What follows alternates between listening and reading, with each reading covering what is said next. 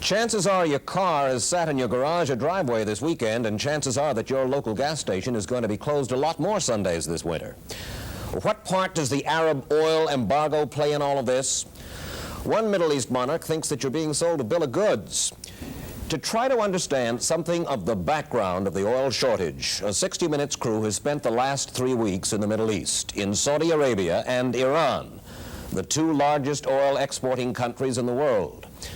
Our story on Saudi Arabia is still in work, but in Iran, earlier this week, we went to see the man who runs that country and, in effect, its oil industry.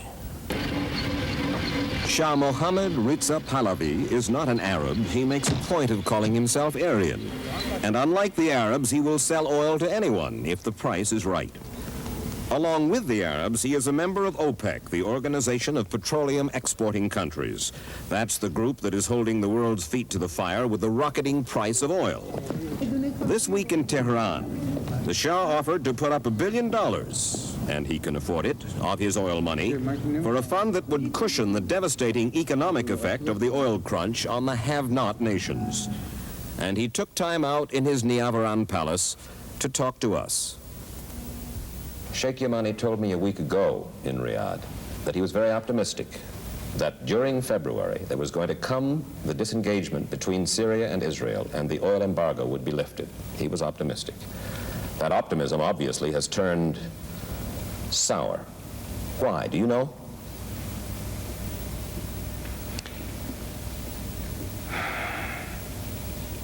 Well, there might be many reasons. One is that I don't know why you attach so much importance to this embargo on the United States, really. Why should you care about that? You are not short of oil.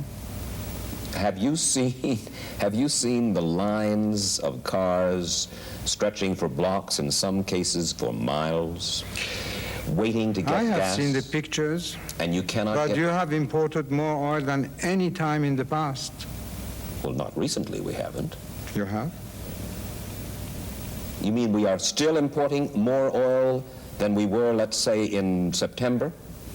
You believe that? I can't say for sure. But what is certain is that you are not importing less. Than we were importing last September? Then this whole thing is a fraud? You know that ships are changing their destinations 2 or 3 times in the oceans. You sell the oil for a certain destination and it ends up somewhere else. What you seem to be saying is that there is some fraud involved, that there is something going on that doesn't meet the eye. Oh, something is going on for sure. And who is being enriched by it? The oil companies. The oil companies. You know that one oil company has made 67% interest this year and another one even more? Well, the president of Aramco acknowledges. Yes? Not the president, the chairman of the board of Aramco acknowledged to us that their profits, the parent company, will go up by 400% next year, just as Iran's profits will go up by 400%. Yes, but this is our wealth, our natural wealth. For them, it's only a question of manipulation. As you know, I have been across the Gulf that you call Persian and they call Arabian. Why do you call it Gulf? You have been to school, haven't you? Yes. What was the name that you have read during your school days? Persian Gulf. All right. But they do call it Arabian Gulf. Well, they can do many things. And they find an irony in the oil situation in this. They say, we impose the embargo against the United States, for instance, and the European countries. That drives the cost of oil up. Who benefits from the embargo? Iran, the Shah. Shah, who is the friend of Israel, benefits from the high price of oil caused by our embargo. Yeah, but only enemies of Iran could have told you that. First of all, why friend of Israel? Why? In what sense? Or economic cooperation. How much? I don't know the extent of it. It doesn't come even to $2 or $3 million a year. Intelligence cooperation. That's You can get that kind of intelligence even in reading American newspapers. It is common knowledge that they trained or helped to train your secret police, the Savak. You do have a relationship with the Israelis, yes, there's no doubt. that's ridiculous, but we have the same relationship with all the friendly Arab countries that we train also in this country. This means nothing. The industrial nations, among them, of course, the United States, feel that you, sir, have pushed too far, too fast, and that you can trigger worldwide depression by doing it. Henry Kissinger says so. Sheikh Yamani, the oil minister of Saudi Arabia, says so. That suits him. I'm not talking about Yamani because I don't like to enter into that subject. But the others, it suits them to say that. Why? Because the price that we have set for oil was one of the lowest among the prices which were studied and suggested to the OPEC organization by all the experts. You say you don't want to talk about Saudi Arabia and Sheikh Yamani. Well, nonetheless, Saudi Arabia, #1 oil producer, has certainly as great a stake as you do. And yet he says, it's going to trigger depression, it's going to trigger trouble. He has been told to say that. I'm sorry to say this. By? I'm not going to mention any names. Well, by President Nixon? I'm not going to mention any names. Ask the other member of the OPEC, all those experts in the OPEC, what they think. What kind of pressure can somebody put upon Sheikh Yamani to say it, unless his own king says say it? You just go and ask those people. Is it going to go down? Is it going to go up? Is it going to stay the same? The cost of oil... It's going to go certainly up because, unfortunately, your inflation is going to go up. Is it going to go up on April 1st when... This I can't say. Well, you sit down with your OPEC brothers in the next few weeks, and you make a decision about the price of oil as of April 1st. Can you give us a horseback guess, Your Majesty? I can't tell you, really. But all will depend on many factors. One is the attitude that the so-called industrial countries of the world are adopting. Is it a hostile attitude or a cooperative attitude? You tell me, sir. Second, it's the question of your inflation. The bill that they are every day presenting us is something ridiculous. The way that you are increasing your prices. On? Everything. Every kind of commodity. For instance? Say some spare parts for a radar station. That's only one little example. And from that you can go for everything. Is it in retaliation for the rise of... No, it's because they cannot control their economy. But you can. We can, and that's what we call your society a permissive society. Is that that's not the only reason you call our society a permissive society? Not the only reason. Your Majesty. Not the only reason. Well, this is not a pretty subject to bring up to His Imperial Majesty, but there are those from the West who say, look at the corruption in Iran. With all of the money in your own affluent economy, in your own swollen economy, so much money sticks to the hands of people in the government. They say you can't get a contract here, and everybody's here. You know that, vendors, contractors, without a little of true? I think it's the most unjust thing that is said. It's just jealousy. For instance, the military purchases, it's government to government. If there is a corruption, it's from your government or the government of every other country from which we buy. So this is the unfairest and most unjust thing that I have heard. Is it possible, Your Majesty, that because you are so busy and because you have so many things occupying you that it could be going on behind your back, sir? No. It's impossible because I have at least 5 inspectorate organizations. One, sooner or later, they will be caught. And let me say this. First of all, I think this is a cheap accusation. Second, it is less than anything that you have in your so-called permissive society. You mean you think there is more corruption in the United States than in... Well, especially in your country, yes. You are one of the longest ruling monarchs in the world today, Your Majesty. 33 years, you've survived assassination attempts, internal strife, external threats. Why? Why did I survive? Yes. Well, I believe in God. Ask him. You do? I do. I mean, very seriously. deeply. Oh, yes. And I think this is the only explanation. You have said the only explanation. You said, I will stay alive until I finish what I set out to do. What was set for me to do. By God. That's what I believe. When you were a little boy, you saw visions, you saw apparitions. God came to you, or God's messenger came to you.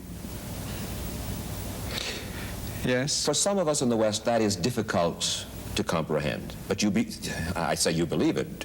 You say it. I do. What happened? Started by dreams, then apparitions and feelings, but all in 1 year, not more, between the age of 6 and 7. And then it stopped. You have no more dreams, apparitions, visions now? Sometimes I have dreams which come true when I don't like it. Assassination attempts? No, not that. But you had premonition, Not that. When I was a kid, once I dreamt that there was a pit full of snakes, and obviously people who are always translating the dreams told me that these are your enemies. Things like that. It happens to everybody, probably. But not that. You sleep more soundly now? With my sleeping pills, yes. You take sleeping pills? Since some time now. Well, it's really tranquilizers. You know, very few leaders like yourself, Your Majesty, talk with the candor with which you have talked on television. Why? Why are you willing to? First of all, I believe in what I say. Secondly, I'm not afraid of my people. It's not a political campaign. I'm not going to look at the polls tomorrow to see if I'm 2 degrees higher or lower. And that's because this confidence exists between me and my people. They trust in me, I trust in them.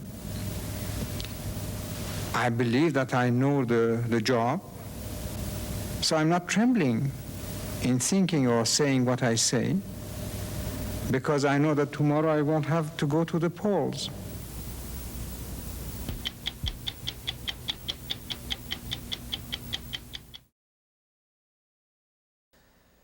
The Shah of Iran. At this writing, while we Americans ruefully contemplate our massive unemployment and our sagging economy, he and his entourage are off on a skiing vacation at St. Moritz, while his negotiators talk with Pan American about bailing that failing airline out of its financial trouble. When we saw him early this week, the Shah was not talking about those delicate negotiations, but he did invite 60 Minutes to photograph him and his family as they played on the Swiss slopes.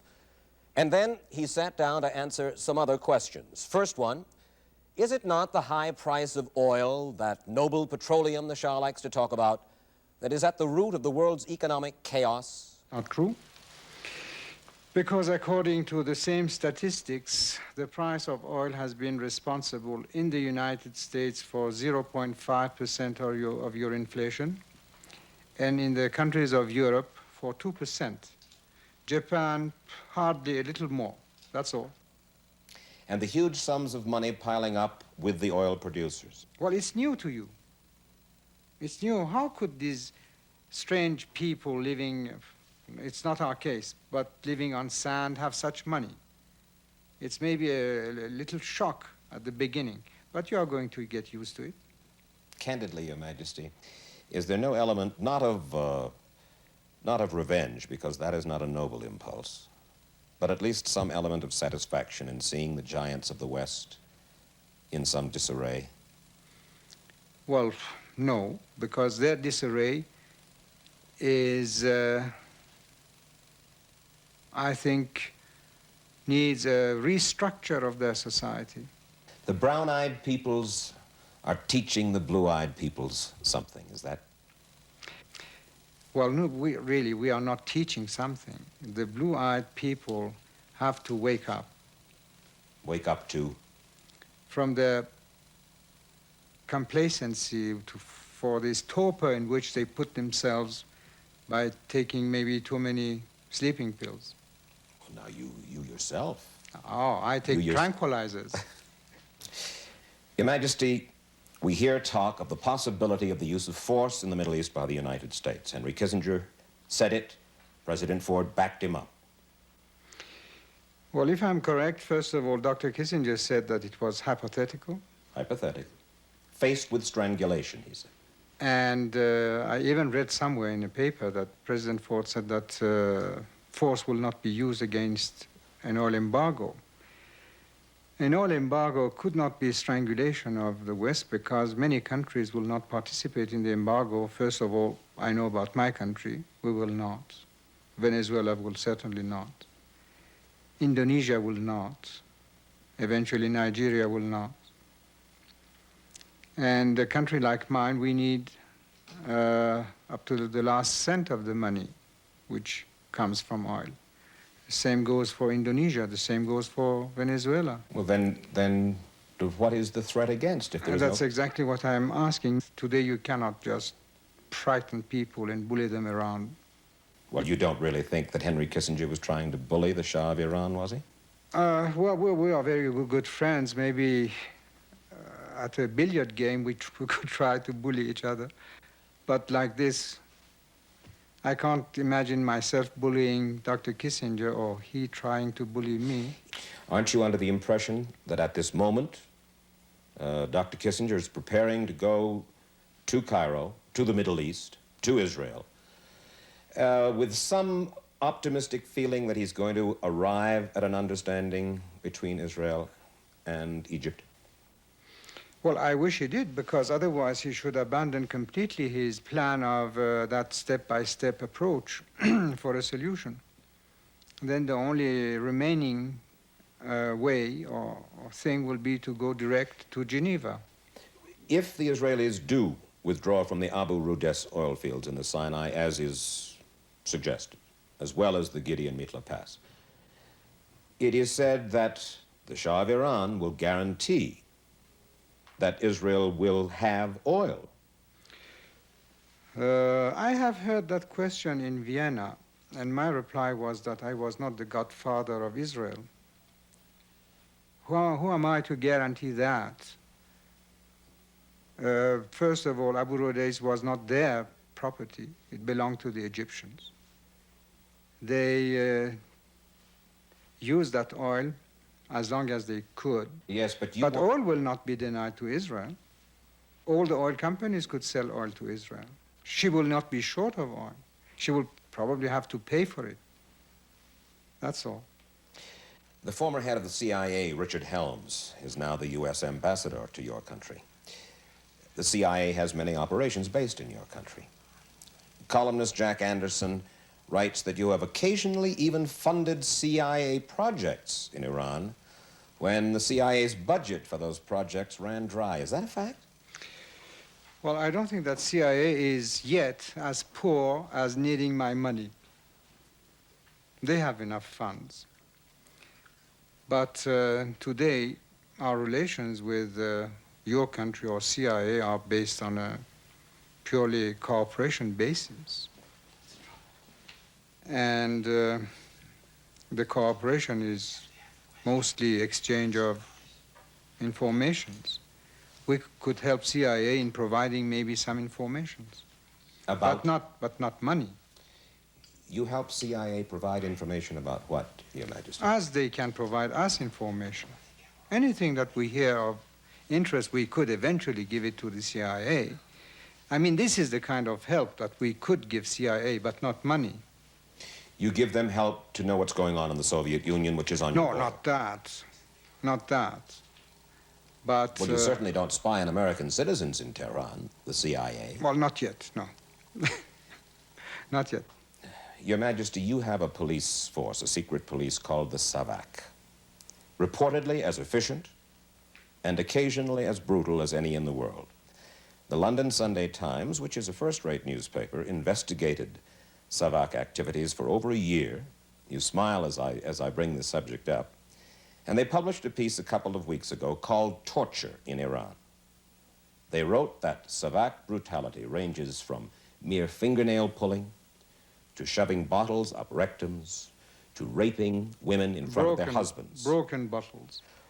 Why should the police arm of Imperial Iran need to use such methods against their own fellow citizens? Well, first of all, this is so ridiculous that I'm not going to really answer a question like this. It's not true. I'm even astonished why why you have really asked this question, not just because Sunday Times has said so or written so. Well, there have been stories in the United States. They have been stories, and again I say, why should they torture people? We don't need to. Before we interrogate anyone, we have enough evidence. When he's put in front of those evidences, he just collapses and say everything. We don't have to use these old methods. You said they are as sophisticated as any other police force in the world. They will be as sophisticated as your own services. They will employ the same methods as your own. And do you think... Or the British, or the French, or the Germans. And you categorically deny the allegations in the London Sunday Times? Well, some of those, obviously some of those. It's ridiculous to say about that question of the bottle or raping the woman in front of her husband. This is disgusting.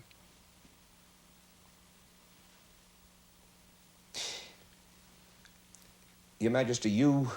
Not that I accept the fingernails, the pulling of the fingernails, but the others are really disgusting. I don't like it at all.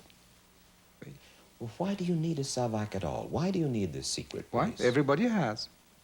Who hasn't got a secret police? If you tell me one country, one respectable country, respectable could be obviously determined later as a word, but who hasn't got it? Back in the 1950s, you were known as a playboy king, addicted to fleshly pleasures. What happened to change you, sir, if indeed you are changed? Or if indeed I was a playboy. That's what I mean. Well, you see... Fast cars, pretty women. Well, that's the definition of playboy. I have read that before. The question is that if a man succeeds or if he does not, if he succeeds, he's wonderful. If he's lucky, again, he's wonderful. But nothing is worse than defeat or not to be successful. You are not really pardoned, and you are not understood by anyone. My luck is just to have been successful. Now all my old titles are gone. The playboy business is gone. I'm becoming a very serious man. I think this is due to success.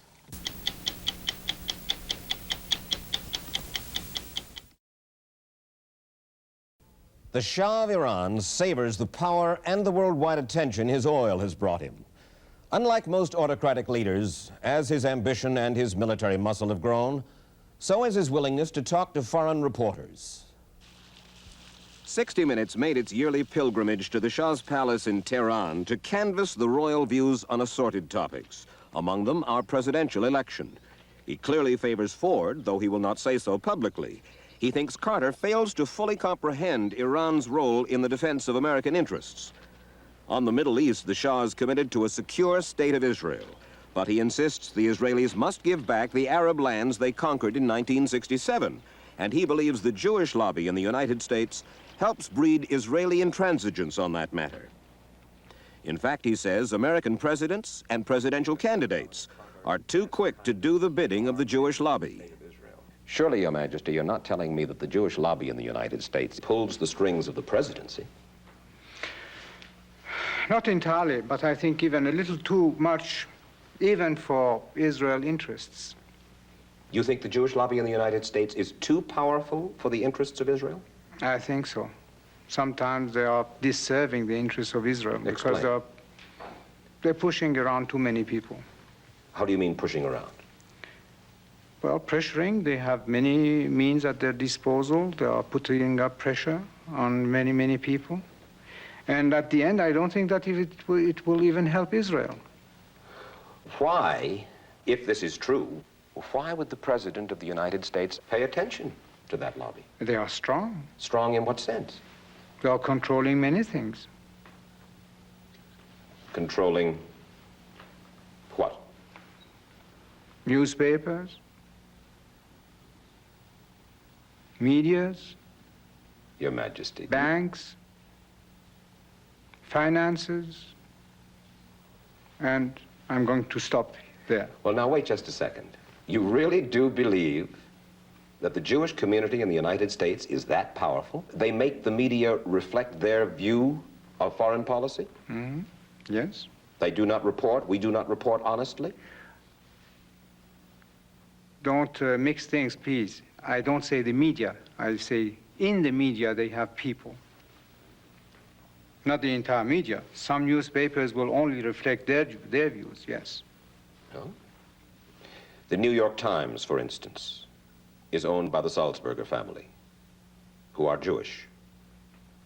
Are you suggesting that the New York Times is biased in its treatment of the question of Zionism, Israel's existence, the United States' relationship with the Arab world?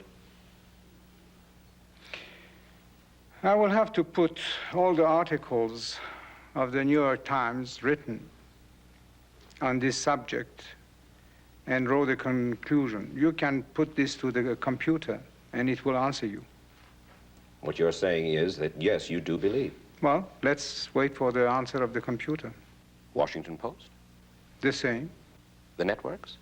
Less. I must say you are speaking with your characteristic candor.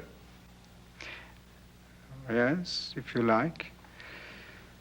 I try to be candid. I have always been. He was even-handed in his candor. Next, he turned to the Palestinians. The Palestinians obviously had the sympathy of many, many people, almost all the countries in the world, persecuted people, stateless people, looking for a home or something. Yeah. You know, exactly like the sympathy that the Jews had when they were searching for a home. Right. But our good Palestinian friends must know that there is only a limit to where they can go and bully the world. Bully the world? Yes, by terrorism and blackmailing and this and that.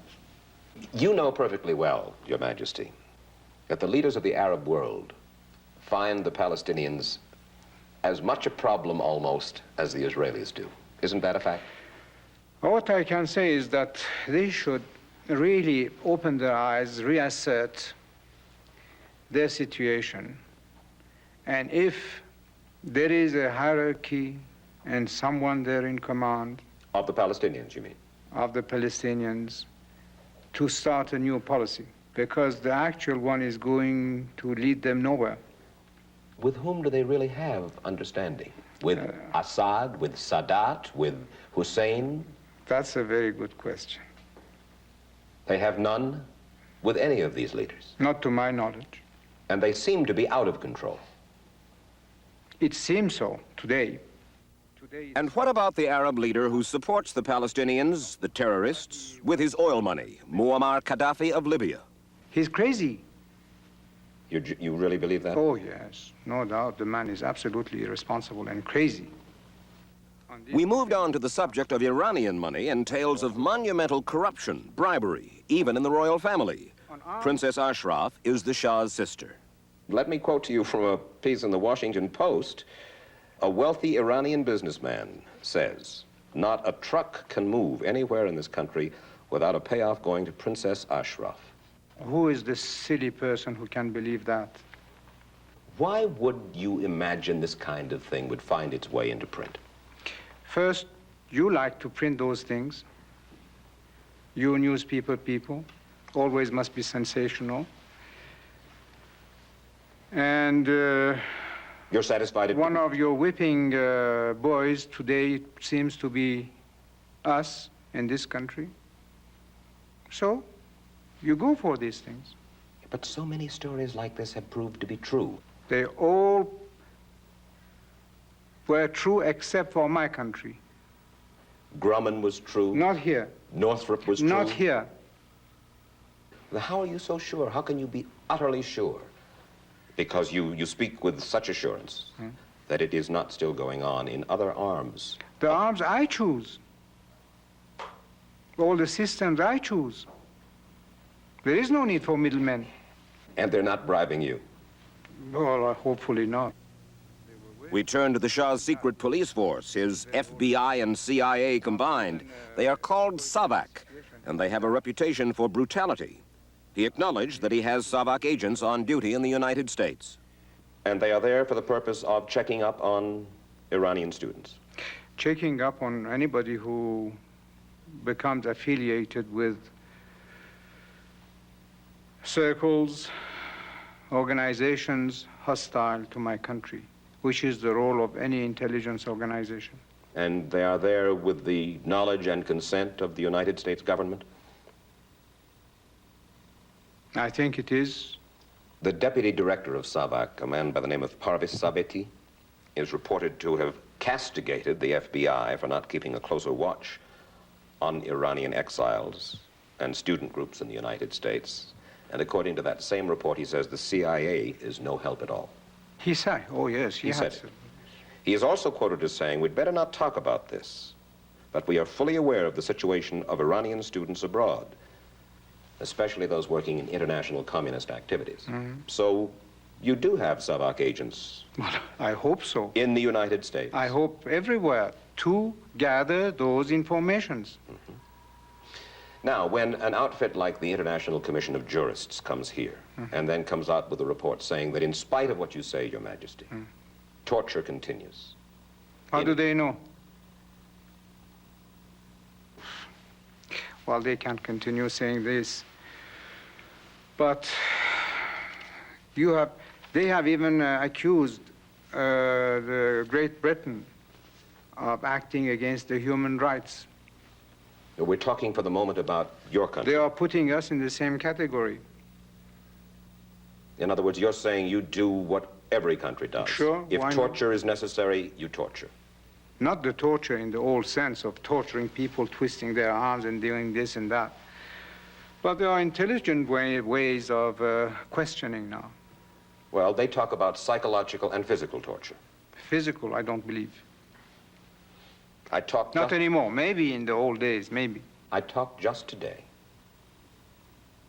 to a man whom I believe, who told about torture. He was tortured? Yes. And you believe that he was tortured? Yes. How many years ago? Within, I want to be very careful, not yesterday. Ah, well, maybe. I don't know. The word has gone out to stop it. To stop what? Torture. But a long time ago, yes. How long ago? Well, I won't tell you, as you don't tell me. Are you aware of a CIA psychological profile about you, sir? No, I must admit that it's the first time I hear that. Truly? Yes. What is it? Would you be interested in hearing what the CIA had to say? Yes, why not? Really? Yes, why not? I have your permission? Yes, sure. You won't send me to the SAVAK if I ask? No, I would spare you this terrible ordeal of going through torture. This secret study portrays the Shah as a brilliant but dangerous megalomaniac who is likely to pursue his own aims in disregard of U.S. interests. So how could I be your man, your agent? How do you mean? Safeguarding your interests. Well, it says that the Shah is an uncertain ally. His dreams of glory apparently... I know. So you would like me to be your stooge? Do you want me to go on, or shall I forget about this, Your Majesty? Some funny points, why not? So he went on to quote to him from the CIA profile. His dreams of glory, it said, apparently exceed his ability to finance them. When his oil revenues run out in an estimated 2 decades, he might use his new military power to seize some neighboring oil fields. Shall I go on, or would you prefer that I stop, sir? Well, the question is that I have now that you mentioned, I have seen that appearing in papers, but I think it's lots of imagination in that. A criticism frequently voiced by American business people here, particularly in the last year or two, is this, Your Majesty. Iran does not pay its bills on time. Goods are delivered, services are rendered, but they have to wait and wait for their money. Surely you don't have cash flow problems, Your Majesty. This is very new to me. Oh, I've heard this over and over again. Why don't they write to me?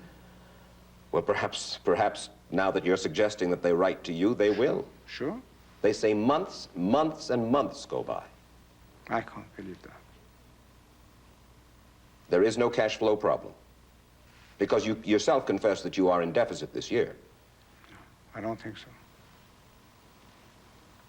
I don't think so. But this is worth looking after. And at least for once you're very useful, that through you we can reach these people and say, why don't they write to me? You say, at least for once you are useful. Why? I'm curious. Why are you willing to sit and answer these questions? Because I like these kind of provocations. It gives me the opportunity of clarifying things that unfortunately are said and not always answered.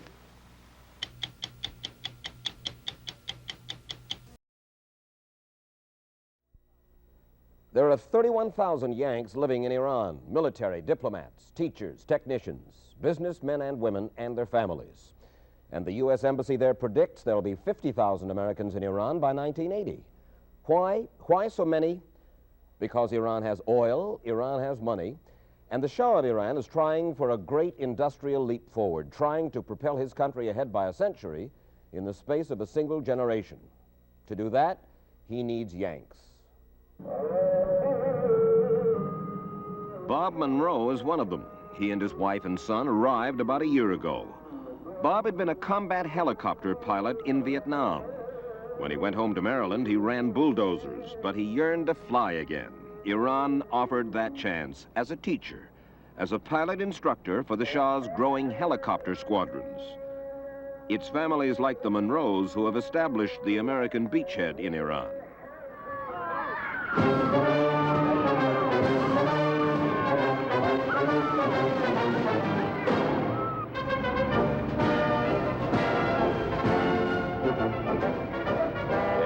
Now about 27 minutes here before 11 o'clock in the morning on NIRT International with the AWC Group and an all-day sightseeing tour of Tehran.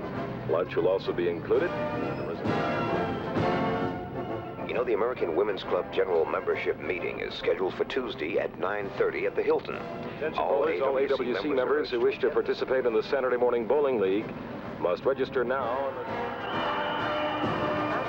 Logistics engineers will hold their next monthly meeting in the Caravanserai restaurant.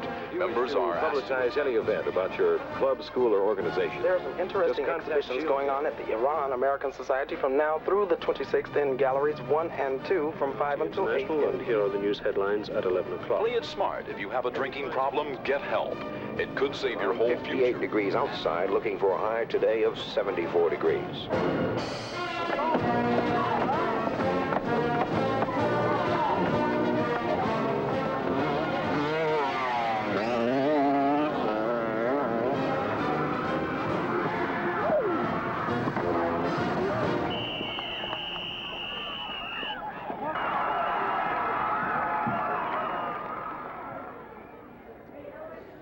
This is an American ghetto in Iran, Tehran American School. 3,200 students who spend 7 hours a day, 5 days a week inside these walls. And their weekend activities are mostly managed by the school as well. To gain admission, their parents must hold an American passport and be able to spend $2,400 a year for their tuition. The parents of most of these youngsters are middle-aged, middle management, though there are some blue-collar parents, too. The students get just about the same curriculum they'd get back home, for instance, in Bedford, Texas, with one addition, a stab at Farsi, the Persian language. But the problem is few of them get to know much about Iran and the Iranians, for they seldom leave their gilded ghetto. And some of the youngsters are unhappy about that. I think gives them a false sense of security. Oh, I'm back in the States. I'm not really in Iran. Because most of them don't want to be here, which is an awful thing to say, but that's the way it is. They don't enjoy being away from a place where you can speak English to everyone and everyone will understand you. They don't want to miss out on the hamburger stands and walking down and getting a Coke anytime you wanted one. A lot of kids here just make the school and the football games and the American Community Center their home. That way, they have a small America right here.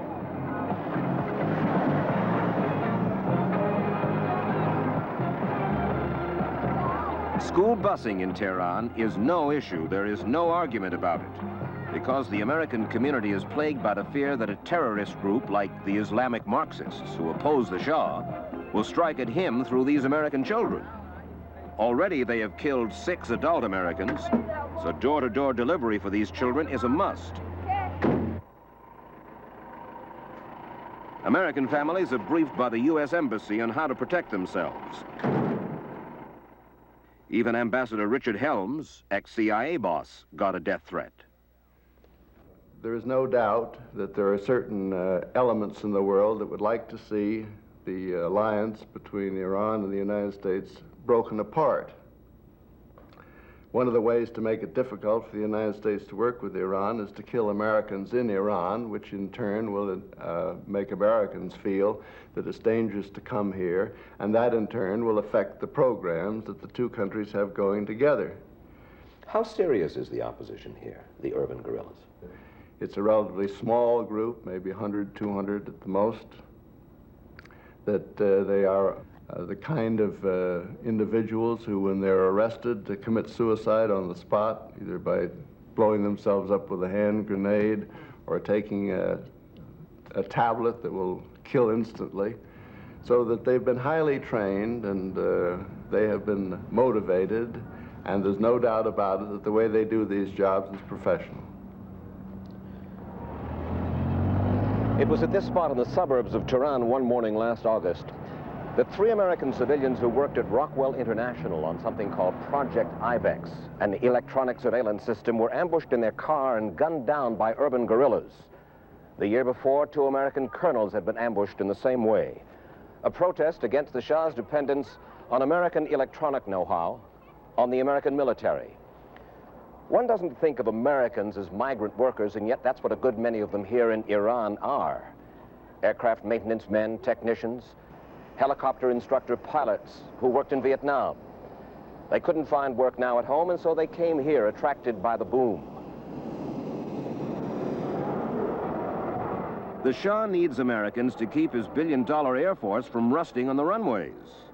These new arrivals work for Bell Helicopter, the largest employer of Americans here. With dependents, some of them from past duty in Indochina, the Bell family numbers 6,000 U.S. citizens. These families are about to suffer culture shock. Ladies and gentlemen, boys and girls, welcome to Isfahan, Iran. We are here to assist you. They get a 3-week orientation course: how to find a house, how to shop, how to treat Iranians, and what to expect from them. Here, the fact that basic religion is Islamic or Muslim. Therefore, when you go into the bazaar area or in general shopping, please watch what you wear. I would not recommend wearing shorts. We should respect the tradition of the country here. Most Americans acknowledge they have come here for the money, but our pilot instructor, Bob Monroe, is disillusioned. I came here for the money and for adventure. But getting back into flying is why I came here. Doing a job you enjoy. That's the American dream, of course. But as it turned out, the company I worked for was not totally honest with me. Perhaps I didn't ask enough questions, but in Bedford, where they originate, I was painted a slightly different picture from than the one that I found. Why did Bell Helicopter tell you that you were going to get here, or what life was going to be like that it isn't? Well, they said, for example, that there was transportation. Well, that may not sound like much, except, well, I was given money when I arrived, but I was not given enough to cover a car, a house, housing, and this type of thing. I found no help when I arrived. For example, I got a car through a taxi driver and a house through a bartender. Since we were there, Bob's wife and his 6-year-old son have gone home to Maryland. She didn't want to cope anymore with life in Isfahan. No relatives, no telephone, no supermarket. She was bored. Bob stayed behind to serve out his contract.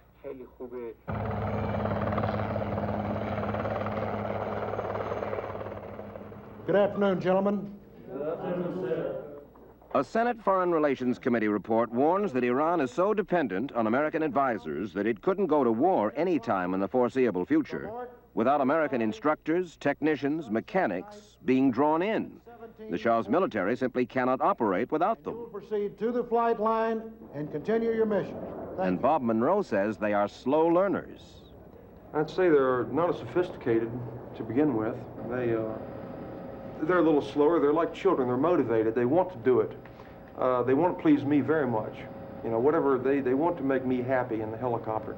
I don't think they fully understand that I'm not going to be there forever and that it's as real a thing as it is. The airspeed is as such. It's got to be kept at 60 knots. I'll have enough when I go back for a down payment on a mediocre house. And people, the general consensus is that we're coming home as young, wealthy people, you know, and we can retire or something. We can't. We're just, this interlude will be a disappointment. In other words, the pot of gold is not at the end of the rainbow in Iran. That's exactly right. The pot of gold is not there. One American who enjoys Iran is the boss at the General Motors assembly plant, Lew Wilking. He's even putting together Cadillac Sevilles to sell locally at $30,000 a copy. First big difference, and the reason I'm here, is if I were back in the States, I'd be compartmentalized. I would be an expert in a category. Over here, you come here and you're everybody. You do your own advertising program, you do your own manufacturing programs, you engineer your cars, you do all of these things. Can you add up for us what a man expects when he comes here from the United States in money and what he gets? I'm not aware of all the specifics of the contracts, but they're generally given a completion bonus. If you complete 1 year, we'll give you X. If you complete a second year, we'll give you something more. We'll give you like a 30% premium because of cost of living. And one of the problems that they run into over here is most of the companies have given the man a fixed rental allowance. It sounds very adequate in the United States. I'm going to give you $450 a month for your house. I'm going to give you $150 for car maintenance or car payments. I'm going to pay you $12,000. I'm going to pay you 30% premium. I'll give you $3,000 if you complete 1 year. I'll give you $10,000 if you complete the second year. Hey, where'll I sign up? Okay, the man comes over here, though, and the first thing he finds out that he can't rent a house for $450. He'll find that he'll pay $1,500, $2,000, maybe $2,200. Okay, if he pays $2,000 and has been given an allowance of $450, this is $1,550 out of his spendable income, which when you gross it up for taxes, he probably had to make a couple of $1,000s a month, and he's wiped out. Overseas Americans like Lew Wilking used to get a tax break. Their first $25,000 in salary used to be tax exempt. Now they have to pay on all but $15,000, which means a big tax increase for most of them. The tax thing, very simply, the companies that have all these American people over here are going to have to tax protect those people. A guy's not going to leave Detroit or Cincinnati or Memphis, Tennessee, and come to Iran and find out he's taken home $4,000 less than he was when he was back there. One family that's going home are the Jim Smiths, who've been here for 8 years. Their apartment costs $1,000 a month, and the rent's going up. Jim's a consulting engineer. Maria is president of the American Women's Club. They think they're coming to the promised land, that they can save a lot of money. That's the reason they come to begin with. That's correct. And then as they arrive and find that transportation costs them a fortune, the rent is expensive, the lunches for the children in school are expensive, food is high, especially if they're not geared to wanting to live off the local economy. they find that their salaries don't even go from payday to payday. It takes you how long each morning to get to your office? On a good day, it can take me an hour. Some days it could take 3 hours. I have seen days where I could not get there. I just had to give up and turn around. You mean because of the traffic? Traffic. Camels, donkeys, tankers, buses, cars. Sheep. And just a 2-lane highway. Tehran has come to look like every other overcrowded city on the planet. Smog, noise, and cars. And Iranians may just be the most reckless drivers on the planet. The fatality rate is staggering, 100 times that of Paris. Boeing Aircraft forbids its American employees to drive here.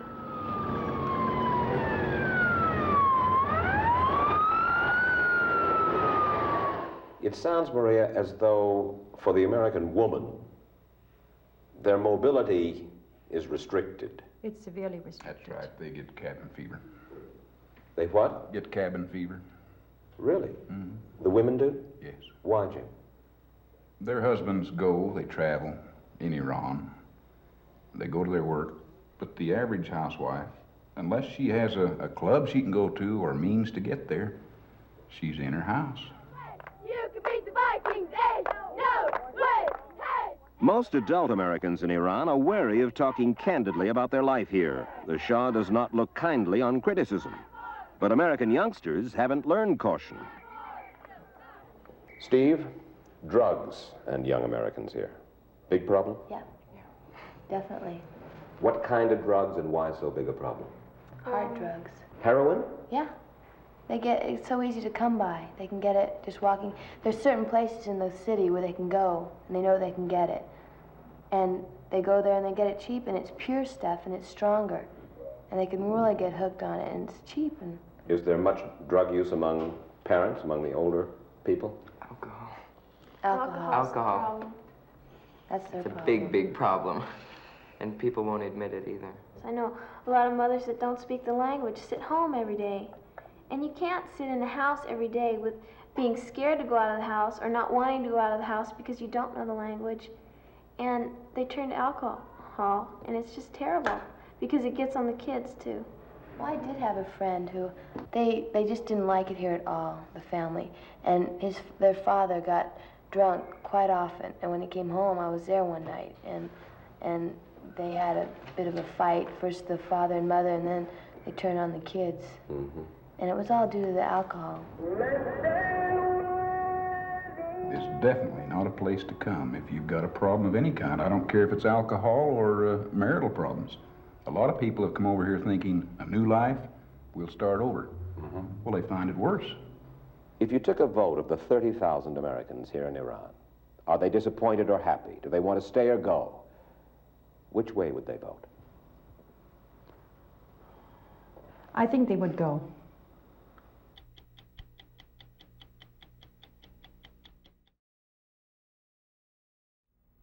Iran, where we have spent this past week, is a country of immense significance to the United States. Her oil reserves, second largest in the world, the $15 billion worth of sophisticated American arms that she possesses, her strategic position in the Persian Gulf, her 1,300-mile border with the Soviet Union. All this means that when there is trouble in Iran, that is trouble for the United States. And there is big trouble in Iran now. The week began with riots, trashing, burning by the opposition to the Shah. It ended with the Shah's secret police, the Savak, arresting the major opposition figure inside the country, Karim Sanjabi, as he was about to call on the Shah to leave Iran to make way for a democratic Islamic state. There is discontent across the entire spectrum of the population of Iran. The oil workers have been on strike, though some came back today. Journalists are out to protest censorship. The school teachers are out. The universities are shut down. But it is the Muslim holy men who spearhead the opposition. And we begin our report in downtown Tehran at one of the headquarters of the Muslim movement. The people in this group are hiding their faces because they do not want to be able to be identified by Savak, by the people of the Shah. They are members of the Muslim movement, united in their determination to bring down the Shah. All of them are professional people. or students at the university. Why are you people so against the Shah? An outsider comes here. He sees buildings going up. He sees a certain amount of prosperity in the city. Iran moving into the 20th century. What's wrong with Yes, there's an outsider who comes to Iran who definitely would not see what is going deeply within the people. And that is? And that is the misery, and that is injustice and lack of freedom. Will the fighting go on until the Shah is out? Or do you think with the military government here in Iran now that you're going to have to bide your time for some months or some years? I think the fighting will go on. And they will fight till their last drop of blood. Naturally, we wanted to talk to the Shah about what these dissidents had to say. But though he is ordinarily the most accessible of leaders, he would say nothing. But the last time we talked with him, 2 years ago at his Niavaran palace, he was pleased to speak of the bond between him and his people. I'm not afraid of my people.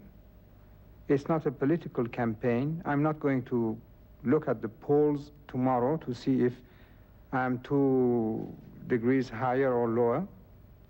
And that's because this confidence exists between me and my people. They trust in me, I trust in them. I believe that I know the job, so I'm not trembling.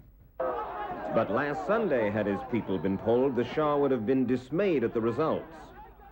For thousands of Iranians, most of them young, rampaged through the streets of Tehran, shouting down with the Shah, death to the Shah.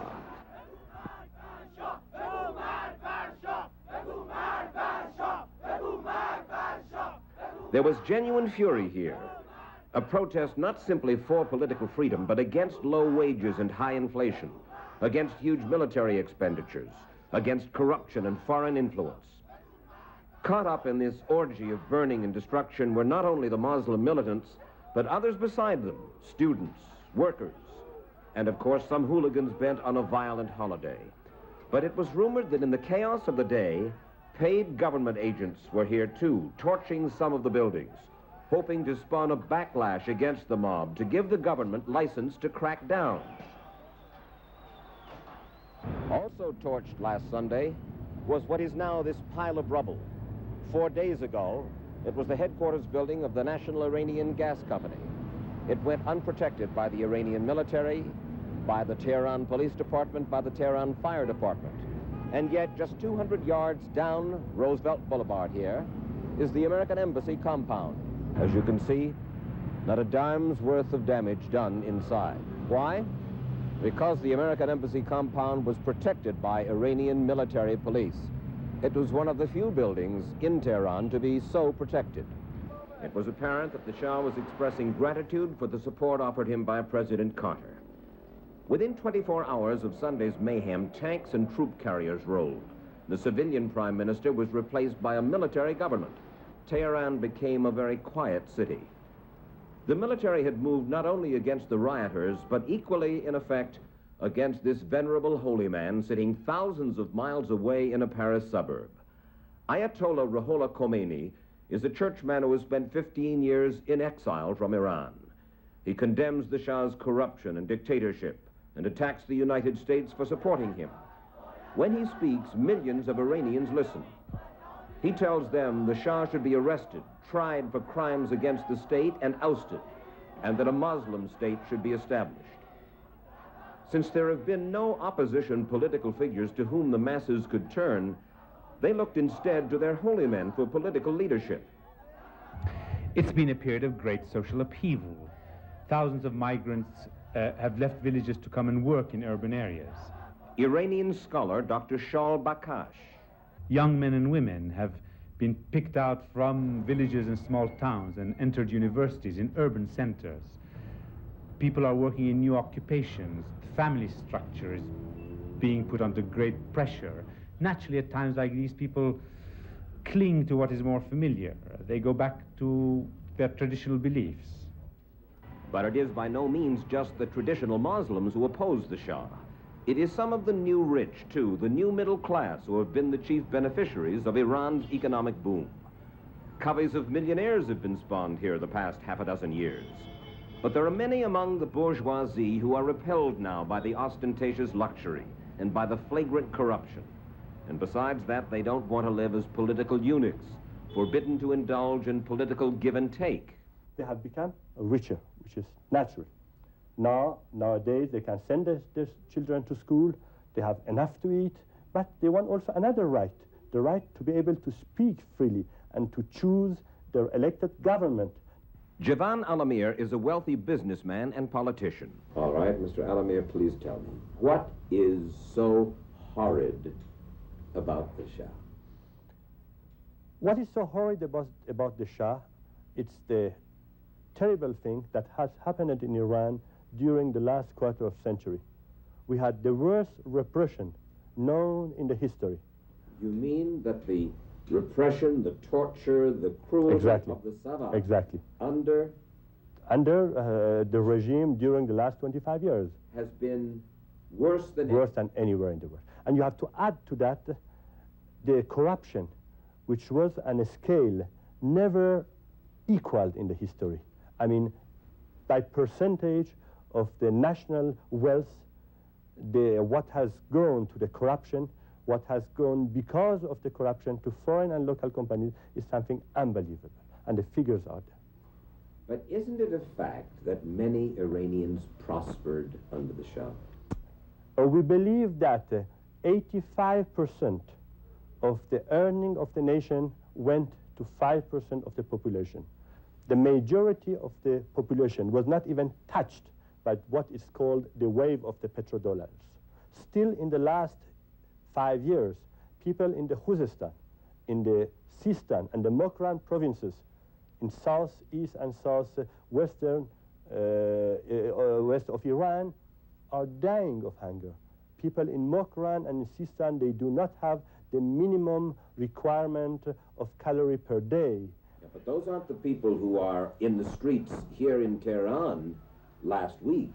Those are people who are living in apartments, who are going to school, who have the opportunity to go to the university, who are driving cars. The traffic in this town is as bad as any place in the world.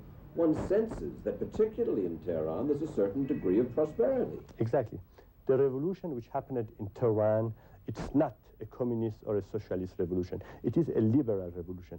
The people who are revolting are the people, the new middle class people. The Shah, who had in years past, as these pictures show, been preoccupied with his military might, who has one of the most powerful military machines in the world, told his nation this past week that he has heard their demands. He has already cut back on military purchases. He told them that his military government is only a temporary measure, looking forward to free elections. And he went on television to promise that the excesses and corruption of the past will stop. It is from real estate developments like this one going up in North Tehran that the Shah's family is said to have enriched itself illegally over the years. But this past week, the Shah has moved apparently to try to prove to critics that he is serious about cleaning up corruption here. First, he has appointed a commission to look into the dealings of the Pahlavi Foundation, his family's foundation, and to look into the personal financial dealings of members of the royal family. If it is found that there has been illegalities involved, the money, the Shah has said, will be turned back to the people of Iran. And over 50 men who have been leading figures in the political and business establishment here have either been arrested or warrants issued for their arrest. Included is a former prime minister, a former head of the Savak, the secret police, and a former chief of Iran Air. He is reported to have committed suicide. It remains to be seen just what action will be taken against those named and charged. There's a huge American community here, perhaps 45,000, but at least 3,000 of them have left in recent weeks. They're scared. Bill Layfeld has lived here 10 years. He's president of the Iran-American Chamber of Commerce.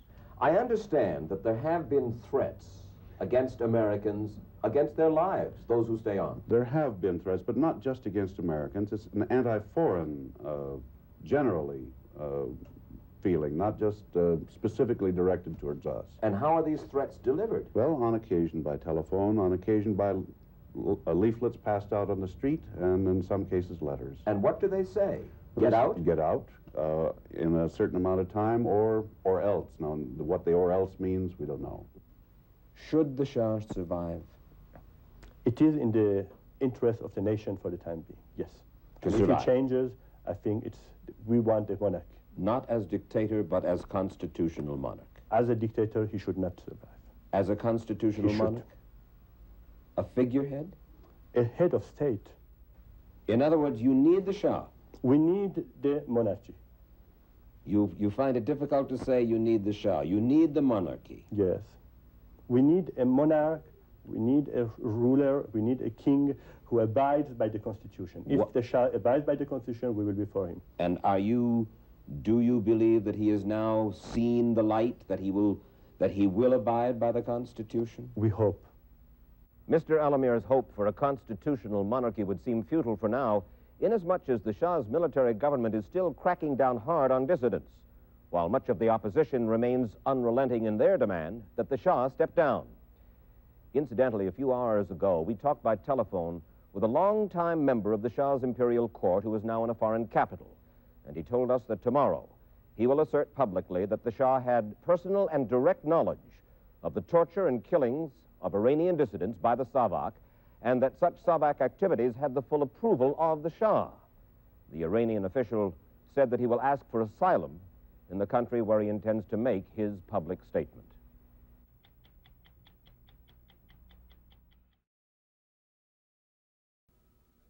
Iran's Ayatollah Khomeini today was interviewed by Mike Wallace, the first interview by an American reporter since the ordeal of hostages began. The interview came early during a day in which later 3 hostages were put on display, pending their promised release, and amid reports that the Ayatollah and others now were mentioning possible trials for remaining hostages if the former Shah of Iran is not handed over by the United States. During the interview, you sometimes will hear an interpreter translating from our studios in New York. At other times, you will hear the official interpreter present at the interview with written answers to some of the questions which we had to submit in advance. If there is some turmoil in Tehran, there was none apparent this morning in the holy city of Qom, 100 miles to the south. There, guarded by a lone soldier on a rooftop, is the modest compound of the Ayatollah Khomeini. This morning, in his reception room, the ground rules for the interview were carefully spelled out. No question could be asked unless it was approved ahead of time. No questions about Iran's internal politics. No questions about a lack of freedom under the Ayatollah. But there seemed no pattern to those questions that were disallowed. About half of those we proposed were simply forbidden. The interpreter said he would refuse even to ask the Ayatollah any questions that he, the interpreter, deemed inappropriate. To begin with, of course, we wanted to learn about the hostages held in the American embassy compound. Do you still say, Imam, that if the Shah, the ex-Shah, is not returned to Iran, that those American hostages in the American embassy compound will not be freed? Bismillah ar-Rahman ar-Rahim. In the name of God, the most merciful and gracious. This issue has to do with the people. The 35 million population of Iran want this, and we must investigate why the population wants the Shah returned. And unless he is returned, the hostages will not be freed. Then, reading from a prepared text, the Ayatollah's official interpreter said, "The Shah has to return and tell us where his money is, and we have to know the extent of his treason against our people." Reasons for the people's insistence for the Shah's return. One, that this is a nation with a poor economy, that the wealth of these people have been plundered by the Shah and his relatives, have been taken out of the country, are being deposited in various US and European banks, and these are the monies which indeed belong to the people, to these poor people. Right. And therefore, he has to come, he has to return and tell us where are these monies and why they are there.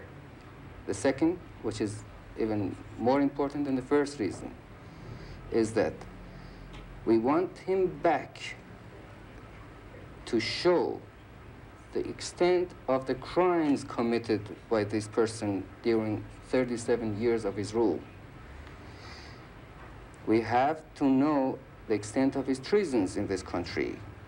This is why that he has to return and he has to be tried, and then the courts will decide. But that is not an answer to whether the hostages will be freed. I just gave an answer. The people will it, and we can't go against this will. Then the hostages will remain there in the American embassy compound, what, for life? Forever? They will remain until the Shah is returned. It is in the hands of Carter. Carter can free them by returning the Shah. Imam, President Carter accuses your government of practicing terrorism and says that your regime will be held accountable if those U.S. hostages are harmed. The 35 million people of Iran are terrorists? Ask Carter. You interpret politics like this? You call our people terrorists? I have heard what Carter says of them, and it doesn't make sense. He says they are not students, they are bums, mobs, they are terrorists. You know these as terrorists? This is an insult to students and people across the nation. You consider our people terrorists? You understand them of politics? Is that we are a nation of terrorists? We are Muslims. This is an insult. Imam, President Sadat of Egypt, a devoutly religious man, a Muslim, says that what you are doing now is, quote, a disgrace to Islam. And he calls you, Imam, forgive me, his words, not mine, a lunatic. I know that you have heard that comment.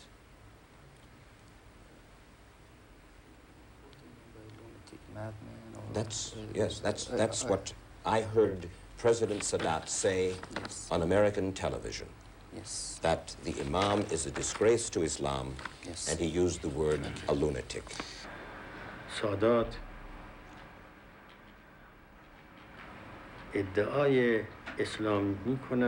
Sadat states he is a Muslim, and we are not.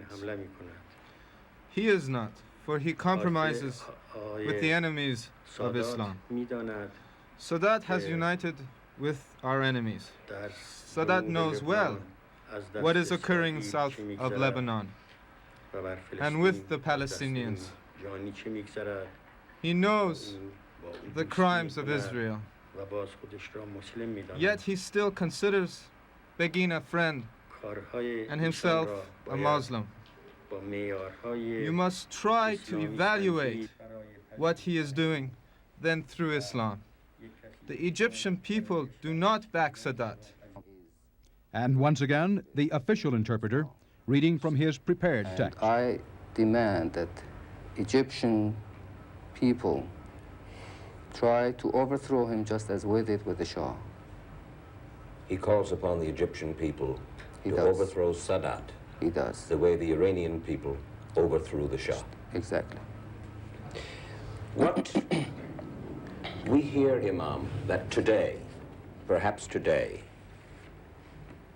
some black hostages and some female hostages will be released from the American embassy compound. Is that true?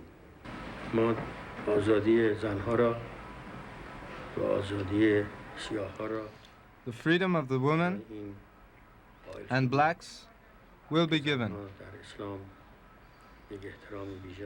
Women are given great dignity in Islam, and the blacks have been oppressed in the United States. Great injustice was done unto them. They were under pressure in the United States. Thus they came here. We are doing this owing to the tenets of Islam. In return, we ask nothing for their freedom. We want the Shah. Carter must return him. The world's international law agree with this principle. I ask you, as an American and a human being, talking to an Iranian and another human being, is there no room for compromise? Or is Iran now, in effect, at war with the United States? I'm sorry, I can't ask that first question because that one was crossed out. Hazrat Imam, is Iran, in effect, at war with the United States now? حضرت امام آیا جناب عالی یا به طور کلی ایران در حال حاضر با امریکا در حال جنگ هستیم؟ جنگ مقصود چی است؟ اگر مقصود این است که What do you mean by war? If you mean our armies against the United States armies, no, there is no such war. If you mean it is a battle of nerves, it is Carter's doing. We are against war. We are Muslims. We desire peace for all. Carter does not allow this. Carter should put aside his so-called humanism and return the criminal Shah so that we can conclude this matter. The Shah is a criminal. We all know this. This spy nest you call the U.S. Embassy then can be returned to a place of humanism and diplomacy. Carter must return the Shah. We have nothing against the people of the United States. But if the president says he refuses to return the Shah, and if the Imam says he will not free the hostages, then what can be the answer? Well, I'm not sure if I can get the answer because this was not in the question. Please ask him. I'm sure it's a very simple, straightforward question. شما البته طبق معمول اجباری نیست جواب لطفاً بفرمایید چون اینا تو اینا نیستش. ولی این سوالی که میکنن تو اینها نیستش. He will not discuss He's not even going to listen to it because it's not in the here. All right. If the Imam was so convinced that the U.S. Embassy was a spy center, why did he not close it down and break off relations with the United States? Why did he wait for this group of young Iranians to take it over?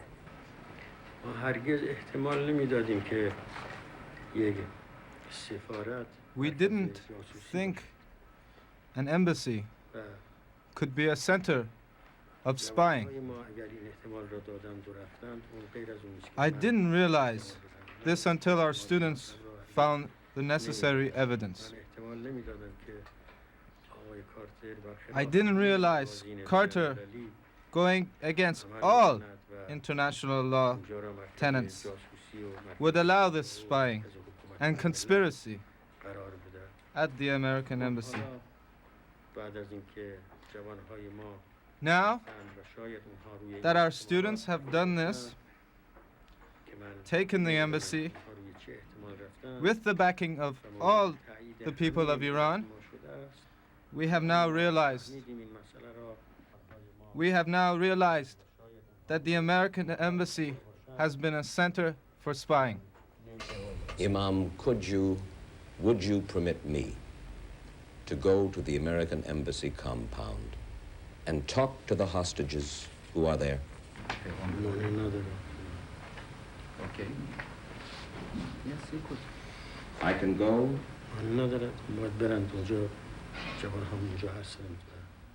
It does not matter. Allow him to go and observe. Our young are there, and they will show him that the Americans are safe and healthy. There is no problem in going. They are under protection, and nothing will occur to them. Islam protects the prisoner, and Islam is humane. We are Muslims. Our students are Muslim students. They will protect the prisoners.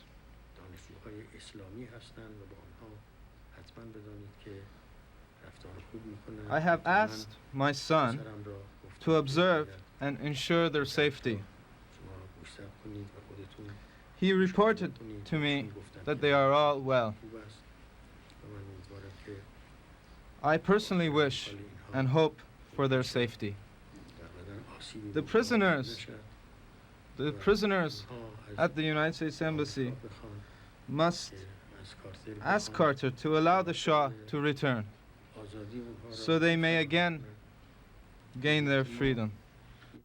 Well, despite that, Mike Wallace was not allowed into the embassy. But this afternoon, Iranians brought 3 of the hostages before cameras for what they called a brief news conference. The 3 were Catherine Gross of Cambridge Springs, Pennsylvania, a part-time embassy secretary, and 2 Marine sergeants, Liddell Maples of Errol, Arkansas, and William Quarles of Washington, D.C. These 3 Americans, it was said, would be released later. Whether they are the only 3 to be released was not made explicitly clear.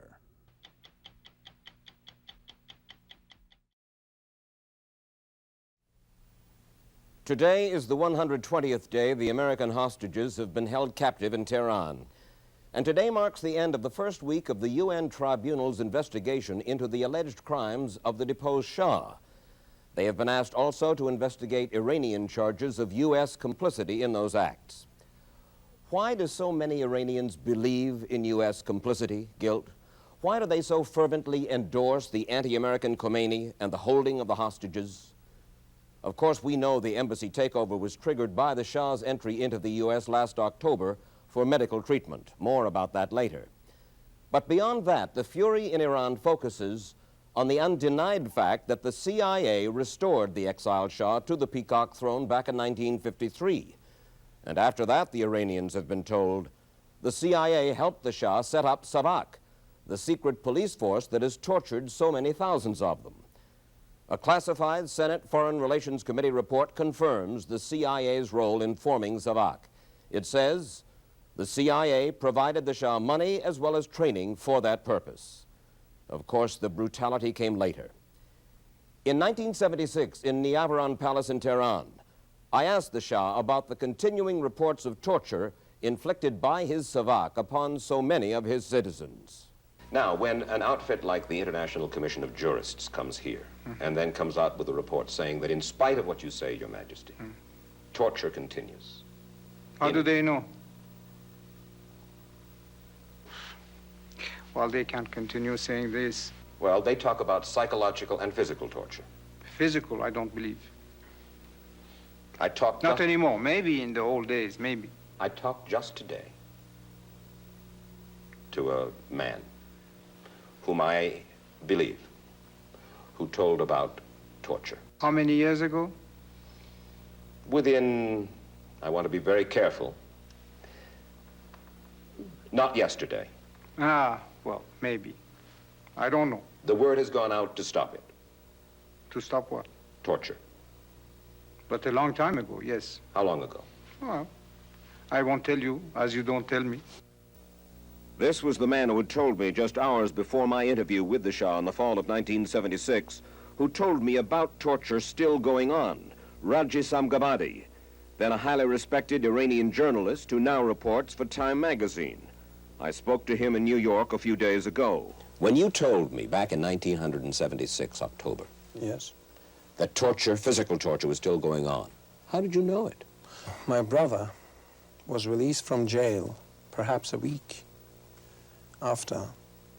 before I saw you. There were torture marks all over his body. The physical torture went on, and the psychological torture was worse than physical torture. My own brother, a political prisoner, was taken once to this dark room and shown the mangled bodies of a few persons, and he was told that relatives of his, including his brother, including his mother and his father, were among the corpses. And he was instructed to identify them. So he spent hours and hours and hours trying to decide whether this stump of a head, this mashed pulp of a face, belonged to his brother, to his mother. You mean you? Yes. And this was a deliberate lie, but he didn't know.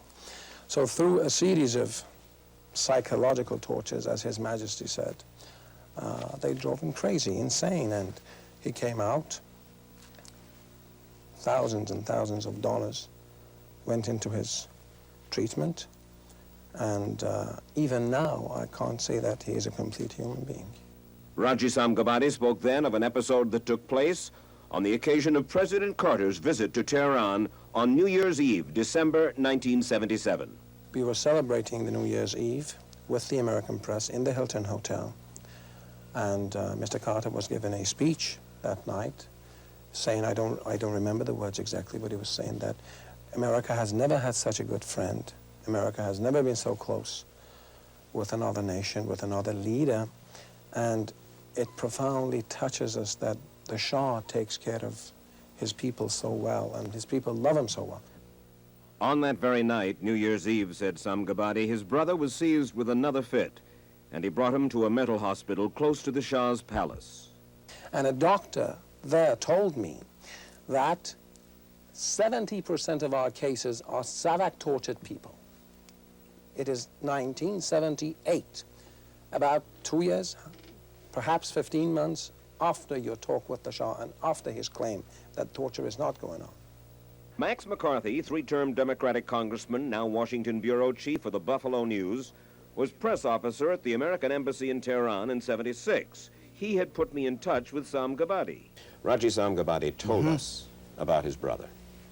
Did you know the brother? I did. And? He was in prison, tortured, and I saw him afterward, and the poor guy was just a walking dead man. I mean, he was a zombie. As a result of torture at the hands of Savak. Right. A trial of two Savak torturers held in Iran after the fall of the Shah. One of a score of such trials during which these men and others confessed to heinous crimes, sticking hot iron bars in noses and eyes, hanging prisoners upside down to beat them, using everything from thick whips to electric shock, raping both male and female prisoners, torturing one member of a family in front of the other. Often victims were then forced to swallow cyanide tablets or taken out and shot. Some other victims, like this young Iranian we filmed a few weeks ago in a London hospital, were permanently crippled. Over 3 years in an Iranian prison, he was apparently subjected to repeated spinal injections, another form of torture. He is paralyzed, unable to talk. Doctors say he soon will die. Is it your understanding that we, you in the embassy, knew what was going on with Savak? Well, I did. In fact, it was such acts by Savak and the indifference of the American diplomatic establishment in Iran to such savagery that caused Max McCarthy to resign as press officer there in late 1976, and he wrote a report following his resignation. In your report, you say, U.S. mission personnel are regularly warned not to divulge to any American correspondent information that Iranian government does not want disclosed or which tells too much about the U.S. role in Iran. You serious? That's right. In other words, Dick Helms, as ambassador, would say, look, the U.S. role in Iran, we don't want too much news of that in the American press. Correct. Ambassador Helms was pro-Shah. Right. Well, he used to say there's no alternative to the Shah. Which I suppose at that time Americans generally believed. And so in being pro-Shah, you did what the Shah wanted you to do, in effect. Right. There was That was a very prevalent idea, giving the Shah what he wants, remember? There were articles to that effect. And why was it so important to give the Shah what he wants? Well, because he was our pillar in the Persian Gulf, and we built our whole security on this one man. All right. Therefore, if the Shah committed excesses... we had to forgive that. If we knew about corruption that went on? Right, there were more transcendently important considerations than corruption and repression. So the United States knew really what was going on, but was willing to say, well, wait a minute, for the greater good of the greater number of people, let's turn our back on these brutalities, excesses, corruptions. I believe that's a fair statement. It was not just in Iran in the late 70s that Americans knew what was going on. Jesse Leaf was Iran analyst for the CIA in Langley, Virginia, in the early 70s. He had heard reports of Savak brutalities, and he wanted to do something about it. In fact, at one point, I was going to write a report on torture in Iran, and I was told not to. On division level.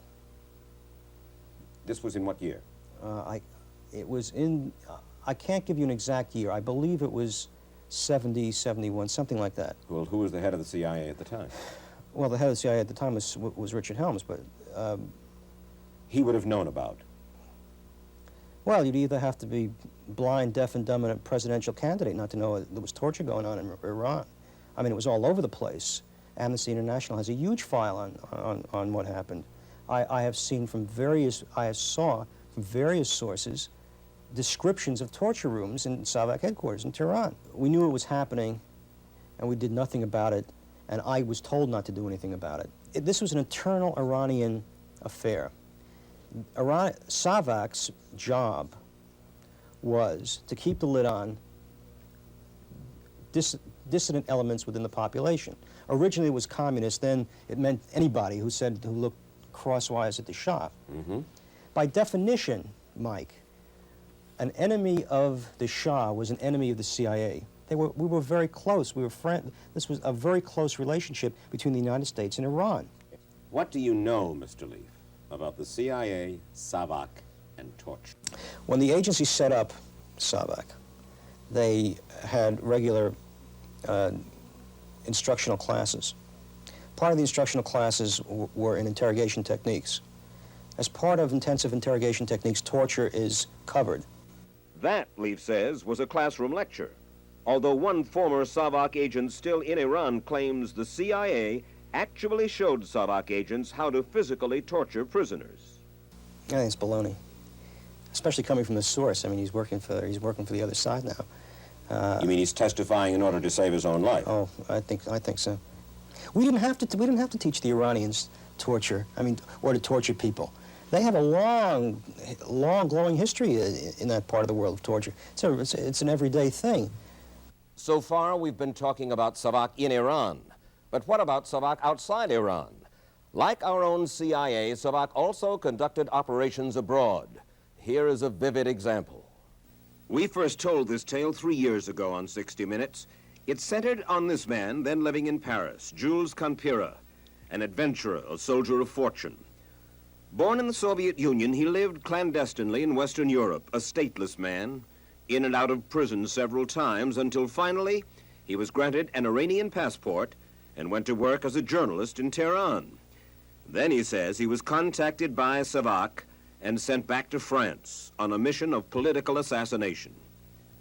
His first target was to be Sadek Gobsadek, the man who is now Iran's foreign minister, but who, when we first met him 3 years ago in Paris, was a little-known supporter of an Iranian religious leader then in exile in Iraq, the Ayatollah Khomeini.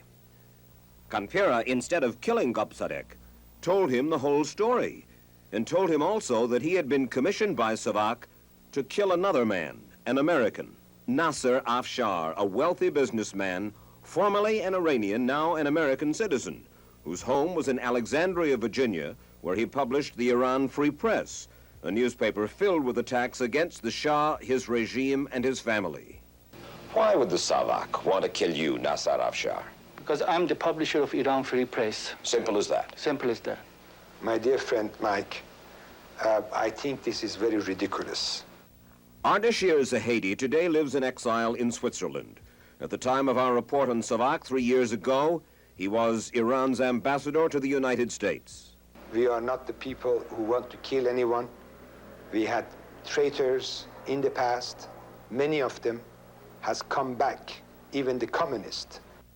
But when we checked out Kanpira's story 3 years ago, it stood up. We were satisfied he was telling the truth, though every government agency we talked to at the time denied it.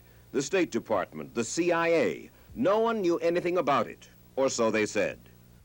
And there the matter stood until the Senate Foreign Relations Committee investigated the activities of foreign intelligence organizations in the United States, including SAVAK.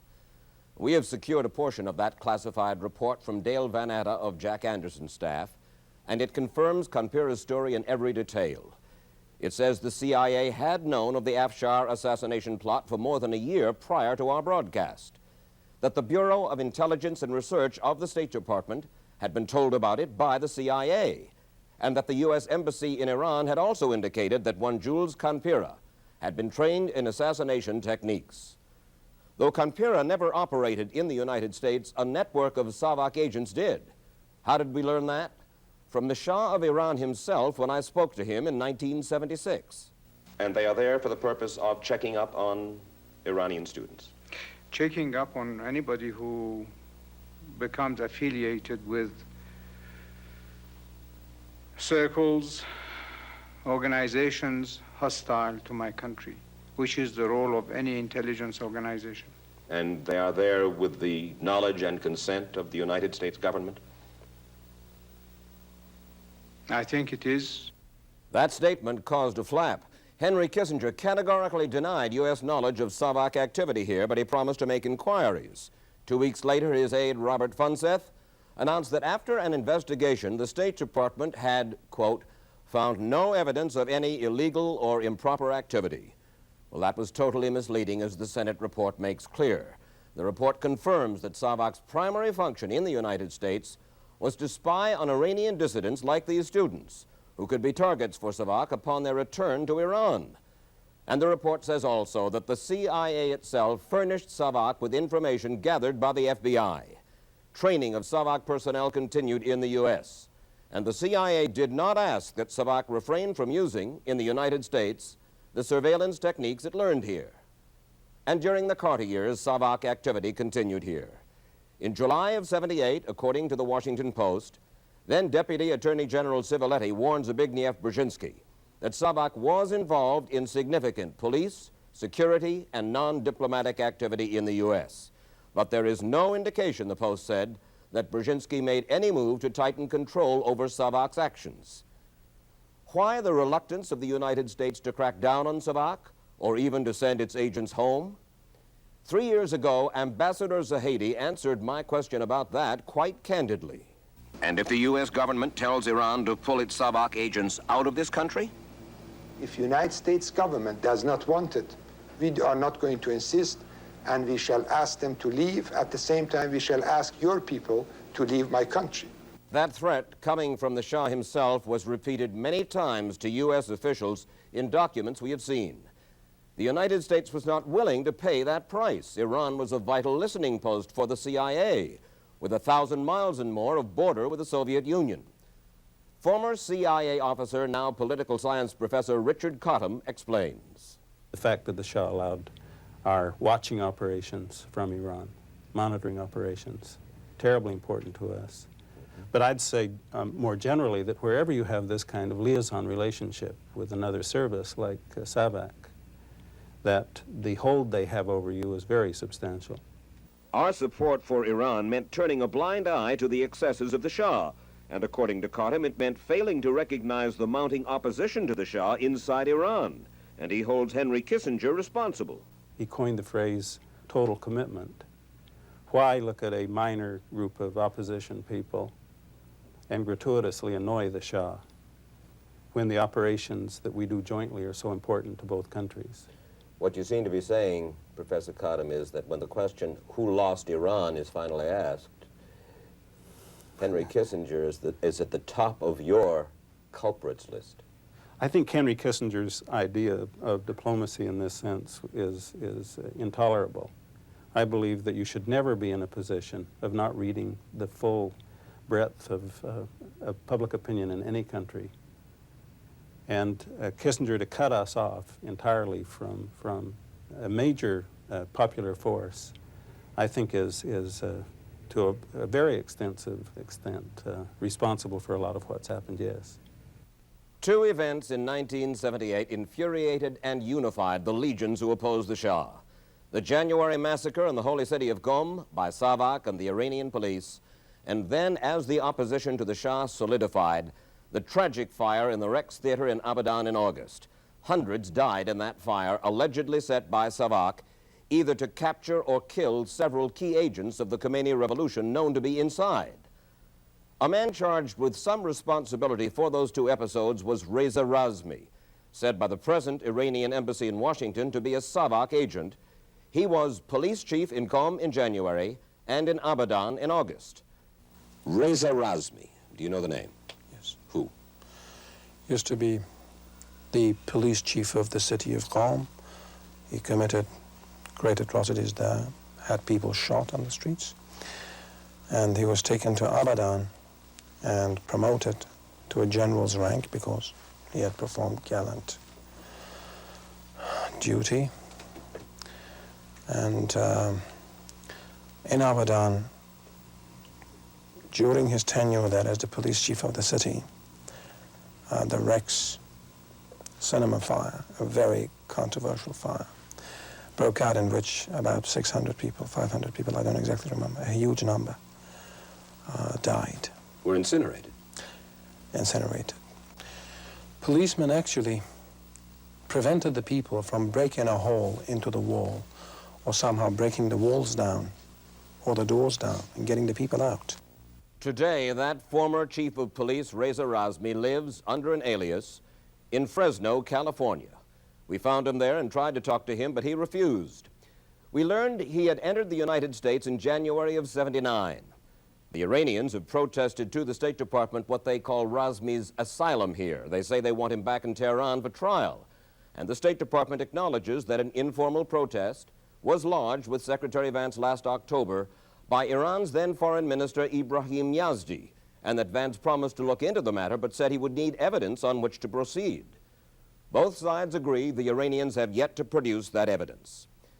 The CIA refused us any comment whatsoever on Razmi, but the FBI told us they had learned the date of his entry into the port of New York, and after he settled in California, they said, Razmi called the CIA for protection. The FBI said the CIA had referred him to them, and the FBI office in San Francisco referred him to the local police. So the Razmi mystery remains, and he remains in Fresno. We should make it clear that no one we have spoken to, Iranian or American, has suggested there was any collusion between American authorities and the Shah's officials to arrange for Razmi's entry into the United States in January of '79. Joseph Sisko is today Chancellor of American University in Washington. But for 25 years, he was in the State Department, his last chore as Undersecretary to Henry Kissinger. And though he acknowledges the excesses that took place in Iran, he says there is another side to the story, the accomplishments of the Shah, that too many people are right now unwilling to credit. What I'm trying to suggest to you is, in the present emotional environment, take in Iran, do you think that either the Commission or the people in Iran, the leadership in Iran, are able today to look at this in the context of 25 years of Iranian-American relationships? The very fact that the Iranian-U.S. relationship provided a certain umbrella for Iran to permit the country to develop economically, to permit education to be broadened, to permit land reform, to permit a new industrial class. In other words, for there to be 20 or 25 years of progress towards bringing Iran to a modern state. If that is true, I ask Sisko, why did the Iranians overthrow the Shah? Why do they apparently hate him so? Number of reasons. One, no real opportunity for political expression. Secondly, a certain amount of repression. Third, there's no question, Mike, that in and around the throne, corruption had developed.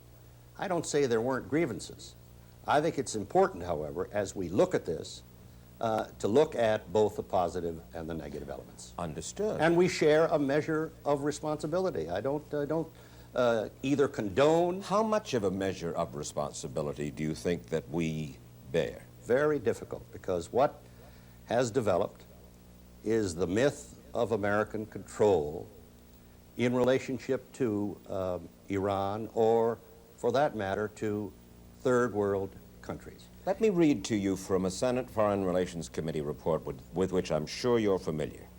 In the 1970s, 3 or 4 CIA officials met weekly with their SAVAK counterparts to discuss common interests.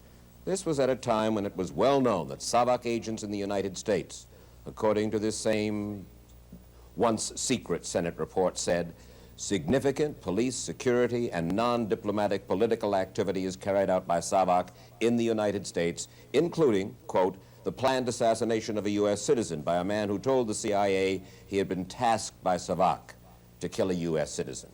Just one example. Well, you can't possibly condone anything like that, and I don't know of anyone who does. Just today, we are doing this interview on Monday, February 25th, right? Just today, Mr. Sisko, Iran's President Ahmadinejad said that he's amazed at the naivete of the United States, of U.S. officials, and said that America still fails to understand the revolution that overthrew the Shah. To break Tehran's American hostage stalemate, says President Ahmadinejad, the United States could clear the unfavorable climate in relations between the two nations by conceding to Iran 3 demands. This according to President Ahmadinejad. They are admission of U.S. past wrongs, a pledge not to interfere in our internal affairs and future, and agreeing not to block our efforts to get back the Shah and the wealth of Iran he embezzled. Are those demands you're a trained diplomat. Are those so unacceptable? Mike, in this situation, there can only be one negotiator, and that is the President of the United States. And he's vowed never to apologize. Who has all of the information at his disposal. Grievances, yes, they can be aired and they can be discussed, but not in circumstances while 50 Americans are paying the price.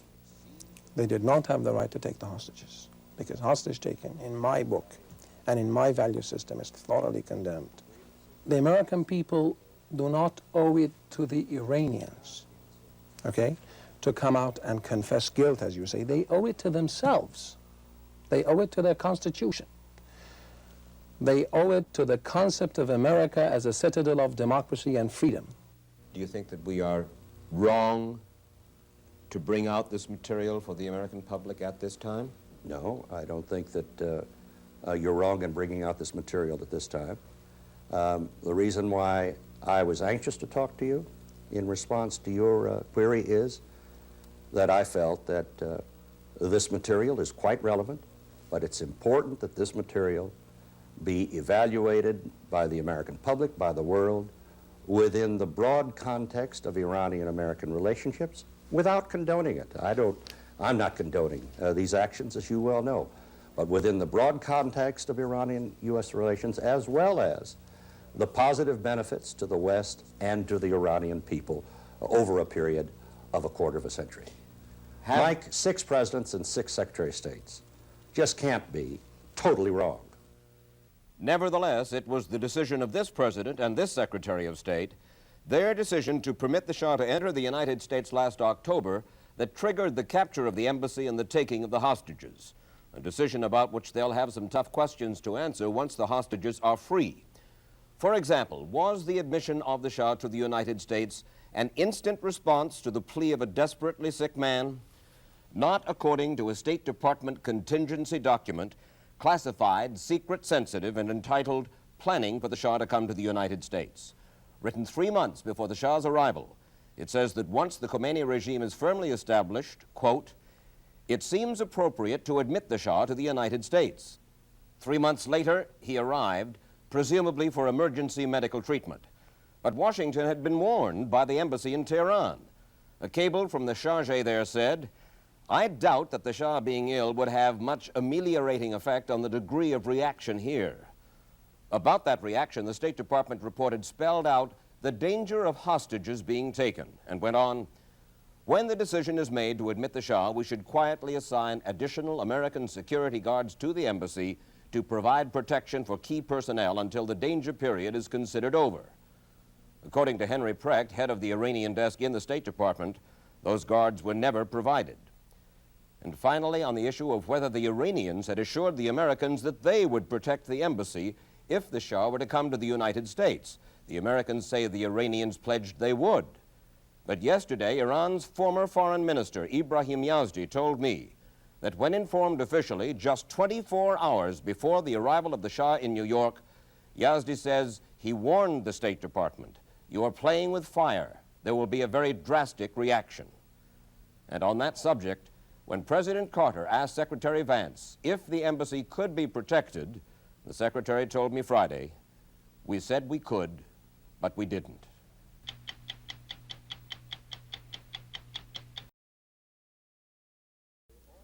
Last May, all American reporters were expelled from Iran. The Iranians said American journalists were paying too much attention to the hostage story and not reporting accurately on Iran's revolution. 2 weeks ago, a CBS News team was allowed to go back to Iran on temporary visas. We were asked to cover the story of Iran's war with Iraq, not just the hostages. Iran, December 1980, is an update on events there, the hostages, the war, and internal political developments. Among the officials we spoke with during our week in Iran was the president of that country, Abul Hassan Bani Sadr, elected last January by a huge majority. We began with talk of the hostages, whose fate will be decided not by the president's office, but by a committee of the Majlis, the Iranian parliament. Mr. President, do you know who controls the hostages and where they are and how they are? You are the president of Iran. No. As president of Iran, I do not know where they are. You are not to be trusted with the knowledge of even where they are or who controls them? When I say I don't know, it doesn't mean that I'm completely ignorant about the situation. I know that they have been taken to various cities throughout Iran, and I have asked questions and investigated the treatment they're receiving and their health. When I say I don't know, I'm referring to the question of responsibility. I am not at all responsible for their situation. The president's translator is his top aide, Dr. Mansour Farhang, formerly an American professor, then Iran's ambassador to the United Nations. He resigned that post because he felt he couldn't defend the hostage-taking before the United Nations. I completely opposed the hostage-taking to begin with, and I did not want to have anything to do with its continuation or the way it was presented in the world. Neither of you wanted the hostages taken. Both of you want the hostages out. That is understood. As a matter of fact, Iran has become the captive of the hostages. No? Yes. Question. Why? What do you mean? If human beings knew the end of the line, when they were at the beginning of the line, life would have been different. What is clear today was not clear at the beginning. That's why we became hostage ourselves. Your revolution suffers as long as the hostages are here. No? Yes. So it is just as much in your interest as it is in the United States' interest to get rid of the hostages, to get rid of the hostage issue. It is definitely in the interest of the American people, but I'm not at all sure if it's in the interest of the powerful elements who consider the Iranian Revolution a defeat for themselves. You mean that the fact that you continue to hold the hostages makes Iran look bad in the world community, and that's the way America wants it? Yes. Are you saying, Mr. President, that Jimmy Carter does not want those hostages freed? It is probably true that Jimmy Carter wanted to solve the problem and free the hostages in the past. But there is a difference between Jimmy Carter before elections and Jimmy Carter after elections. That is, the motivation to bring about the release of the hostages is gone. He wants to leave the problem, Mr. President, for Ronald Reagan? I think he either wants to solve the problem in such a way that criticism against him is minimized, or he will leave the problem for Mr. Reagan. If the United States is understandably obsessed with the hostages, the Iranians are understandably obsessed by their war with Iraq. At the beginning, the news from the war front seemed devastating, but a vision of quick Iraqi victory has now apparently changed into a costly standoff. At this defensive outpost atop a mountain facing the Iraqi border, territory retaken from the Iraqis, there are still partially buried Iraqi bodies. This young Revolutionary Guard claimed he was 17, but he looked more like 14. Who's your leader? Imam Khomeini, yes. At back it says death to U.S. and... Death to U.S.? You know? I am American. میگه من آمریکایی‌ام. ما با حکومتش جنگ داریم، با کارتر جنگ داریم، نه با آمریکایی‌ها. با ملتش کار نداریم. He says we are fighting against the U.S. imperialism, not the people of the United States.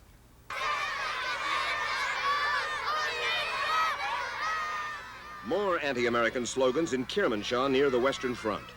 Iraqi bombers leveled this elementary school, killing 18 children and injuring scores more.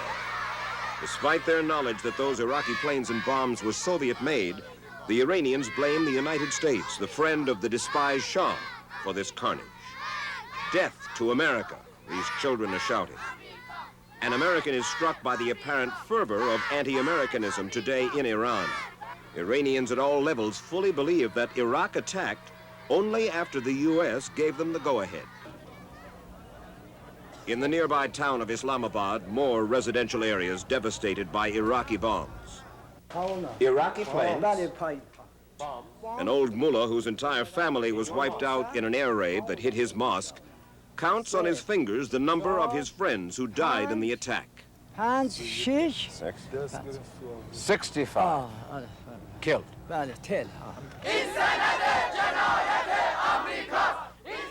And once again, groups of Iranians chant anti-American slogans for the benefit of the touring foreign press.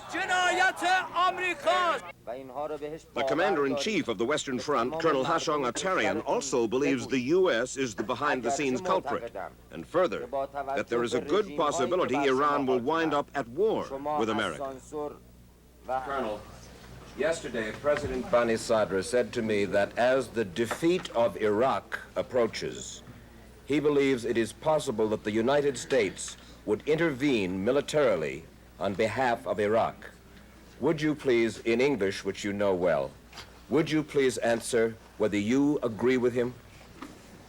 American navies are near our border, and so we think after defeated the Iraq, we will fight with United States. You believe that? Yes, sir. The anti-Americanism, however, is not an end in itself. It's a propaganda device the hardliners in the government use to unify Iranians.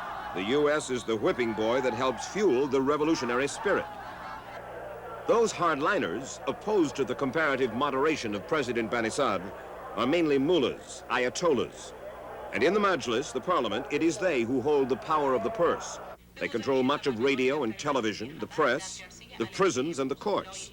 It is they who threw former Foreign Minister Gopsadek into prison for criticizing their television programming. The key hardliners are Beheshti, said to be the real power, Rafsanjani, the Speaker of the Majlis, and the Prime Minister Rajai, called by some the puppet of the other two. It is because of them that Banisadr finds himself in the position of being the leader of the opposition.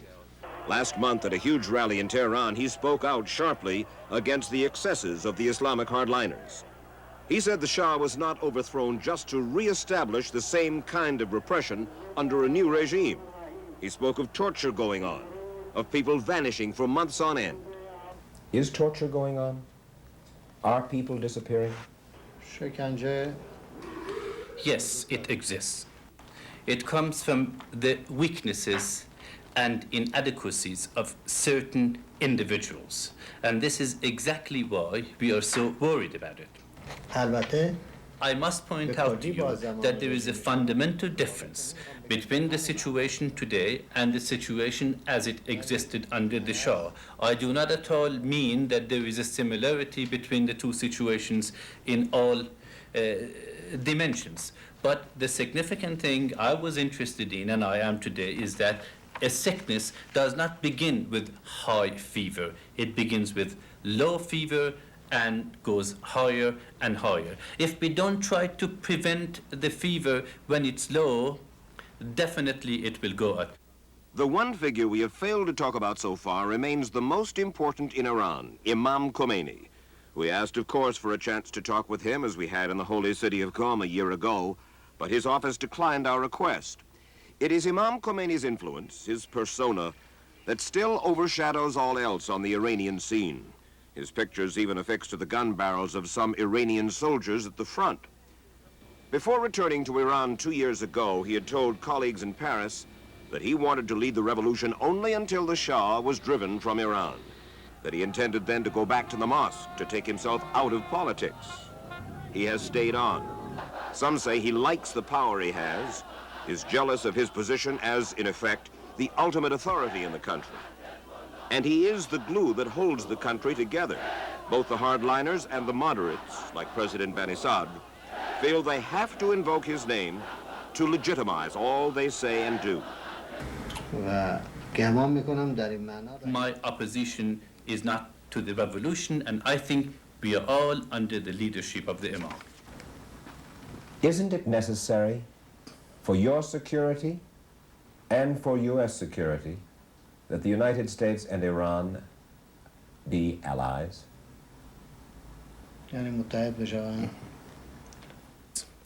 If you mean the power of the United States to be allied with Iran, it is exactly like the unity of the wolf and the sheep. We want to depend on our own power, on our own strength, because in any kind of alliance with the United States, we will be the sheep. Do you need us? Do we need you? We must free ourselves from the domination of the United States. Once this domination is removed, then cordial relations is possible. Do you see the possibility sometime during your term as president in either going to the United States, to the White House, and shaking hands with President Reagan, or in receiving President Reagan here in Tehran? We live in a world of possibilities. Anything is possible. Anything may be possible in the future, but for now, the U.S. priority is the hostages, and for the moment, it's difficult to know for certain just what progress, if any, is being made on that front. As long as Iran is the captive of the hostages, as President Banisadr acknowledged, his country will remain economically and diplomatically isolated from most of the nations of the world, and that isolation, of course, intensifies the difficulties caused by the Iraqi war. Once the hostages are free and that war is over, millions of Iranians will have guns, and the internal power struggle will be truly joined with additional factions surfacing, especially homegrown communists eager to join the fray. It is difficult to see how Iran can avoid a bitter, bloody struggle then, and conceivably, should the aging Khomeini die in the meantime, even civil war. That, of course, would pose a bitter dilemma for the Soviet Union and for America. How to react, what to do about an Iran in chaos.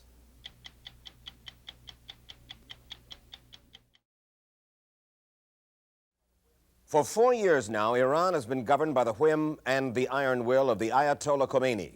They have been 4 years marked by violence and repression. Nonetheless, most observers concede that Khomeini and his Islamic revolution are still very firmly entrenched. We were not granted entry into Iran to report this story. We spoke instead with some of the hundreds of thousands of Iranians who have fled that country. For them, and for a substantial minority still inside Iran, the Khomeini years have been much worse than the worst years of the Shah.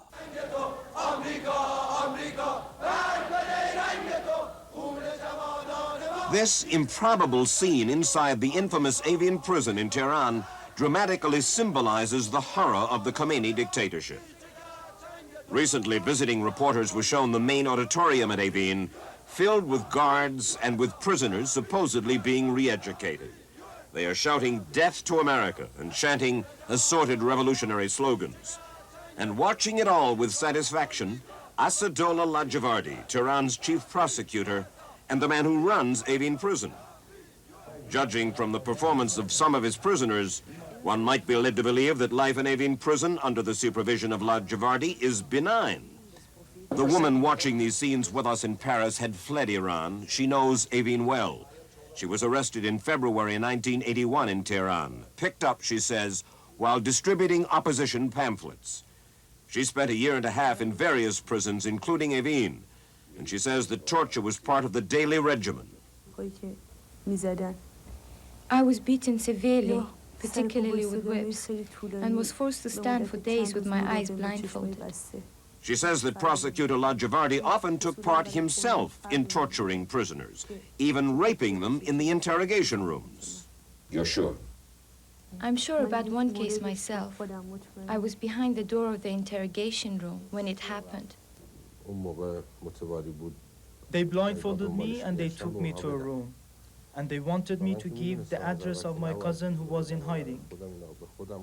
This man spent a year and a half in jail in Iran, part of that time in Evin prison, where he was tortured, he says, for 10 days. They tortured me every day from morning to evening.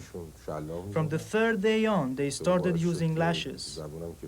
It was so painful that I bit my tongue in half. It was also very normal to make the prisoners eat excrement and for the revolutionary guards to urinate in the mouth of the prisoners. We don't torture anybody. You don't? We don't. Saeed Rajai Khorasani is Iran's ambassador to the United Nations. Within the last month, I've spoken to many Iranians, all of whom were against the Shah, all of whom were for Khomeini, and each of whom claims to have been held in Evin or other prisons. They speak of the most brutal torture, of women prisoners being raped by revolutionary guards, of summary executions, and all in the name of Islam. Are they all lying? I believe that these pieces of information you have given me, they are all lies. And the number of people in prison? I don't know it, honestly. Don't you think it's important? It might be important. It doesn't mean that all important information is memorized by all important people. I think at least 50,000 people are in prisons right now. Hedamatin Daftari is a prominent Iranian lawyer who spent years fighting for human rights in Iran, first under the brutal rule of the Shah. Now, in exile in Paris, he continues to attack the bloody excesses of the Khomeini regime. You mentioned about torture in prisons. They have a principle that young girls who are virgins cannot be executed under the rules. So? But they're executing virgins. But what do they do with them? They rape them first, so that they're no longer virgins before execution. Are you serious? I'm absolutely serious, and I'm absolutely certain, because these words were uttered by the Islamic revolutionary judge in Iran before the Iranian press. Do you know Ayatollah Muhammad Gilani? Mm-hmm. You do. The same gentleman, Gilani, is quoted in the pro-regime newspaper Etilat. Our revolution is so valuable that we can keep, for example, 5,000 unjudged prisoners, and it is no problem. It doesn't matter, he says, if they don't have enough judges. These are people who don't say everything they know. They should be whipped. If they die of torture, it is legal because Imam Khomeini has said so. I think you're not bringing any question. You're just quoting sources. And I'm asking if this is so under Islamic law. If I told you anything which is correct according to the Islamic law, we do it without any apology. You see, the present regime is the regime that the people of Iran wanted. If the Americans, or the American press, or the Western press, or the Committee of Human Rights is not happy with the regime, it's quite all right with us, because we are not supposed to please them. We are supposed to please our own people. These are some of their own people, young Mujahideen fighters in the streets of Tehran battling the Khomeini regime 2 years ago, because there was no other course open to them, they say. Over the past couple of years, by deadly bombings and by suicide attacks, they claim to have assassinated more than 2,000 government officials. The government's reply, even more bloody repression. The total number of executions since the beginning of the revolution is? 2,500, yes. 2,500. Mm-hmm. The 2,500 people who have been executed. Mm-hmm. Why were they executed? To take arms against the Islamic regime is a crime, according to Islam. Full stop. And the sentence is death for it. Our calculations show that since the month of June 1981, at least one person has been executed every half hour. But altogether, within the 4 years of the fundamentalist regime of Khomeini in Iran, well over 20,000 people have been executed. When Lajavardi was asked if journalists could attend trials, he replied, according to Le Monde, July 22nd, 1981, we don't have time to invite journalists. We work hastily day and night. So what? The wholesale killings in Iran today have wreaked incredible tragedy. Haji Shanichi, for example, was a large financial backer of Khomeini during the revolution. Once he had 4 children, no more. One of his daughters was killed fighting the Shah's regime. All 3 of his other children who came to oppose Khomeini have now been executed. Today, Haji Shanichi lives alone in a tiny room in Paris. They kill freedom. They kill justice in the name of freedom and justice. This is my only concern. In the name of religion? Unfortunately, in the name of religion. We asked Iran's UN ambassador about Islamic law in Iran, as laid down by the Ayatollah Khomeini. Death for drinking, 3rd offense. Death for adultery, homosexuality, lesbianism, and conversion of a born Muslim to atheism or another religion. Some of the information you gave is correct. Justice is a matter of... Drinking is not correct. Article 110. In case a person is condemned to several punishments, such punishment should be enforced in the manner that none of them should eliminate the other. For example, if he is condemned to whipping and stoning to death, first the punishment of whipping should be enforced, and then stoning to death. That is correct. This quotation is quoted very accurately. Now, you can quote so many pieces from the Islamic law. Could I ask you to tell me what are you going to conclude from these? I'm just trying to understand. Too late. You see, you have to begin the study of jurisprudence with the principles and with the literature around it. Yes.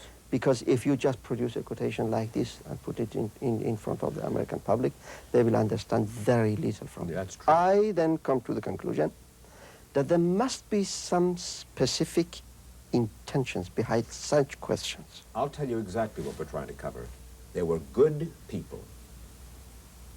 They were revolutionary people who wanted to get rid of the Shah and who looked to Khomeini as their liberator. Many of whom today say Khomeini is worse than the Shah. Now, if these people are not happy with the administration, yes, And if they believe that what you say is correct, they can overthrow the regime overnight. People are either conformists or non-conformists. And if you're a non-conformist, you've had it. And if they don't get you today, they may get you tomorrow.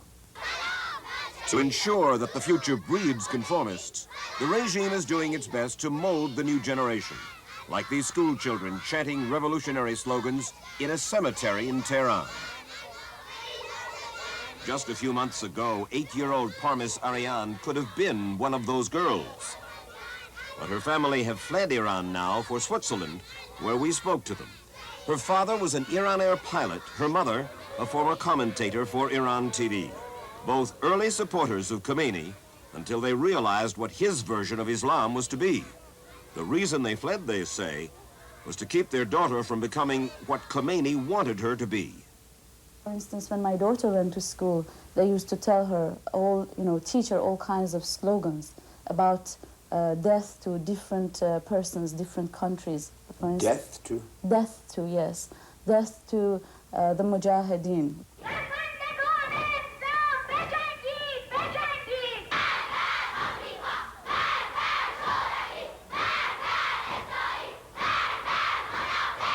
In a strange way, you began to be almost afraid of your daughter. Oh yes, there was a self-censorship inside the family life because you were frightened of your child that she may go and say the things you say in the house to her teacher. Or you were told, in effect, to tell tales on your mommy and your daddy? Yes. And the other little girls and boys did that? Yes. Children have been encouraged to spy on their parents, or on other children, or on their teachers. Correct? No. No? No, yes. The answer is no. Let me read to you from the Imam's speech. Yes. At the beginning of this school year. Mm-hmm. The dear students must watch in great detail the acts of their teachers and professors. If they notice that one of them deviates from the right path, they must tell the responsible authorities about it. Dear children, you must watch each other, and if you notice that some, pretending to be friends or schoolmates, want to pull you into their groups, you must denounce them. You call it spying against the teacher. The mother and father... Or against the mother and father. Everybody is responsible, according to Islam. Everybody. Despite abuses of human rights in Iran, even the great Satan, the United States, buys about 5% of Iran's oil exports. The U.S. government itself last year, by way of middlemen, bought $53 million worth of Iranian oil for America's strategic oil reserves. Is the United States, in effect, supporting Khomeini in Iran today? In effect? Well, I think most countries in the world are having good relations with Khomeini. Why? Of today. Why? Because they are buying oil from Khomeini. And his lifeline is oil. And as long as the world buys oil from Khomeini, Khomeini will live longer. Khomeini, contrary to some reports, apparently remains a vigorous, hard-working 83-year-old. But of late, he has been instructing his followers to ease up on the repression. Some of the more brutal prosecutors have been dismissed. Some of the surveillance has been eliminated. He's said to be disturbed at the number of educated Iranians who have fled the country. But there is danger for the Ayatollah in moderating the terror too abruptly. His fanatic revolutionary guards, his Islamic judges, his committees will not easily give up their power, as the Shah learned when he tried too late to reform his regime. The tyrant relaxes his grip at his own peril.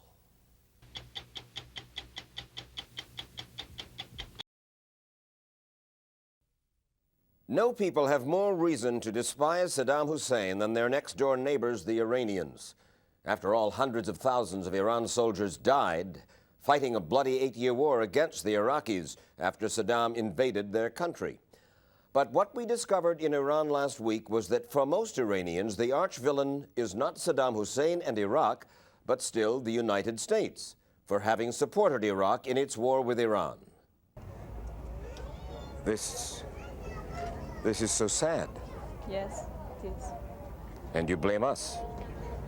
You're the country who supported Iraq. That is what we heard over and over at the Cemetery of the Martyrs south of Tehran, where tens of thousands of the war dead are buried and mourned. Many of them boy soldiers, volunteers, who were told by the Imam Khomeini that they would enter paradise if they were to die fighting Saddam Hussein. It was America's support for Saddam, said this woman, that killed her 15-year-old child turned soldier. It was America, said this woman, that was ultimately responsible for the death of her husband, killed in the war. The main criminal is America and only then Saddam. Why? Why the United States? Because Saddam was put up to doing it by the United States. I'm the father of a martyred soldier, and if there was a war between the United States and Iraq, we'd be the first ones to fight with Iraq against the United States. And we heard the same bitterness in hospital wards in Tehran, filled with wounded soldiers, many of them POWs just liberated by Saddam Hussein in a futile effort to enlist Iran's support in his current confrontation over Kuwait. Some of these men have been POWs for up to 8 years, and many of them claim their wounds came not from battle, but from beatings administered by the Iraqis in the POW camps. Iraq wounded you. Iraq, Saddam Hussein. We are fighting, the United States is fighting Saddam Hussein and Iraq, and yet you hate the United States worse than you hate Iraq. If Iraq wounded me, paralyzed my arms, it was because of American orders, it was American weapons. But Saddam Hussein is the man who hurt your arm. Saddam Hussein is the man who hurt your eye. America is the one that encouraged Saddam to fight with us. You're going to fight against America? I'm just waiting for my arm to heal and to be able to use my gun again. Whenever I'm ordered, I'm ready to fight. Doctor, Saddam Hussein wounded these men. Yes. In the bed. Wounded them. Almost killed them. The United States is now fighting Saddam Hussein. And yet you're angrier at the United States than you are at Saddam Hussein. You came into the Gulf to stay. You didn't come to fight against Saddam. You've come to take over the oil in the Gulf. That's all. The rest is garbage. There'll be no fighting. And why do other Arab countries support the U.S. in the Gulf? Egypt, Syria, Morocco. They need your money. We heard a similar theory from students in an English literature class at Tabatabai University in Tehran. The theory that somehow the U.S. and Saddam Hussein are actually in cahoots, that together they have masterminded the current Gulf crisis. What are you saying, that some kind of trick? Some kind of trick between these two governments, I believe personally. Between Iraq and the United States? Between Iraq and the United States. What are you saying? You're saying that Bush and Saddam are in a conspiracy? I personally believe so. Why not? To do what? To spread the power of the U.S. government in the Persian, over the Persian Gulf. Does anybody else here believe that? Yes. Saddam Hussein is not strong enough by himself. I mean, he's backed by some strong power. He can't do anything on himself. Who is backing Saddam Hussein? Is the United States backing Saddam Hussein? The great powers? Well, the United States is planning the major arrangements. Now, let me understand. We have 150,000 troops in Saudi Arabia. The world is against Saddam Hussein. Granted, we have devoted more attention, money, troops. But you think that we are somehow in league with Saddam Hussein, and that we were in league with him during the war against Iran? I think he's being backed. But that doesn't make sense, does it? Why doesn't it make sense? Right now you are saying, oh, Saddam Hussein is bad. Why didn't you say that when he invaded Iran? How can you explain that, really? Can you explain it? Couldn't you show a bit of sympathy at the time that Saddam used chemical weapons here? Just a bit of sympathy. Many Americans, of course, felt they had good reason not to show much sympathy toward Iran. You took hostages and kept them in the embassy for how long? 444 days, was it? That's true. But that was very cruel. Yeah. Can you not understand that if your people were taken hostage and kept for a year and a half, that perhaps your people would be angry at the power that took them? I know. I mean, if you put it in that sense, I can understand. I don't think you would ask about Saddam Hussein 2 years ago, but now you're asking about Saddam Hussein. What for? Because now Saddam Hussein is against American. Well, the point is that, you know, when you say Saddam did and America wasn't present, this is the wrong, opinion you have in your country. I mean, this is very difficult to separate these two things from each other. You know, I mean, if we look at Saddam as a puppet, then who is the conductor?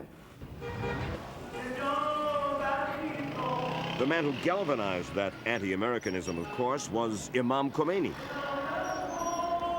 The Imam, Ayatollah Khomeini, died a year ago, and he is buried here beneath an alabaster slab at the Beheshti Zara Martyrs Cemetery on the desert south of Tehran. This huge building is a people's shrine, part sanctuary, part museum. The Imam's words, his revolutionary rhetoric, his xenophobic nationalism, are today still treated as sacred gospel. The teachings of 7th century Islam, he proclaimed, must guide this modern society. But he left no blueprint as to how to do it. That problem he bequeathed to his successors. Every Friday morning, which is the Muslim Sabbath, every Friday morning at 11, thousands of Iranians gather on the campus of the University of Tehran for the Friday prayer meetings. But at the beginning, anyway, these prayer meetings are frequently political pep rallies.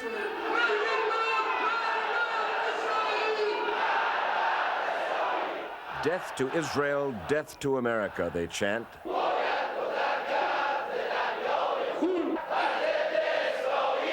But their leaders, like President Hashemi Rafsanjani, are beginning to realize they need more than just slogans and rhetoric.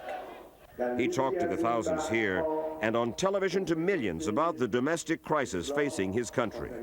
Praying to Allah is not enough, he said here. We have to deal with down-to-earth problems ourselves.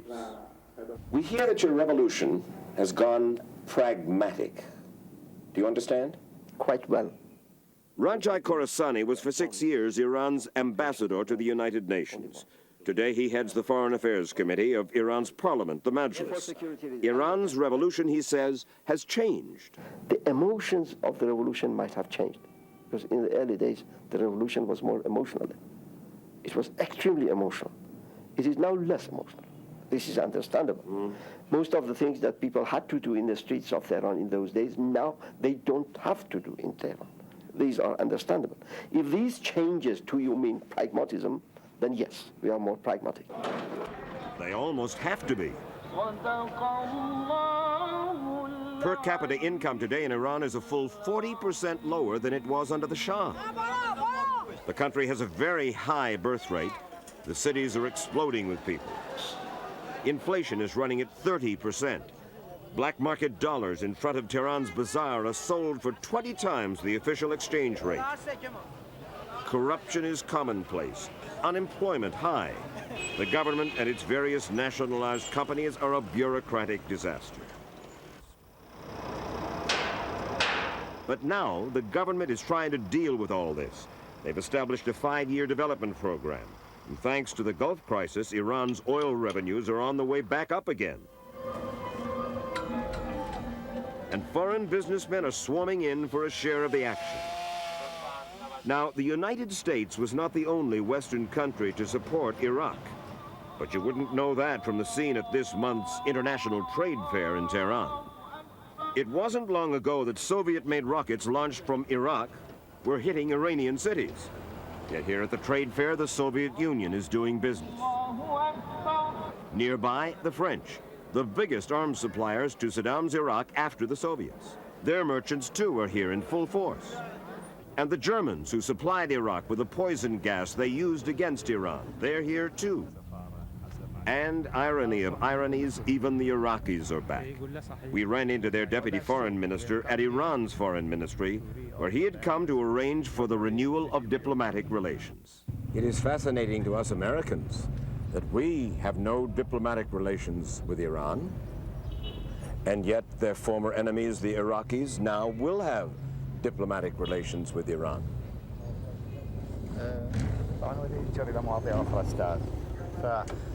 Thank you very much, but our cars have just arrived. Thank you. Thank you very much. The Iraqis may have renewed diplomatic relations with Iran, but they did not convince Iran to breach the United Nations blockade of Iraq. What I can say strongly is that we remain fully committed to all the resolutions of the United Nations regarding the blockade against Iraq. I know the commitment of the government. Does that include medicine and food? Even medicine and food. And we think that Iraqis must withdraw from Kuwait fully, completely, and unconditionally. Are they going to? I think they have to. Are they going to? I believe they are going to, or they will be made go to. Do you expect war? I believe the Iraqis are not going to start the war, because if they start, the death of President Saddam Hussein is 100% guaranteed. If you're so dead set against Saddam's invasion of Kuwait, why don't you put Iranian troops side by side with U.S. troops and Saudi troops and Moroccan troops? Why should we? Because no, we have enough problems at home. So far as the Iraqis do not invade us, we do not invade them. But our political position with regard to the occupation of Kuwait is quite clear. We have not decided to fight for the liberation of Kuwait. We have not decided that. Of course, they also have not decided to renew relations with the United States. Ever since that November day back in 1979 that the Iranian students stormed over these walls of the U.S. Embassy and took the Americans inside hostage, American diplomats, American businessmen have been persona non grata in Iran. And throughout Tehran today, from this wall to the lobby of the hotel we stay in, to the entrance of the foreign ministries, we have seen anti-U.S. slogans everywhere. Down with Israel! Down with America! We condemn both of them! We want to kill them! This fanaticism, spawned by the late Imam Khomeini, makes it difficult for the cool, pragmatic President Rafsanjani even to suggest better relations with the United States. But there are signs that things are loosening up in Iran. The vitality that was sapped by 8 years of war is coming back. Voices of dissent within certain limits can now be raised. Many, many Iranians are tiring of the endless slogans and the repressive Islamic morality. But everywhere, even among the skeptics, one senses that despite all they have gone through this first decade of their revolution, most Iranians are proud of their resourcefulness, their courage, and most of all, finally, their independence. Here we are trying to tell you, look, if you're getting back to the States, tell them that we don't have anything against you, as long as you respect us. And this is not asking too much, is it? We may have different opinions among us. But if we look at you as the ambassador of friendship, Mr. Ambassador, tell your people we really love them, we respect them, we want to know them, we want to exchange our ideas with each other, we like to go to their universities and study, we read their writers and all these things. So we don't have anything against you. We think you have done great progress in technology, in science, and this is what you call the realm of man on the earth. So we should share it. But if this sharing wants to cost our independence, some of us, if not all of us, I don't want to be very prejudiced, we're sorry to say no, we don't want it.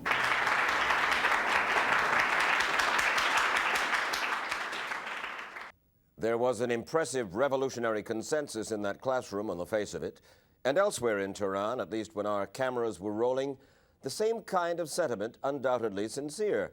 But that is only part of the story. On several occasions, privately, people told us they didn't feel free to say what they really think of Iran's Islamic revolution.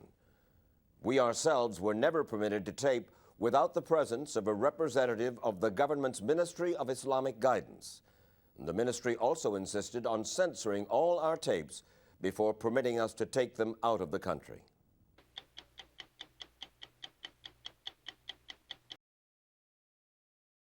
If Israel's goal in blanketing Lebanon with rockets last week was to drive a wedge between the militant Islamics of Hezbollah, who were attacking them, and the Lebanese people who have no interest in attacking anyone, just getting on with their lives, it failed, mainly because the Israeli retaliation produced a massacre of innocent Lebanese civilians of such monumental proportions that no one could ignore it.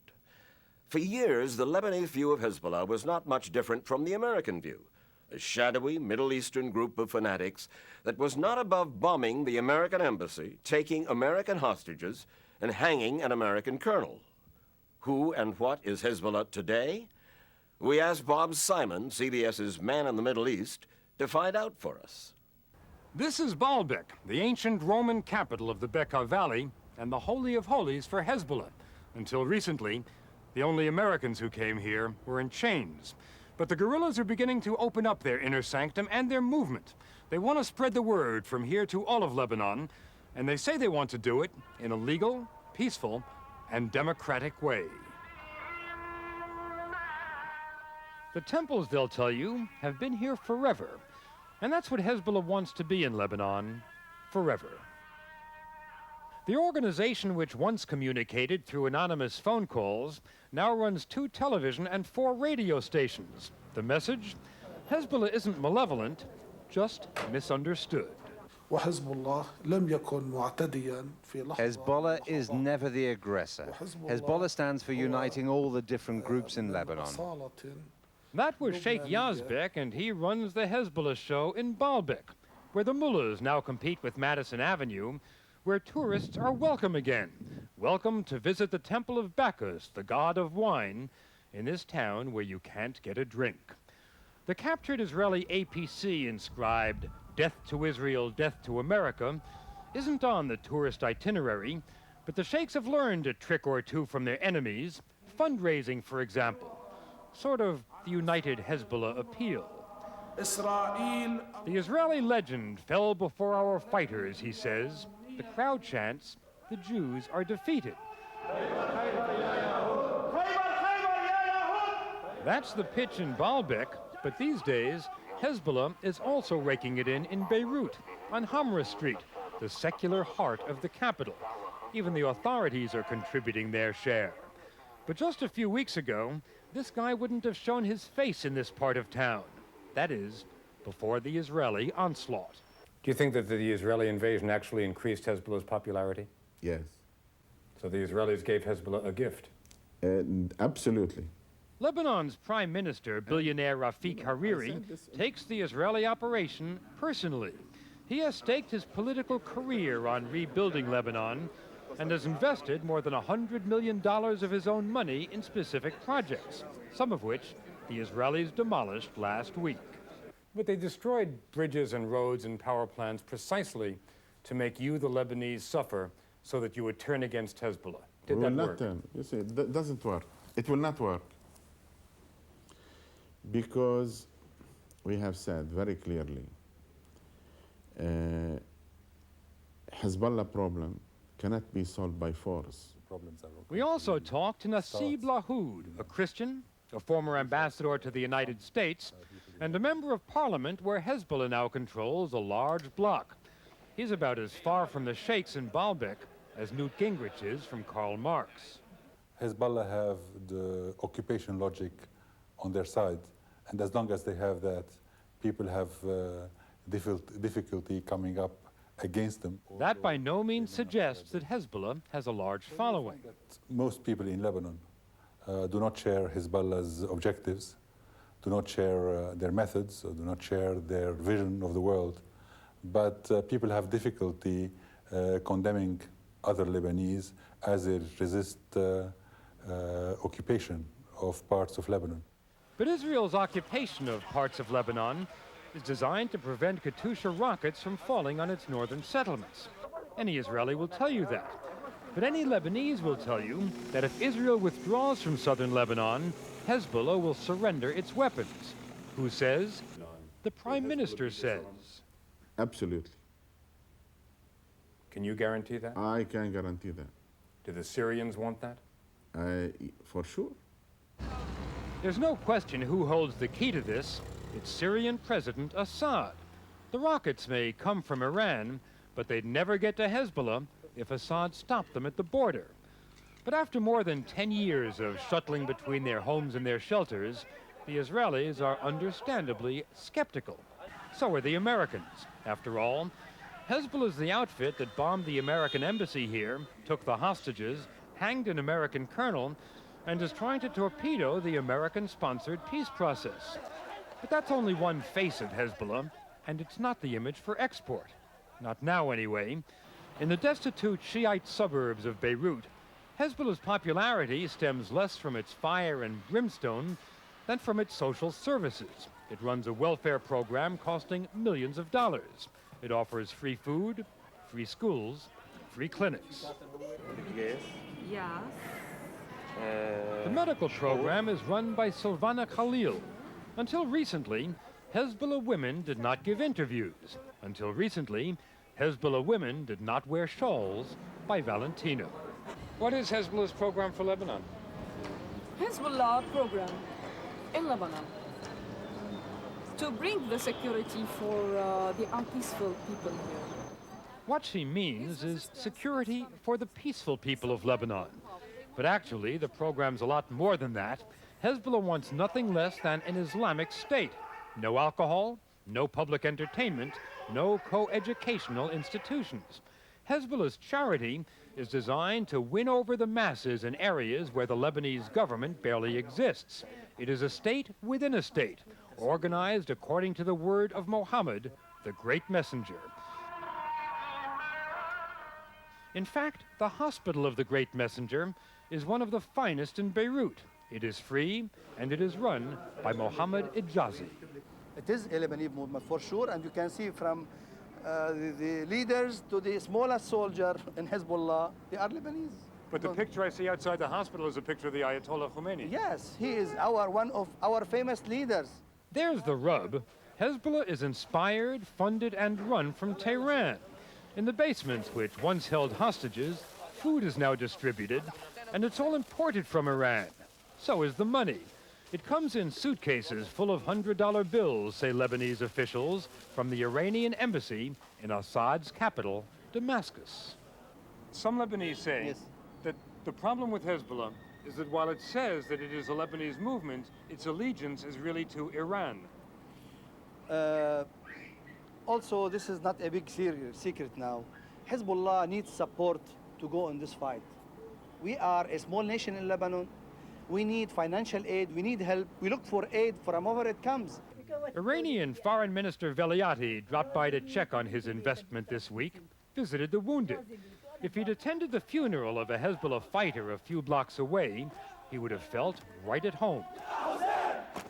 It could have been Tehran. And that's Hezbollah's ultimate goal here, an Iranian-style theocracy. But an Islamic state in Lebanon has about as much chance as a Buddhist state in the Bronx. The notion is profoundly un-Lebanese. After all, this city used to be, and again wants to be, the Monte Carlo of the Middle East. The day there's a peace deal, the day Israel leaves this country, Hezbollah might well discover its proper place in Lebanese politics, on the fringe. But in the meantime, Bob, is there a genuine ceasefire, and can we look for something more than just a ceasefire? It's not even a ceasefire, Mike. It is an understanding, and the understanding is merely that civilians on both sides are off limits. The Israelis and Hezbollah can continue to fight it out within the Israeli-occupied zone of southern Lebanon, and they will. In fact, I would sort of suspect that Hezbollah will try to score some Israeli casualties very soon to show that they're still around and to stick it to the Israelis. So what we're looking for is just a quiet interval until it begins again, you believe? I don't think it'll begin again for some time because the Israelis, the Syrians, and the Americans want the relative peace to hold, and whenever the Israelis, the Syrians, and the Americans want anything around here, it happens.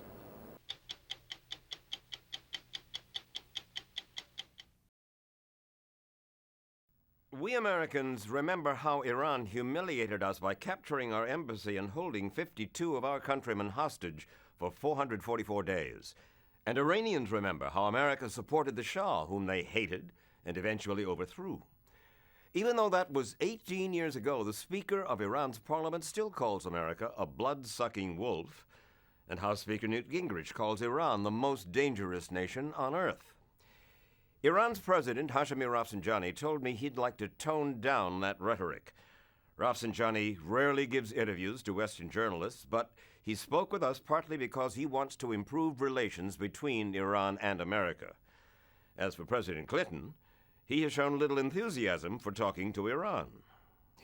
You know what the president says? Iran, the state of Iran sponsors terrorism because you're killing dissidents. You've killed them in Germany, in France, in Iraq, in Turkey. These are all claims. Many of them are not true. In some cases, they have been distorted. Well, shall I leave with you this list of people who have been either killed, assassinated, or seriously injured by your people, your so-called terrorists? Inside the United States, people who have been against the government, have they never been killed? What about those people in Waco who all burned to death? What about those 241 American Marines who were killed in Beirut 13 years ago, apparently by Hezbollah? Iran created Hezbollah and, with Syria, continues to finance and coordinate its activities against Israel. And a Western intelligence report says, in the last year, Iran has sent 30 plane loads of weapons to Hezbollah. The president found that report somehow amusing. Humanitarian assistance is what those planes that you are talking about provide. Missiles, humanitarian assistance, rockets. You think those missiles launched there are not available in Lebanon? These are all Russian weapons, stocked in Lebanon from the old days. President Rafsanjani is Iran's most popular politician. He came up the hard way. He was imprisoned and tortured under the Shah. Now, at age 62, Rafsanjani is considered a moderate. But so far, hardline religious leaders have blocked his efforts to improve relations with the U.S., and President Clinton hasn't helped. He slapped a U.S. trade embargo on Iran. The White House complains that Iran is doing all it can to scuttle the Mideast peace process. You get in the way of the peace process that is okayed by King Hussein of Jordan, that is okayed by Mubarak and Egypt, that has been okayed by many, many Palestinians. You are more Palestinian, sir, than the Palestinians. We have said we do not consider this peace a fair peace. And this peace process will not succeed because it has not addressed the issue of refugees. Who knows more about the right of the Palestinian, Hashemi Rafsanjani or Yasser Arafat? We are not alone. Many Palestinians speak like us. They also take action. We do not take any action. But the U.S. says Iranian money may have helped pay for these bombings of Israeli buses and markets that killed 61 civilians last year. Iran denies it. Rafsanjani condemns America's support of Israel and what he calls America's heavy-handed foreign policy, and most Iranians agree with him. We spoke with hikers up in the Elburz Mountains outside Tehran, where residents of the capital like to go on their day off. You know, what we feel about you, about the United States, that you want to control every country, every policy, every movement, everything. You really believe that? We really believe in that. For instance? For example, about Iraq. If Iraq wants to capture Kuwait, it's none of America's business. And she thought it was none of our business how Iranian women dress. But still, she explained the dress code which requires women to cover all but their faces with dark, loose-fitting clothes. Do you resent the fact that you have to wear No, shador? I believe in it. You do? Why? Yeah, I do. I believe that all a woman's beauties are to be limited in for one's family. But off camera, several women told us that most of them do resent having to wear those clothes, but they were afraid to complain about anything on camera. We shouldn't talk anything about politics. We should know. But this is a free country. I mean, it's a free country. Okay, it's a free country for you. Iran is a tricky story for a television reporter because what you see may be less important than what you cannot see. Beyond the dress code, single people are not allowed to date. No one is allowed to drink alcohol. But behind closed doors and drawn curtains, Many unmarried Iranians still have parties, even though they risk a fine and a night in jail if they get caught. How do you reconcile the public and private lives of your women? In private, you know this. Many of them wear revealing clothes. Many of them, of a certain class, drink whiskey, alcohol. And they mingle with men freely. And you know it's true. Doesn't the Islamic Republic force some of its women, anyway, to be hypocritical in the lives they live? There are some people who do not believe in our laws. We can tell them to observe the dress code in the street. This is required by law. But in their homes, we can have no influence on them. They do what they want. We know there are many people like this. The sexes are kept so separate that men get on the front of the bus, women get on in back. Still, life for women is getting better. Women have more chances in both education and employment. These students at the Foreign Language Institute hope to become interpreters. You find this young man attractive, or one standing over there. Would there be a problem going to the movies together? Well, just talking is okay, no problem, but nothing more. But in Iran, as in America, people care most about the economy. The capital, Tehran, looks better than ever. It's clean and prosperous, with new buildings sprouting up all over. America's trade embargo has had little effect because America's allies, France and Germany, are gobbling up contracts that would have gone to U.S. companies. So oil money keeps pouring in. Under the watchful gaze of the late Ayatollah Khomeini, who led the revolution against the Shah, the government has built highways and hospitals and schools in rural villages that never had them before. But in the cities, prices, especially food prices, are so high and wages so low that people often have to work at 2 or even 3 jobs just to make ends meet. In fact, many young people don't have enough money to get married. So more Iranians are resorting to what are called temporary marriages. They get a signed certificate from their local religious leader that declares them married for as little as 1 day, 1 week, 1 month. There are many people who need to satisfy their instincts on a temporary basis. For 1 day, or 1 week, or 1 month? Whatever the length of time. It sounds like legitimizing illicit sexual relations. No, there is an order to it. Psychologically, this is a legal act, not a forbidden act that everyone is afraid of. But there is still plenty of fear in Iran. Students told us if they criticized the government, they'd be thrown out of the university. We don't like to talk about politics at all. Really? Why? That's right. Well, because it's dangerous. Why to talk about politics? It's dangerous? Sure.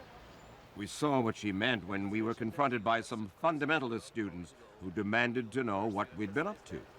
I'd like to know about your question that you asked our students here. Sir, it is none of your business. They objected to our having talked about author Salman Rushdie, who is still targeted for assassination by Iran because of a book he wrote 9 years ago that they feel slandered Islam. If I face with Salman Rushdie myself, I murder him because he doesn't respect Islamic religion. Because he's not a human being at least. Because he was a person who destroyed our culture. It seems to me that your culture has survived Salman Rushdie. Now the hardliners believe their culture is under aerial attack. Government murals warn people not to be seduced by evil influences from private satellite dishes. The government here banned private satellite dishes about a year ago because they were becoming alarmed at the huge enthusiasm young Iranians were showing for Western television, movies, fashion, the lifestyles that they could see on their television sets. So now Iranians are hiding their illegal satellite dishes outside, behind the bushes, or inside near a window. But the truth is, it will be simply impossible for the government to ban Western influences because they are literally falling from the sky. Do you know what Baywatch is? No, I haven't seen it. Young women, very small bathing suits, and there are people who have satellite dishes in Iran who charge their neighbors to go to their place because they still have a satellite dish to watch Baywatch. It might be so, but you must admit that these kinds of programs cause problems for young people. They weaken the foundation of a family, and they have created problems in the West. And the statistics of women without husbands and children without fathers in the West are terrible. Are you suggesting that perhaps we should have an Islamic Republic of the United States? No, I am saying that you should have good ethics. Do not allow perversion in the ethics of your young people. And Iran is awash in young people. More than half the population now is under 20 years of age. And President Rafsanjani fears they are the most susceptible to the lure of American television. Things like the Playboy channel or Hollywood films do not help the progress of your country and your people. How are you familiar with Playboy programs? Do you have a satellite dish, Mr. President? No, we hear these things. We read these things in reports. Many Iranians told us they admire America. At least 1/3 of President Rafsanjani's cabinet members were educated in the United States. But Rafsanjani says he cannot convince his colleagues to engage in talks with America unless the U.S. releases frozen Iranian assets. Billions of dollars Iran sent to America to buy weapons. The weapons sales stopped when the Shah was deposed, but the money remained in the U.S. Let's you and I play a game. We are not here to play game. I'm the United States, you're Iran. I give you the money. What do you do for me? Then we'll be ready to talk to one another. You serious? This would be a sign of goodwill. You may choose something else as evidence of goodwill. But for now, instead of talking to each other, Iran and America keep talking past each other. For example, U.S. officials say their biggest concern is Iran's program to build a nuclear bomb. Iran insists it only wants nuclear energy, not the bomb. What the Americans did in Hiroshima and Nagasaki has had everybody hate the idea of getting the bomb. You are not going after a nuclear bomb. Definitely not. You swear on Allah. Swearing is not needed. Those who swear are the ones who want to lie. We are not going after the nuclear bomb, or biological weapons, or chemical weapons. Absolutely not. Absolutely not. After 8 years, Rafsanjani's term as president ends this summer, but he'll remain a top leader in Iran's hierarchy. More of our interview with President Rafsanjani will be shown later this week on C-SPAN.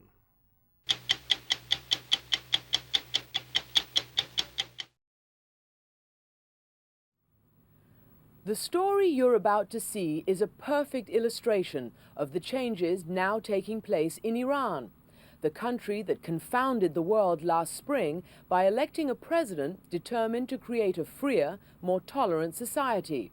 Nothing proves that more than what happened when a man accused of killing his 8-year-old daughter recently went on trial. It wasn't an easy case to prosecute because Islamic law makes it virtually impossible to convict a man of killing his own child. But this case outraged Iranian women who demanded justice, and we were there in the courtroom.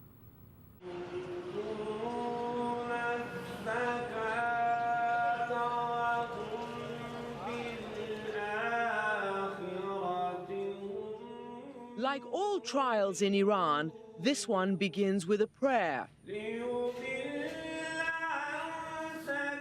Religion, Islam, permeates every aspect of life here, including settling accounts for the death of a little girl, Ariane Golshani. You are charged with the murder of your sister, inflicting injuries on her and breaking her arms. I take God for a witness that I did not hit my sister with the intent to kill her. Under Islamic law, the husband gets custody of the children after a divorce, and so the court gave Aryan to her father, even though he was a drug addict with a criminal record. And even though Aryan's mother, Nahid Najibpur, had documented his physical abuse of Aryan. This courtroom is full of women protesters who want the custody law changed and who want to make sure that Aryan's father is punished for her death. You found out in a newspaper that your daughter was killed. I hadn't seen my daughter for more than a year and a half. I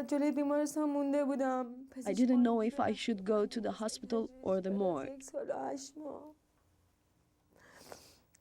I didn't know what to do. It was so dreadful. I still cannot believe she's dead. When you got on the stand in the courtroom, what did you ask for? Revenge. But later I regretted it because execution is quick and my daughter's suffering was not. From the official report, we know that there were burn marks on Aryan's body, that her skull was fractured, that her arms were broken, and that she weighed only about 35 pounds. How can anybody treat their child this way? A man can be crueler than any animal. Shireen Ebadi represents Aryan's mother. She is an outspoken crusader for women's rights. But Ebadi knows she can't make Aryan's father pay for his crime, because by law here, a father can't be convicted of killing his own child. If Aryan's father had strangled her to death in front of everybody, he would not have been punished. It's incredible. And the clerics, the courts, didn't understand that? That here was a completely unsuitable situation, but yet the child had to stay with the father until she was killed? The court is responsible for the murder of Aryan. The law is responsible for the murder of Aryan. It wasn't just her father who killed her.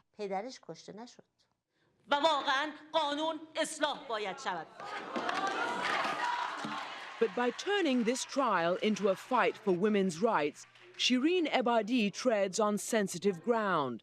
And the cleric presiding over this court rebukes her.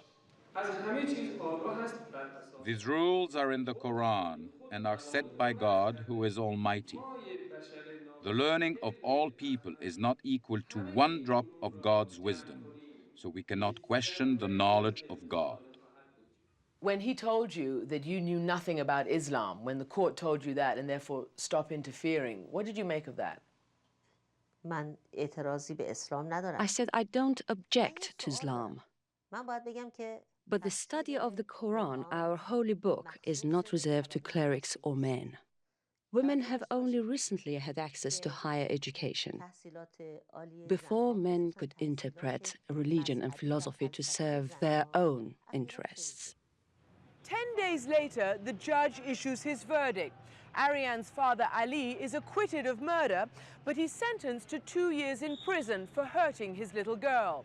Aryan's stepbrother, Ramtin, doesn't get off so easily. He's found guilty of murder, and he can be hanged, but only if Aryan's mother pays the blood money. $8,000 to compensate her stepson's family. If Ramtin had killed a boy, he would have been hanged outright. Was justice served in Aryan's case, do you think? No, not at all. 3 days after the verdict, Aryan's father was freed, and he was the main cause of this murder. Aryan's father is out on bail, and he's threatened to get even.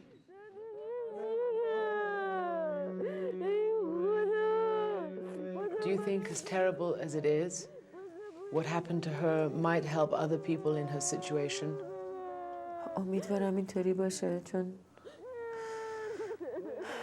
I hope so. If other children are saved, it would be like saving my own children. And maybe Aryan's soul will rest easier. Indeed, Aryan's death has already made a difference. Iran's parliament has now amended the custody law. A judge can no longer simply give a child to an unfit father. You say the members of parliament have got to be re-elected and therefore have to listen to the people. But will they listen to women? Yes, provided that women speak up.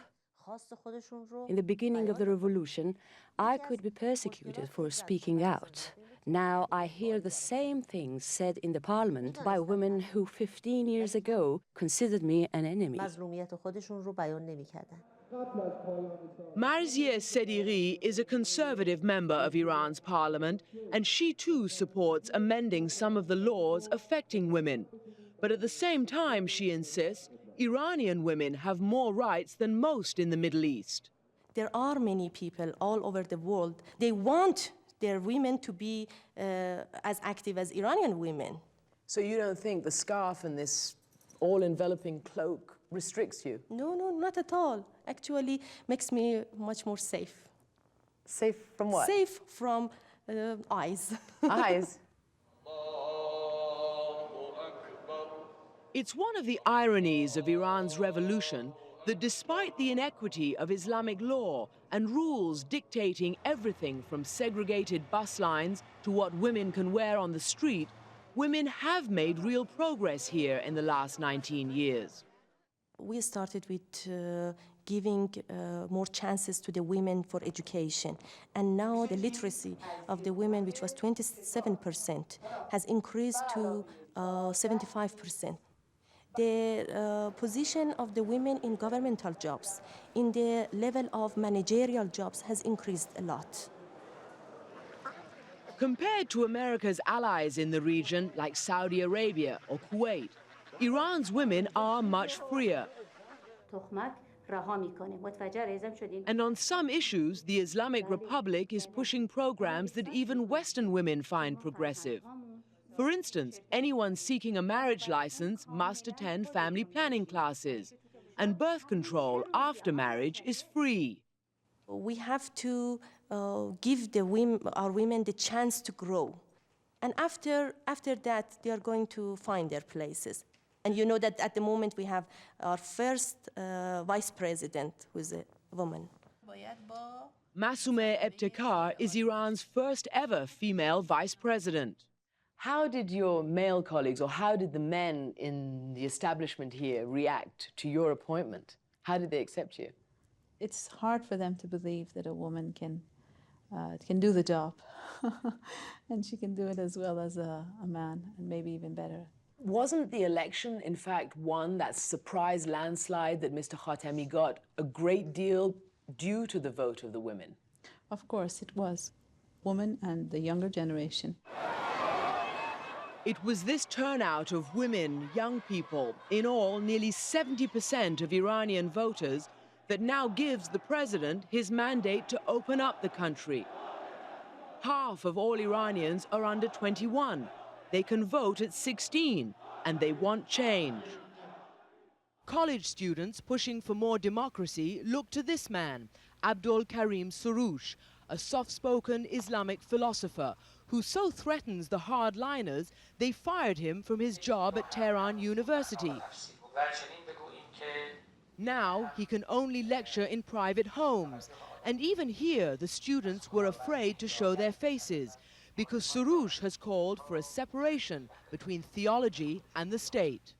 Why are you not pleasing to the authorities? What is it about your message that frightens them?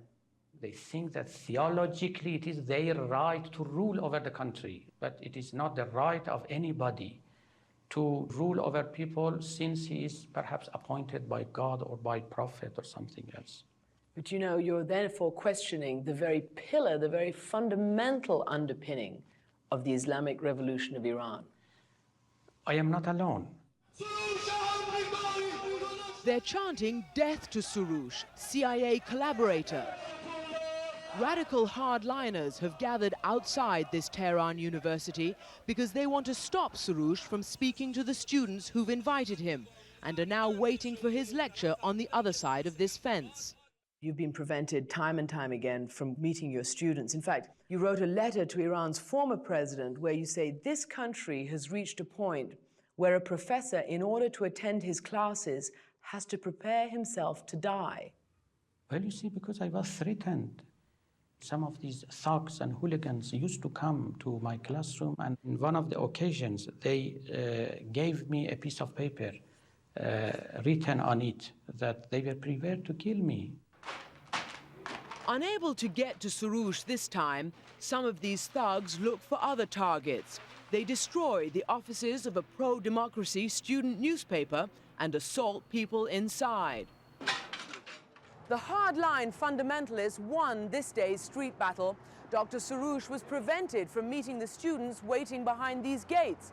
But 3 weeks later, in a sign of the shifting political winds in Iran, the conservative head of this university was sacked, and a new man, backed by the students and by President Khatami's reformers, was put in his place. Iran today is at a critical crossroad, and this confrontation on a busy Tehran street represents the struggle between those pushing for reform and those trying to hold it back. The majority of Iranians, those who voted for President Khatami, hope the voice of change will eventually drown out the hardliners and their megaphones.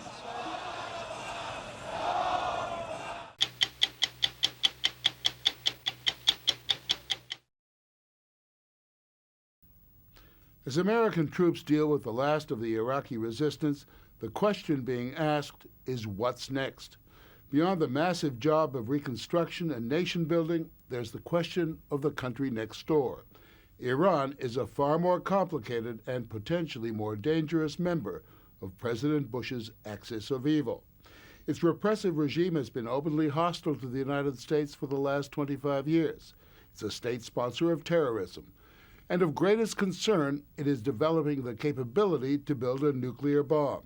Yet Iran is also taking its first faltering steps towards democracy. Political reformers there have won landslide elections, but their reforms are blocked by unelected, hardline clerics. Just who ultimately prevails will have an important effect on what kind of threat, if any, Iraq's neighbor may pose to the United States. What most Americans think of when they think about Iran is this: those 1979 pictures of Ayatollah Khomeini's Islamic Revolution and the seizure of 52 American hostages at the U.S. Embassy in Tehran. Even today, for Iran, America is still officially the Great Satan. And to the United States, Iran is officially in the axis of evil. Saddam developing a nuclear bomb, we respond with total war. Iran developing a nuclear weapon, how do we respond? Carefully, very carefully. Jeffrey Kemp is Director of Regional Strategic Programs at the Nielsen Center, a foreign policy think tank in Washington, D.C. A lot will depend upon how the Iranian regime itself evolves after this war with Iraq as to what sort of pressures we should put on them vis-a-vis the nuclear weapon. Kemp says that Iran will feel dangerously isolated after the U.S. war with Iraq is over. We will be not only a major presence in Iraq, we will be in Afghanistan, Uzbekistan, Pakistan, Saudi Arabia, Oman. We're all around them. We're encircling them with the most extraordinary military power the world has ever seen assembled. They are very nervous about this. And they have been ever since President Bush's first State of the Union. States like these and their terrorist allies constitute an axis of evil, arming to threaten the peace of the world. Iran's foreign minister, Kamal Karazi, says inclusion in the axis of evil was misguided. He admits Iran supports groups like Hezbollah, but says terrorism is in the eye of the beholder. Even the suicide bombers.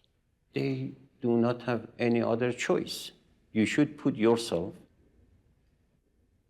in their place. You should look the world through their eyes and understand their mindset. They are desperate people. They are hopeless people. It's not the question of support or non-support. It's the question of realities. One reality that is seared into the Iranian psyche is the brutal 8-year war with Iraq in the 1980s. Reminders are everywhere in Tehran. In hospitals, the realities of Saddam Hussein's chemical attacks. Men who returned home blinded, lungs burned, tethered for life to respirators. Victims stare out from every street corner. They are buried by the tens of thousands in cemeteries that have become places of pilgrimage in a country that vows never again to be a victim. They're developing nuclear technology that is for peaceful purposes, but overnight could be shifted to bomb production. They were gassed for years by Saddam Hussein. We said nothing. The international community said nothing. In fact, we imposed a very stringent arms embargo on Iran at the same time that we were helping Iraq rearm, and they have not forgiven us for that. Nevertheless, beyond the obvious state propaganda, there are no overt signs of anti-Americanism. Iran today is a patchwork of contradictions. Ultimate power lies with the so-called supreme leader and his coterie of hardline mullahs. Yet the president, Mohammad Khatami, won landslide victories in democratic elections on a platform of reforms that the mullahs oppose. A government at war with itself. The result, stagnation and a welter of social problems. Streets filled with runaway children, an epidemic of drug addiction, depression, and suicide. Prostitution is rampant, hardly the paradise that the revolution promised. Iran is a messy, confused, semi-democratic, semi-authoritarian, Islamic country that is struggling to find its ways. Confused, muddled, and potentially very powerful. Inevitably powerful. Iran, if it sets its mind to it, could be a truly great power in the region. And what we have to hope is that we, the United States, have a good relationship with it when that day happens. For that to happen, the social revolution taking place here must succeed. 60% of Iran's people are under 25, an exploding population connecting itself with the wider world. Women are beginning to defiantly let the hijab slip from their heads, and youth must be served with American-style burgers and fries. Time and again, students have taken to the streets demanding freedom of the press, academic freedom, and jobs. The fundamental desire and demand of the reformers is to change the Constitution, which presently endows the supreme leader with supreme power because he gets his directions from God. There are religious leaders who challenge the power of Iran's ruling mullahs. Among them, Ayatollah Hussein Ali Montazari, who's just emerged from 5 years under house arrest for preaching the separation of mosque and state. Amongst the mullahs themselves, there is a very, very fierce debate. And some have suggested that when Iraq is liberated, you could have a much more pluralistic debate in Iran about the nature of the Islamic Revolution, its constitution, and the power of the supreme leader. Fariborz Raisdana, a leading dissident, has been relentless in his demands for immediate democratic reforms. We have 4.2 million unemployed people. Nearly 1 million of them are university educated. You can find job for them. Here, I'm sorry to tell that, but here is not Iraq, is not Pakistan, is not Afghanistan. The people are full of culture. They know many things. They are aware. They want a real democracy. They want to participate.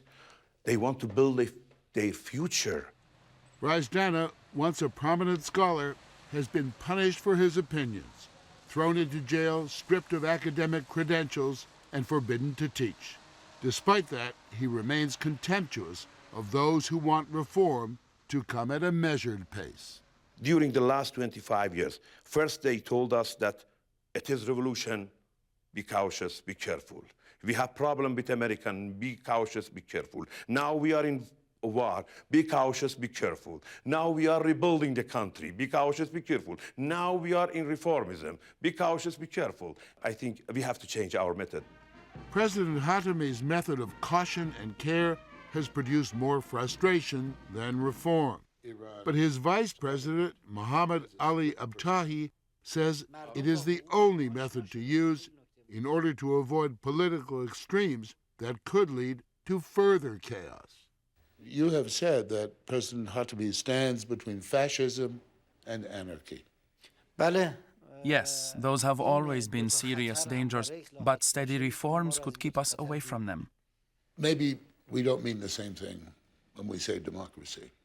Freedom of press, freedom of expression, freedom of assembly, freedom of religion, protection of minorities.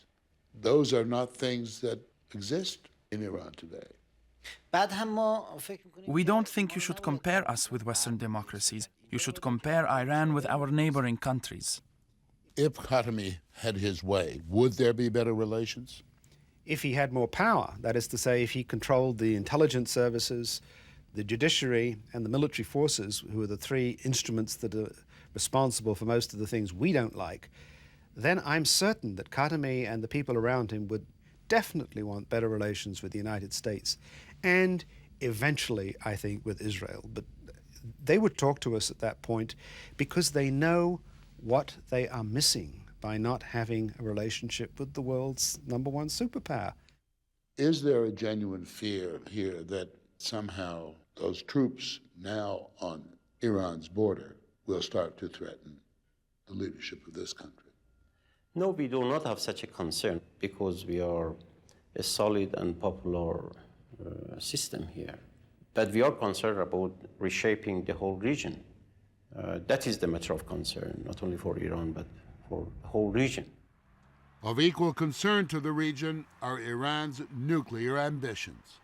And the real danger we have is that if Iran is allowed to get a nuclear weapon, then I think there's a very high probability that Turkey, Egypt, and Saudi Arabia will think about their own bomb. And then you'll have in this cauldron Israel, Egypt, Saudi Arabia, Iran, Pakistan, India, Turkey, nuclear weapon states. That's not the new world order we're looking for.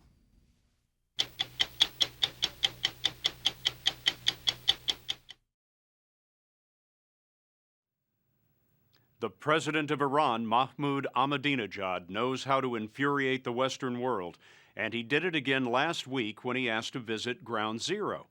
Ahmadinejad plans to be in New York this week for the UN General Assembly meeting.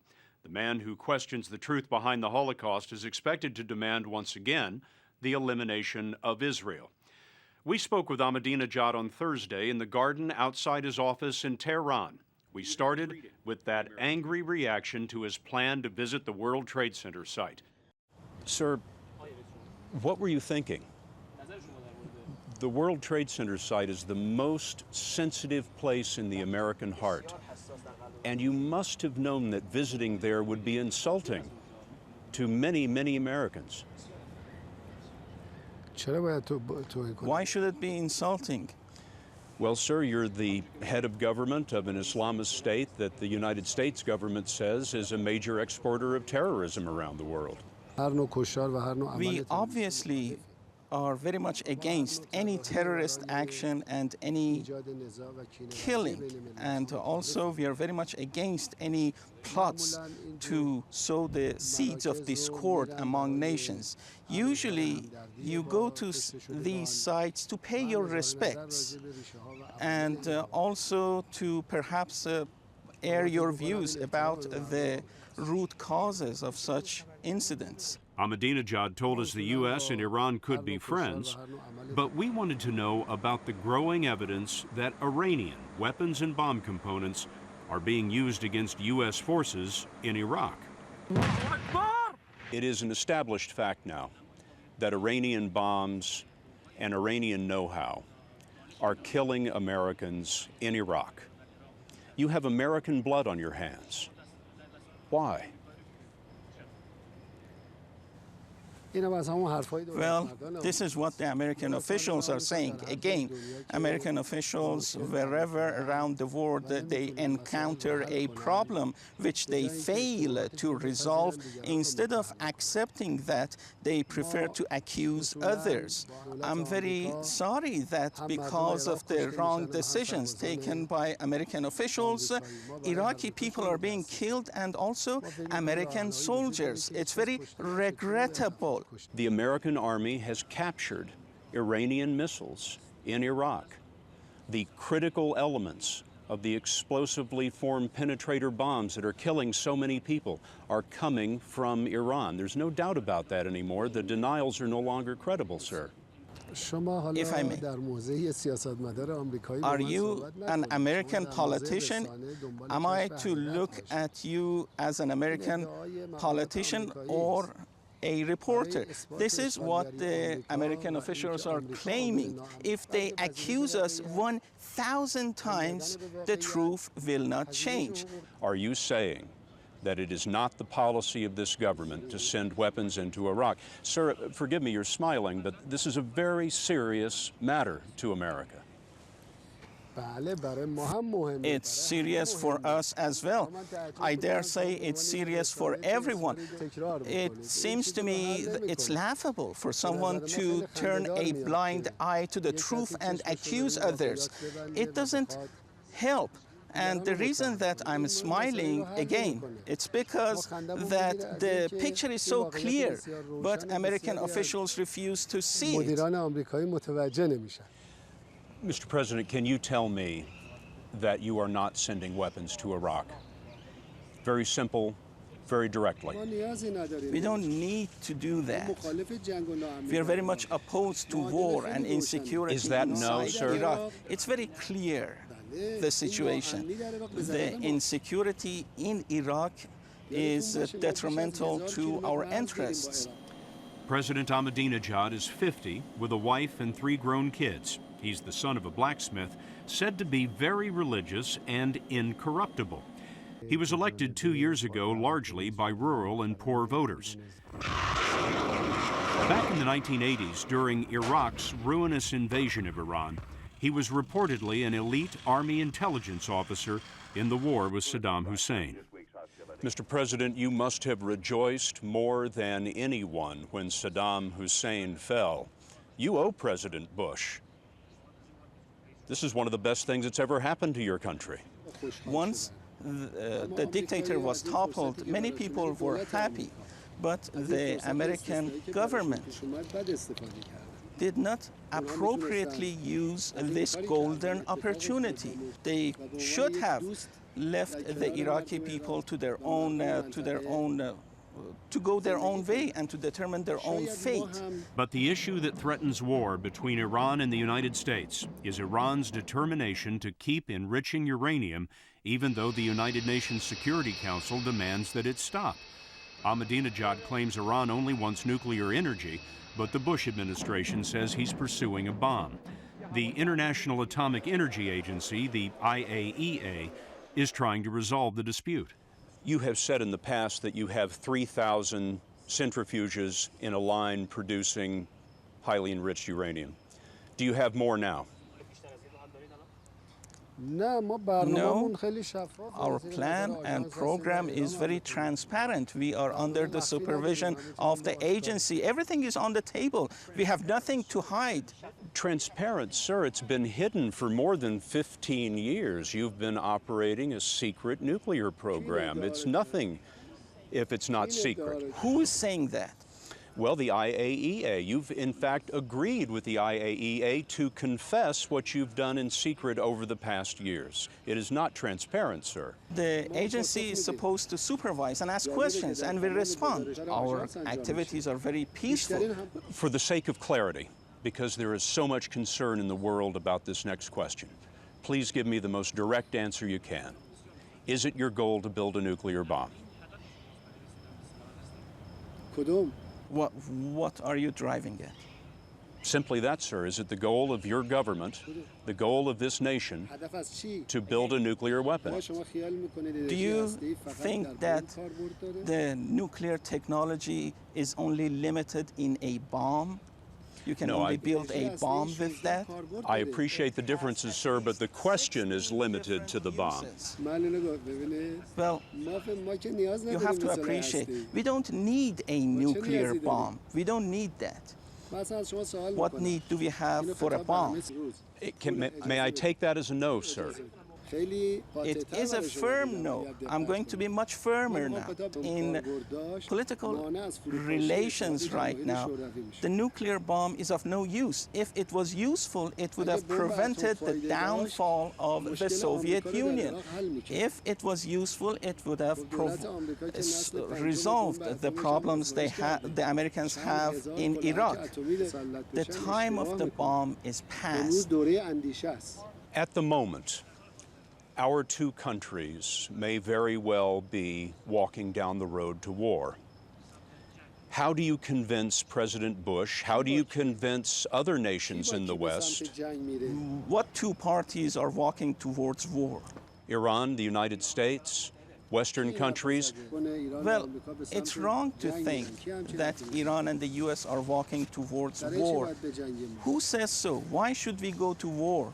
There is no war in the offing again. This is psychological warfare. If you have differences of opinion, you can use logic to resolve your differences. What trait do you admire in President Bush? What do you admire you should respect about him? The Is there anything? American people. Any trait? As an American citizen, tell me, what trait do you admire?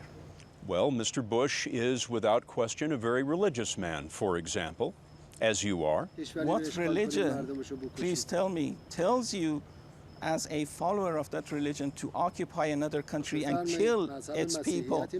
Please tell me, does Christianity tell its followers to do that? I take it you can't think of anything you like about President Bush. Well, I'm not familiar with the gentleman's private life. Maybe in his private life he is very kind or a determined man. I asked President Bush what he would say to you if he were sitting in this chair. And he told me, quote, "Speaking to you, you've made terrible choices for your people. You've isolated your nation. You've taken a nation of proud and honorable people and made your country the pariah of the world." These are President Bush's words to you. What's your reply to the president? Well, President Bush is free to think as he pleases and to say what he pleases. I don't think that President Bush has said these things. Rather, I prefer to think that this is your impression of what the president has said. I'm quoting the president directly for the record. This is a direct quote. So, well, this tells me that there's a great divide between us. President Bush has pledged that you will not be allowed to possess a nuclear weapon and will use military force if necessary. I think Mr. Bush, if he wants his party to win the next elections, there are cheaper ways and ways to go about this. I can very well give him a few ideas so that the people vote for him. He should respect the American people. They should not bug the telephone conversations of their citizens. They should not kill the sons and daughters of the American nation. They should not squander the taxpayers' money and give them to weapons companies, and also help the people, the victims of Katrina. People will vote for them if they do these things. What I'm saying, I am being very sincere here. I'm a Muslim. I cannot tell lies. But when I ask you a question as direct as, will you pledge not to test a nuclear weapon, you dance all around the question. You never say yes, you never say no. Well, thank you for that. You are like a CIA investigator. And I am just a reporter. I am a simple, average American reporter. This is not Guantanamo Bay. This is not a Baghdad prison. This is not a secret prison in Europe. This is not Abu Ghraib. This is Iran. I'm the president of this country.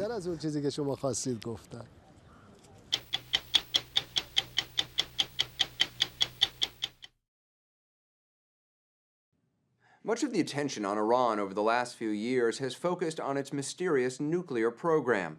But another mystery that's received far less attention is torture in Iran's prisons. It's a story the Iranian government doesn't want you to hear. A story the man you'll meet tonight risked his life to tell. His name is Ahmed Batabi, and quite by accident, he became one of the most famous dissidents in Iran. He says he endured years of torture in an Iranian prison after his picture appeared on the cover of The Economist magazine. He escaped from Iran last year, and tonight he'll tell us how. A warning, though, some of the pictures in this story are disturbing. To escape from Iran, Ahmed Batabi was smuggled by car and then by donkey through mountains and minefields. He documented the dangerous journey on his cell phone camera. The men helping him are from an underground Kurdish group, and they're taking him into Iraq. Ahmed Batabi never intended to be a famous dissident. He wanted to be a photojournalist, but it was a picture of him that changed his life and almost got him killed. Back in July 1999, demonstrations rocked Tehran.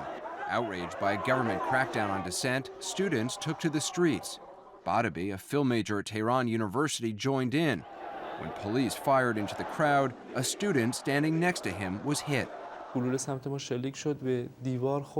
bullet hit the wall and ricocheted back into my friend's shoulder. I heard the bullet go by my face. You actually heard the bullet go by you? Yes, it sounded like a bumblebee going by my ear. Trying to help, Batabi took his friend's shirt off. To put pressure on the wound, it was bleeding, and so I tried to use his shirt to keep the blood in. Then we took him to the medical facility. After helping his friend, Batabi returned to the protest and waved the bloody shirt to show what police had done. That's when a photographer took this picture. It appeared on the cover of The Economist and was seen around the world. Just days after that picture appeared, the government arrested him. They took me to a special prison for intelligence, and I was in solitary confinement for several months. After 7 or 8 months, we went to court, but they didn't tell me where we were going. I was blindfolded, and I thought this was just part of my questioning. They sat me in a room and opened my blindfold. That's when a judge showed him The Economist. When you saw the magazine, was that the first time you'd seen it? The first time. He says the judge told him, with this picture, you've signed your own death sentence. He said, you have defaced the face of the Islamic Republic that is a representative of God on earth. You've defaced it around the world, and therefore you have to be sentenced to death. It took less than 3 minutes. He was held here in the notorious Evin prison, which we could only photograph secretly from our hotel window. Batabi says he spent 17 months in solitary confinement, trapped in a tiny cell not much bigger than a bathtub. They kept the light on 24 hours a day. You have no information about the outside. You have no contact with the outside. And after a while, you become mentally disoriented.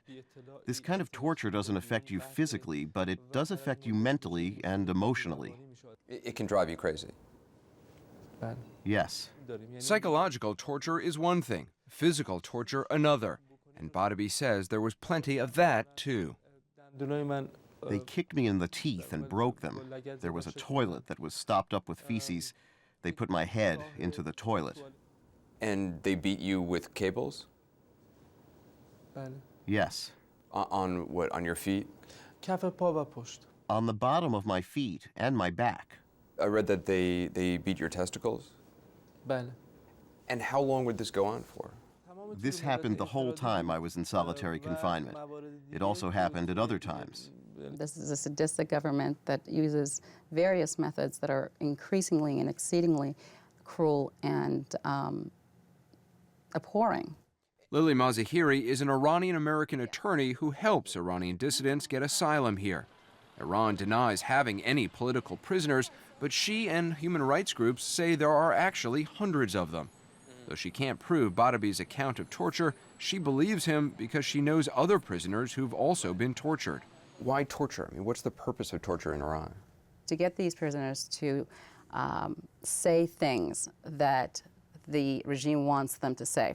In Ahmed Badawi's case, for example, they wanted him to say that the blood on the shirt that he held up was not really blood. That it was a prop, that it was a... Yes, that it was, everything from tomato sauce to blood of, a sheep or what have you. Badawi says he refused to say that or betray his fellow student activists despite all the torture. They also used sleep deprivation against you, kept you up day and night. Yes. And they hung you from the ceiling with your hands tied behind your back. At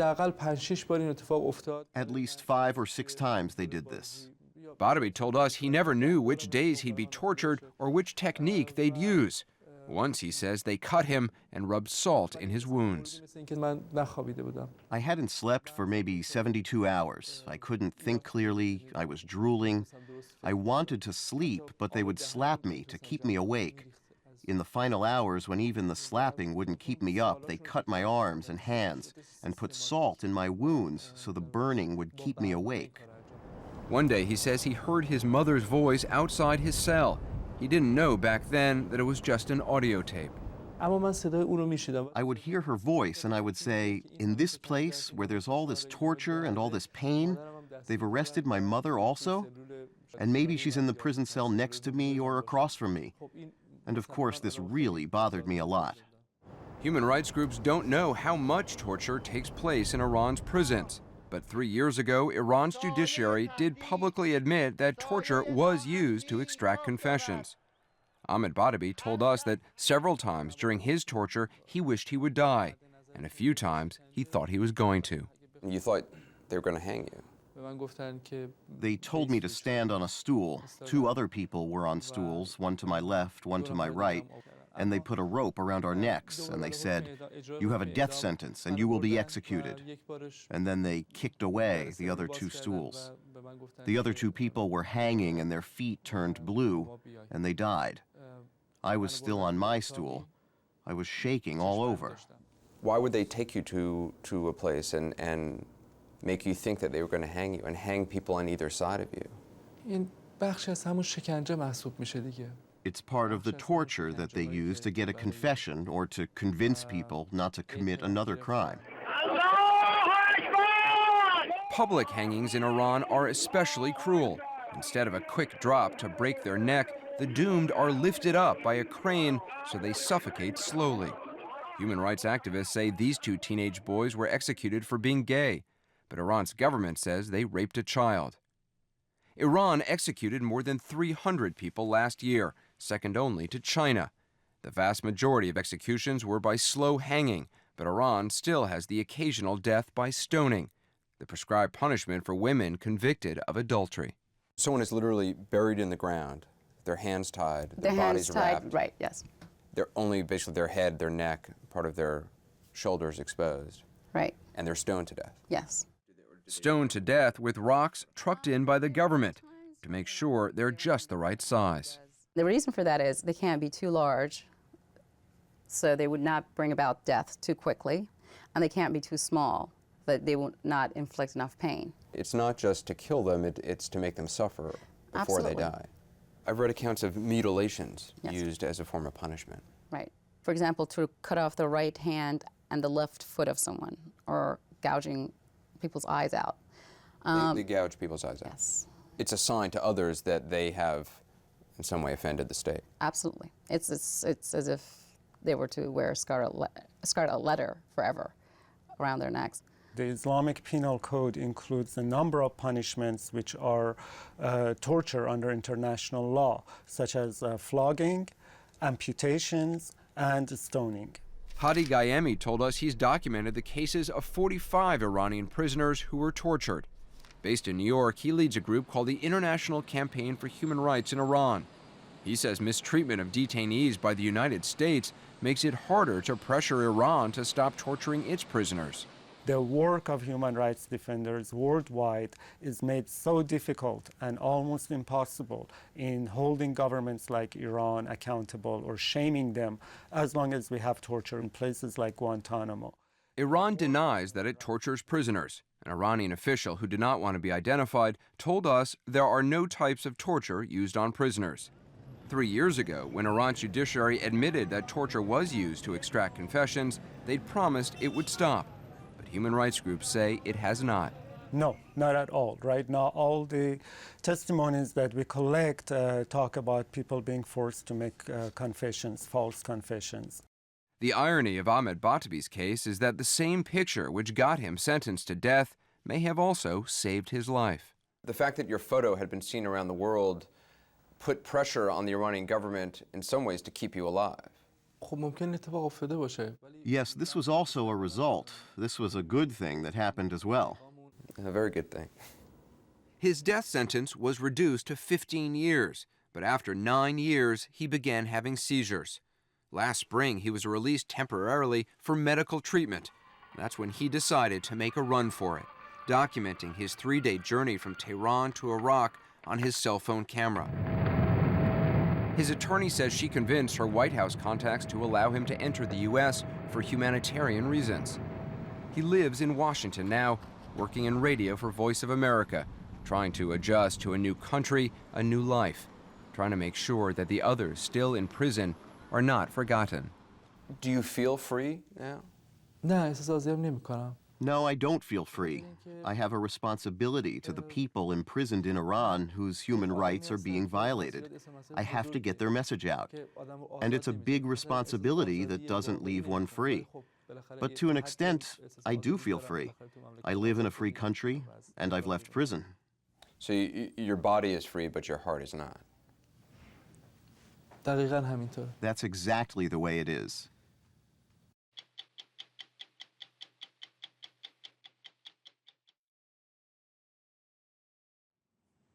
For the past 35 years, the United States and Iran have been locked in a hostile relationship marked by diplomatic isolation, military threats, and deep mutual mistrust. Then last November, something happened. Amid rising tensions in the Middle East and the possibility of a military attack against Iran's nuclear facilities, the two sides stepped back and signed what amounted to a temporary truce. Iran agreed to freeze development of its nuclear capability, and in exchange, the U.S. and 5 world powers promised Iran some relief from economic sanctions. A permanent deal is still under negotiation.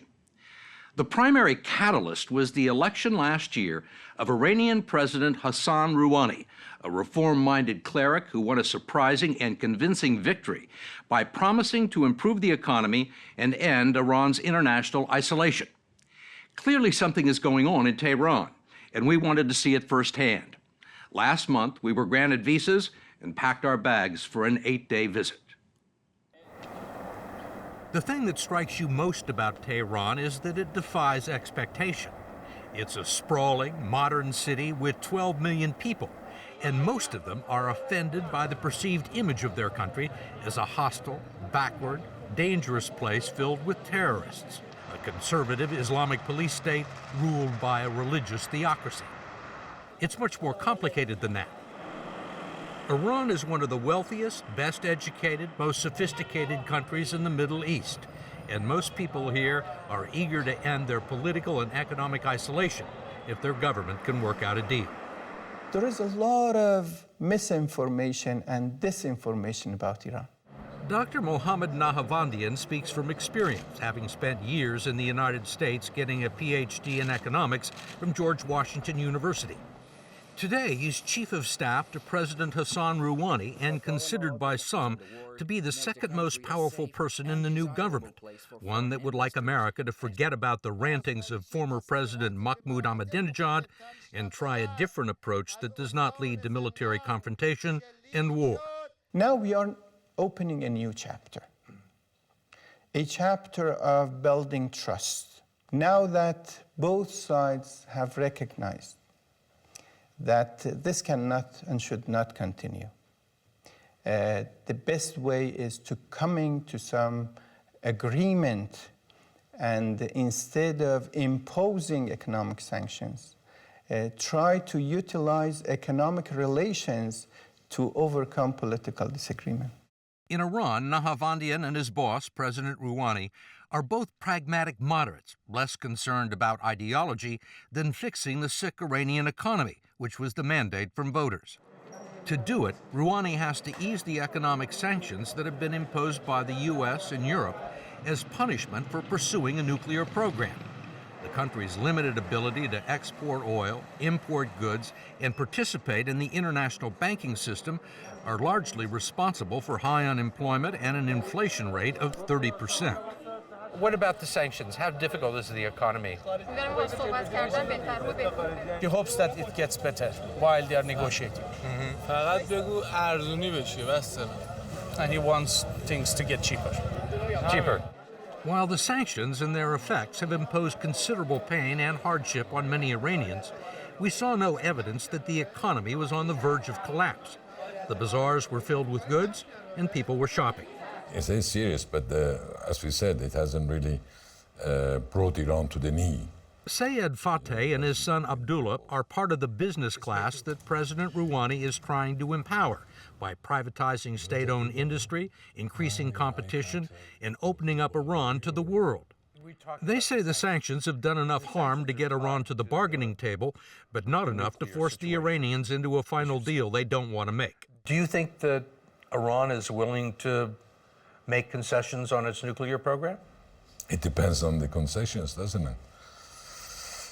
To stop it totally, I doubt it. But to reach some middle grounds, most probably.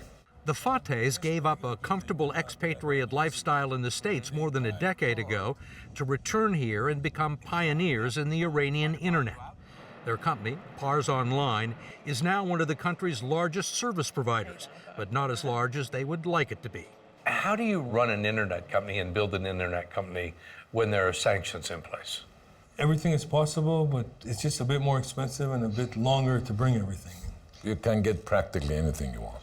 I'm expecting that the new Google Glass product that's coming out, hopefully, probably within the next month or two, you'll be able to find it in Iran. In northern Tehran, we found shopping malls that would not be out of place on Rodeo Drive in Beverly Hills. They cater to the country's elite, many who made their fortunes through close ties to the government and even the clergy. We saw French perfume, designer clothes, and brand names like GoPro, Samsung, and Apple. Not far away was a showroom for BMWs and Porsches. And how does it get here? No, I'm sure they have ways to get things in through various borders, I presume. It was clear Sayed had no interest in discussing the details, and when we asked him about internal opposition to the negotiations with the U.S., his son Abdullah suggested in Farsi that his father not respond. I mean, there are people in this country and people outside the country who really don't want to see this happen. Well, no, why not? You do see some newspaper articles or talks, but whether or not that's a reality or not is a different issue. During our time in Tehran, we were able to travel around without government supervision and free to speak with anyone who would talk to us about what was going on. It wasn't always easy to get answers. There are many people speak English in Bazaar, but none of them. None of them talks about politics. You don't want to talk about politics? No, I don't want to talk about politics. Nobody wants to talk about politics. Where are you from? The United States. What do you think of President Rouhani? He's better. He's better. That's it. People in Tehran are very careful about what they say, which makes it difficult to figure out what's going on, even for Iranians. While there is wide popular support for President Rouhani's policies of moderation and engagement, there is also subterranean opposition from hardline rivals who have benefited from the status quo, including powerful forces that are either invisible or inaccessible to Westerners. One of them is the Revolutionary Guard, Iran's elite military and security force that's charged with protecting the revolution from internal and external threats. But the Guard is more than that. It is a powerful political and economic force with tentacles in industries like construction, telecommunications, and banking. They can be seen occasionally in uniform marching in patriotic parades, but the Guard operates mostly in secret, a shadowy brotherhood that, among other things, arms and trains Iran's proxy armies like Hezbollah in its fight against Israel. They do not give interviews to Western journalists, but they've been critical of Rouhani in the Iranian press. Other hardliners have held demonstrations that oppose any Iranian concessions in negotiations with the U.S.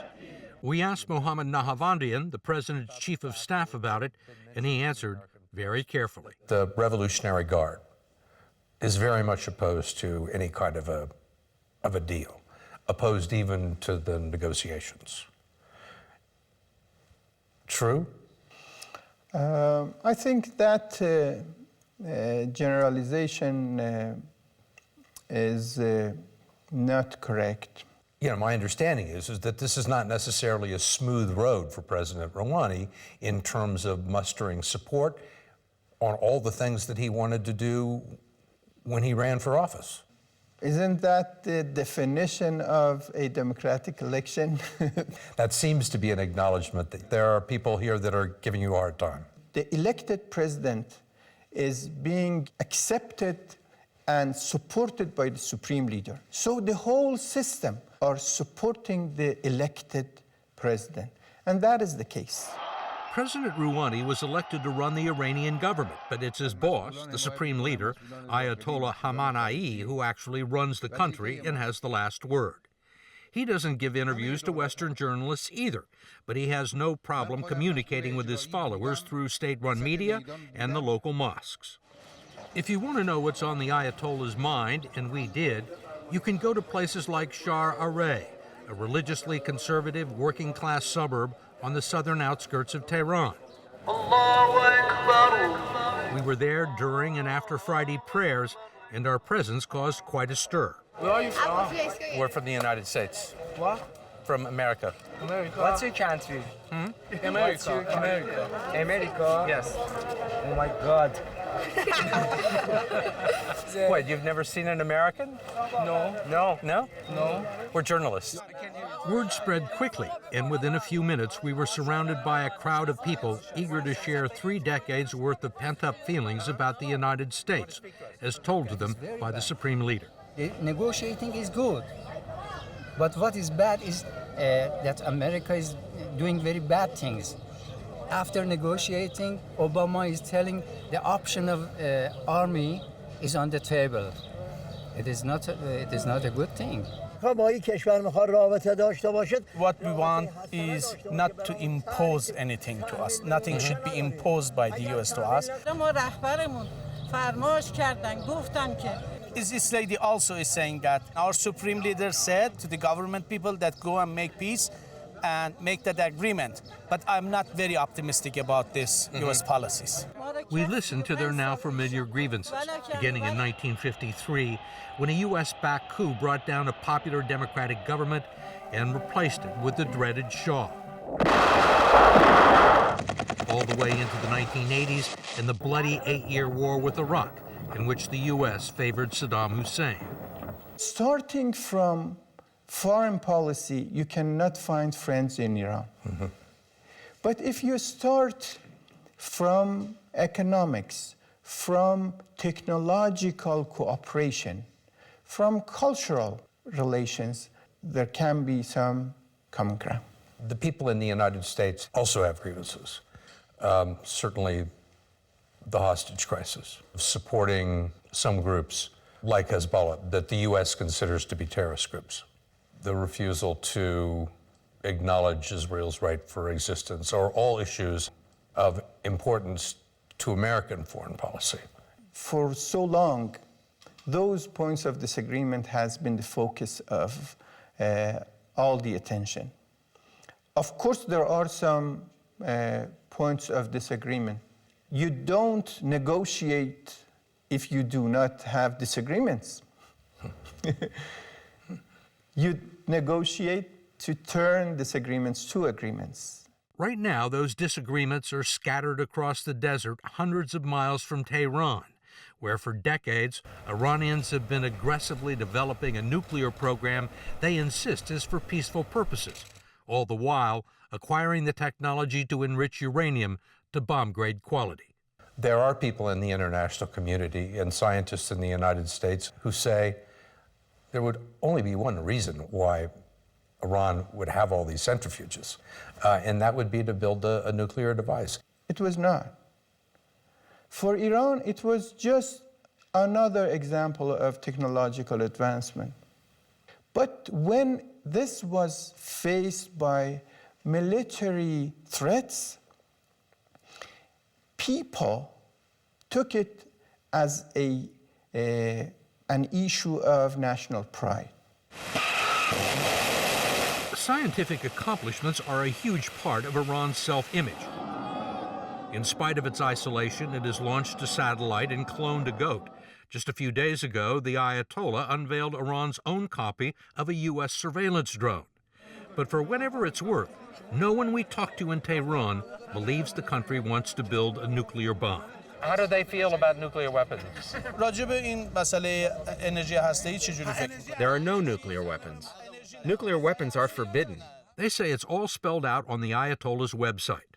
But there's no shortage of skeptics, which include Israel, Saudi Arabia, and members of Congress who would like very much to scuttle any deal. This is a tricky negotiation. Yes. There's some political risk involved on both sides. You are exactly right on that. Because for all these long years of distance and not having a positive and constructive dialogue, there has been a lot of suspicion. So both sides, because of that suspicion, have a hard time convincing others. But that is the nature of diplomacy. The White House has said there's only a 50-50 chance that the negotiations will succeed.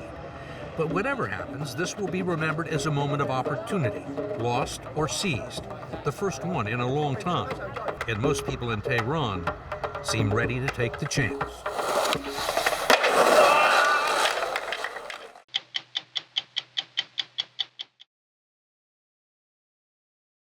Few issues have inspired more vitriol this summer than the historic agreement between Iran and 6 world powers, the United States, Russia, China, Britain, France, and Germany.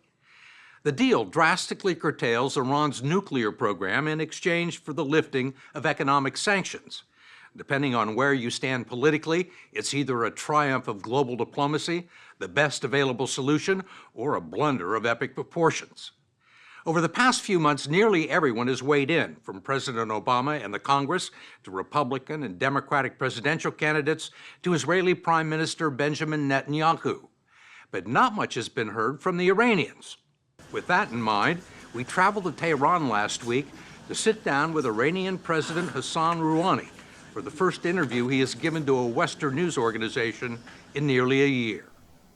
What do you think of the agreement? A very difficult agreement to reach, with lots of ups and downs. But it's the right path we have chosen. I am happy that we have taken extremely important steps on this issue and are in the process of taking the final steps. Were you surprised by the ferocity of the debate in the United States and the outcome? It was predictable. An issue of this significance cannot be resolved without its opponents. One is surprised by the commentaries, and the commentaries are not very pleasant. Some groups and political parties may be against it, but the governments of the world altogether welcomed this deal.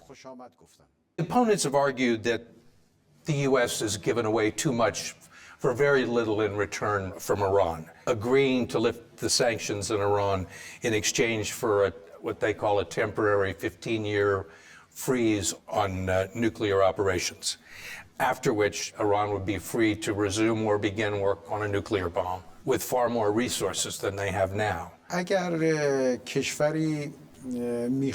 If a country wanted, with the technical resources it has, to gain an atomic bomb, this deal would have been a very bad deal for it. because the deal creates limitations from all sides to getting an atomic bomb. But if a country has been after peaceful technology from the beginning, then it has lost nothing.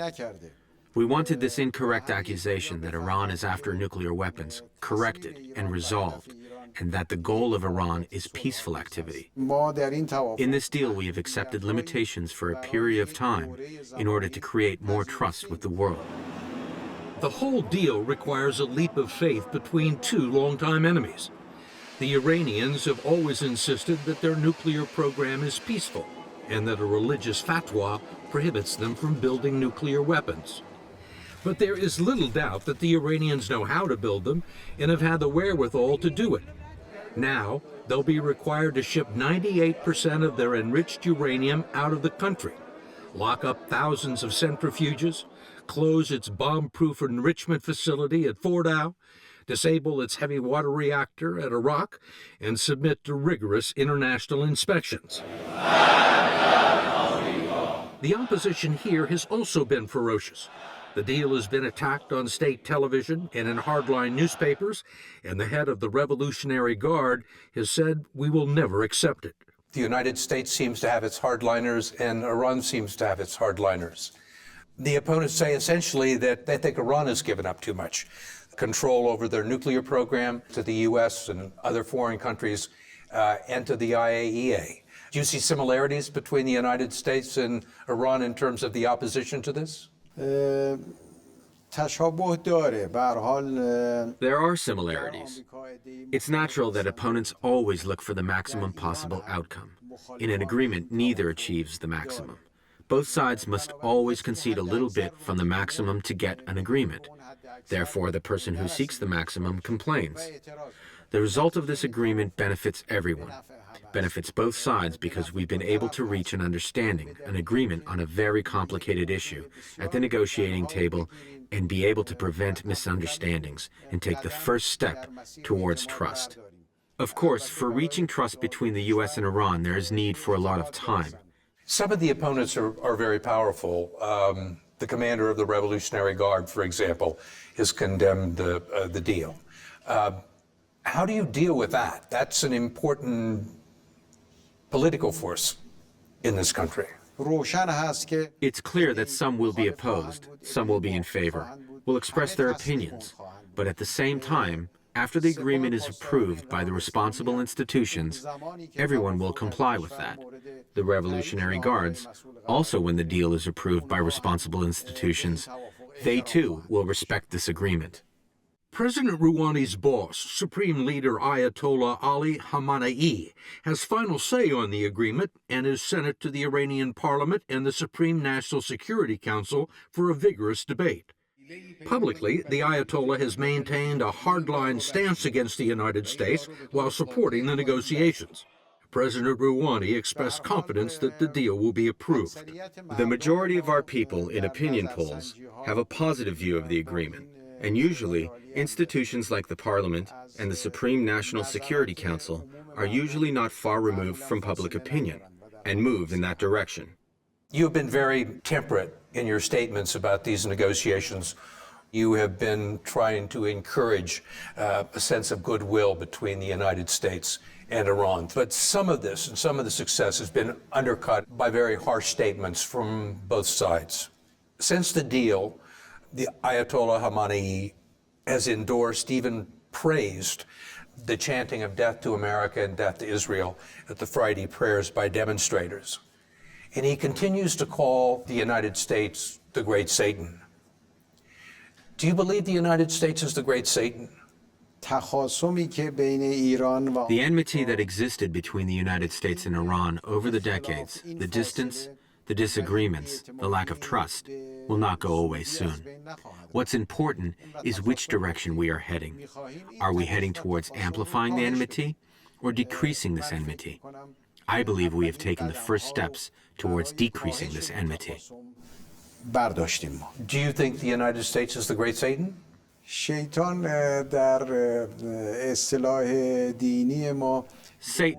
in our religious parlance, is used to refer to that power that tricks others and whose words are not clear words, do not match reality.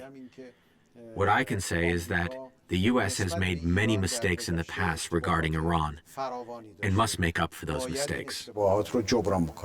I'm sure you realize that it is difficult for many Americans to get past the fact that President Obama has signed an agreement with a country that says death to America, death to Israel. How do you explain this? What are they to make of it? Are they to take it literally? Is this for domestic, internal Iranian political consumption? What are Americans to make of it, the language? This slogan that is chanted is not a slogan against the American people. Our people respect the American people. The Iranian people are not looking for war with any country. But at the same time, the policies of the United States have been against the national interests of Iranian people. It's understandable that people will demonstrate sensitivity to this issue. When the people rose up against the Shah, the United States aggressively supported the Shah until the last moments. In the 8-year war with Iraq, the Americans supported Saddam. People will not forget these things. We cannot forget the past, but at the same time, our gaze must be towards the future. Death to America is a very simple concept. 3 words. Not much room left for interpretation. Not very conciliatory. Do you see the day when that language will not be used? You yourself have encouraged both sides to try and lower the temperature. If America puts the enmity aside, if it initiates goodwill, and if it compensates for the past, the future situation between the United States and Iran will change. The United States has just signed an agreement with Iran to lift the sanctions. Isn't that not a sign of goodwill? It hasn't been implemented yet. The lifting of the sanctions must be initiated. Full implementation of the agreement is still months away and requires that the International Atomic Energy Agency certify that Iran has lived up to its commitments under the deal. Do you think the level of trust between Iran and the United States has improved because of this treaty? Relative to the past, it's improved, but this does not mean that all disagreements are resolved or all the distrust removed. In one case, on one issue, yes, we have managed to overcome the problem. There's been speculation and hope inside and outside of Iran and in the United States that this nuclear deal could be a catalyst for some broader, if limited, cooperation between the two countries where there are mutual interests. Many areas exist where in those areas it's possible that common goals or common interests may exist. But what is important is that in the nuclear agreement we see how the two sides behave in action. Enacting this deal in a good way will create a new environment. Ayatollah Khamenei has said that there will be no further cooperation beyond the nuclear agreement. But there is already some indirect military coordination between U.S. airstrikes and Iranian-backed Shiite militias, both fighting against ISIS in Iraq. Officially, it's being done through the Iraqi military. There is also the possibility of future cooperation in Syria. You've said that you're willing to sit down with any country, friend or enemy, to discuss the situation in Syria in order to stop the bloodshed. What does Iran see as a possible, workable, acceptable solution to the situation in Syria? Look, in a country where a large segment of the country has been occupied by terrorists, there is bloodshed inside the country. Millions of people have been displaced. How is it possible that we fight the terrorists of this country without supporting and helping the government of that country? How can we fight the terrorists without the government staying? Of course, after we have fought terrorism and a secure environment is created, then it is time to talk about the Constitution or the future regime, to talk and discuss. Opposition groups and supporters sit at a table, but during a situation of bloodshed and during an occupation of the country, what options exist? So far, President Rouhani has been the biggest political beneficiary of the agreement between Iran and the United States. He is popular with the voters right now, but he's also ruffled some feathers and no doubt irritated political rivals. This agreement was a big political victory for you personally. You were elected president based on the idea that you wanted to open up Iran to the outside world, that you wanted to get the sanctions lifted, that you wanted to bring prosperity back to the country so Iran could take its place among the great nations in the world and not be isolated. There's still some things in that agenda that are still unfulfilled. Freedom of speech, more access to the internet and personal freedoms. I think relative to the 2 years I've been in office, I've been successful. Not 100%, of course, but successful. Our relations with other countries have improved. There is more freedom at the universities, lively debates, and greater freedom of the press compared to the past. Of course, there are some issues that are not in control of the government. Two of those issues, human rights and personal freedoms, are in the domain of Iran's conservative judicial system. Two former presidential candidates have been under house arrest for the past 4.5 years, and there are at least 3 Americans imprisoned here. As we sit here and speak, there right now there is a dual American Iranian citizen, a journalist for the Washington Post, Jason Rezaian, in prison for more than a year on unspecified charges. There has been talk among leaders in the last few weeks that there might be a prisoner exchange. Is there anything you can say to clarify the situation? We have Iranians who are imprisoned in the United States, Iranians who are being pursued, and most of them are being pursued for circumventing the sanctions. And you know that from the beginning we considered the sanctions to be wrong, and we encouraged everyone to circumvent them. We consider all of those prisoners to be innocent, and consider it wrong that they are in prison. Would you support a prisoner exchange?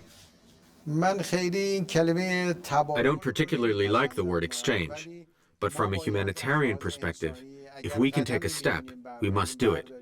The American side must take its own steps.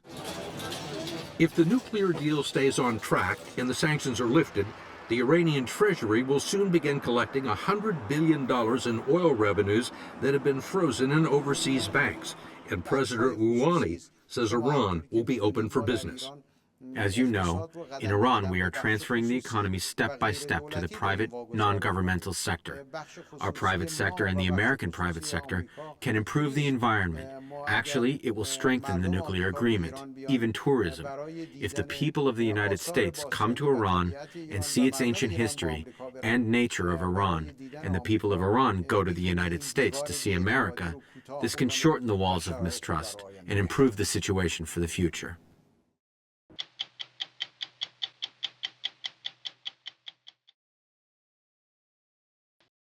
Since President Biden took office, relations with Iran have been tense, but nothing like the eyeball-to-eyeball confrontation during the Trump administration when the two countries almost went to war.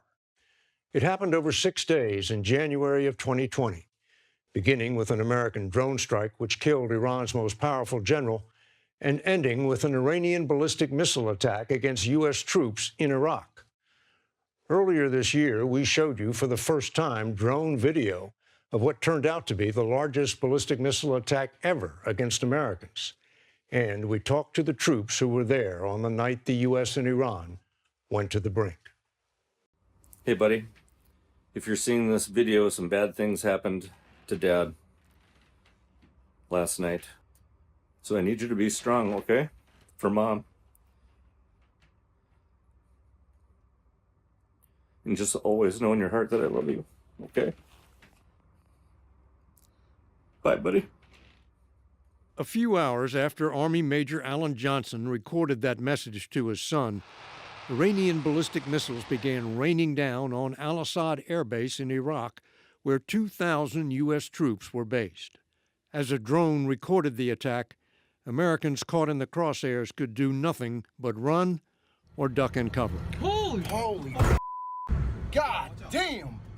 Each missile carried a warhead weighing more than 1,000 pounds. Stay right here, bro. Don't move. Well, words can't even describe the amount of energy that is released by these missiles. Johnson was taking cover in a bunker designed to protect troops against much smaller warheads. weighing only 60 pounds. Knocked the wind out of me, followed by the most putrid tasting ammonia, tasting dust that swept through the bunker, coated your teeth. After the blast wave and debris came the flames. The fire was just rolling over the bunkers, like 70 feet in the air. Johnson's bunker provided no protection from that. We're going to burn to death. We start heading down 135 meters, make it about a third of the way there. The big voice, we call it, clicks in, incoming, incoming, take cover, take cover, take cover. I've got another football field to run. I don't know when this next missile is going to hit. Can you hear the incoming? Like a freight train going by you. Johnson wasn't the only one frantically searching for cover. It's 6 people running for their lives to get to this next bunker. We get to the bunker and realize there's roughly 40 people trying to stuff themselves into this bunker that's made for about 10 folks.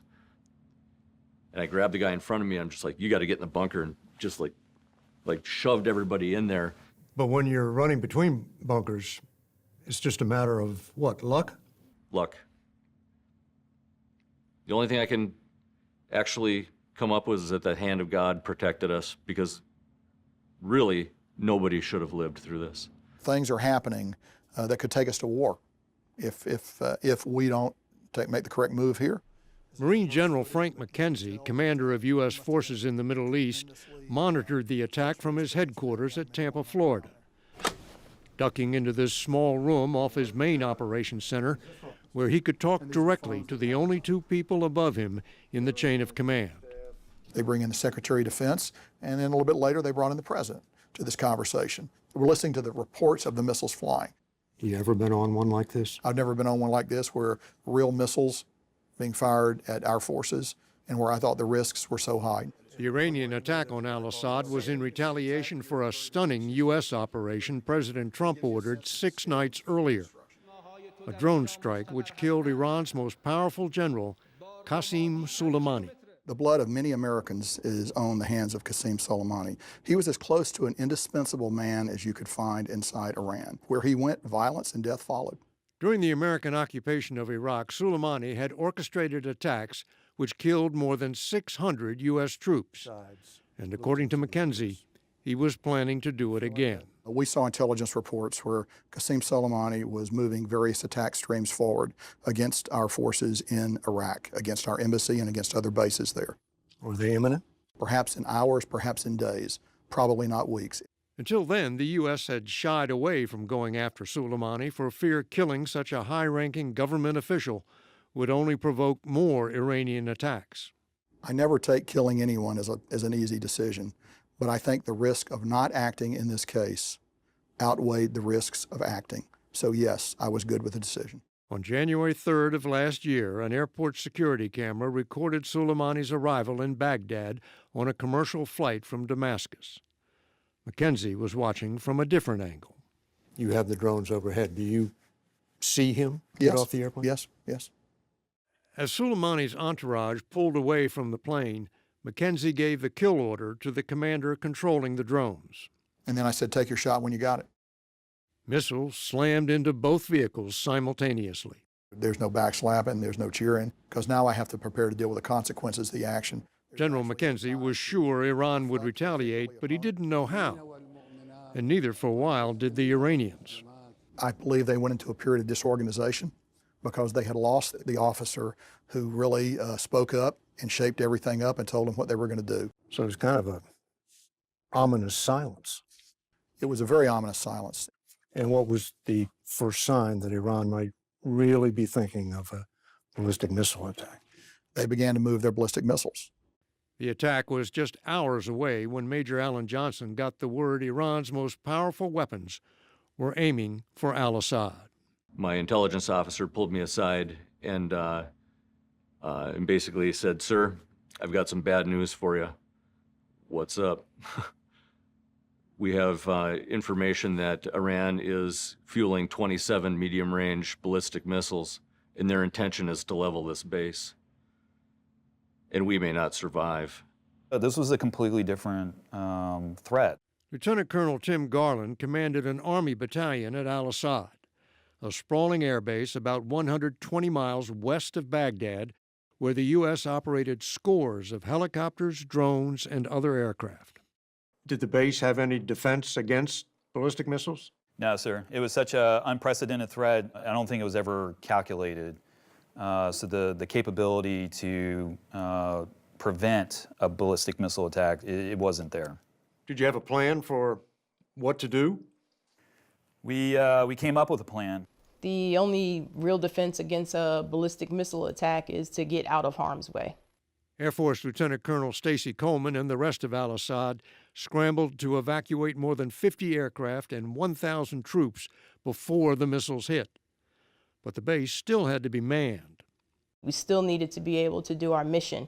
So the first decision was to split our team by combat capability. What did you think was going to happen to the people you were telling to stay? The honest truth is, I didn't think that we were going to survive.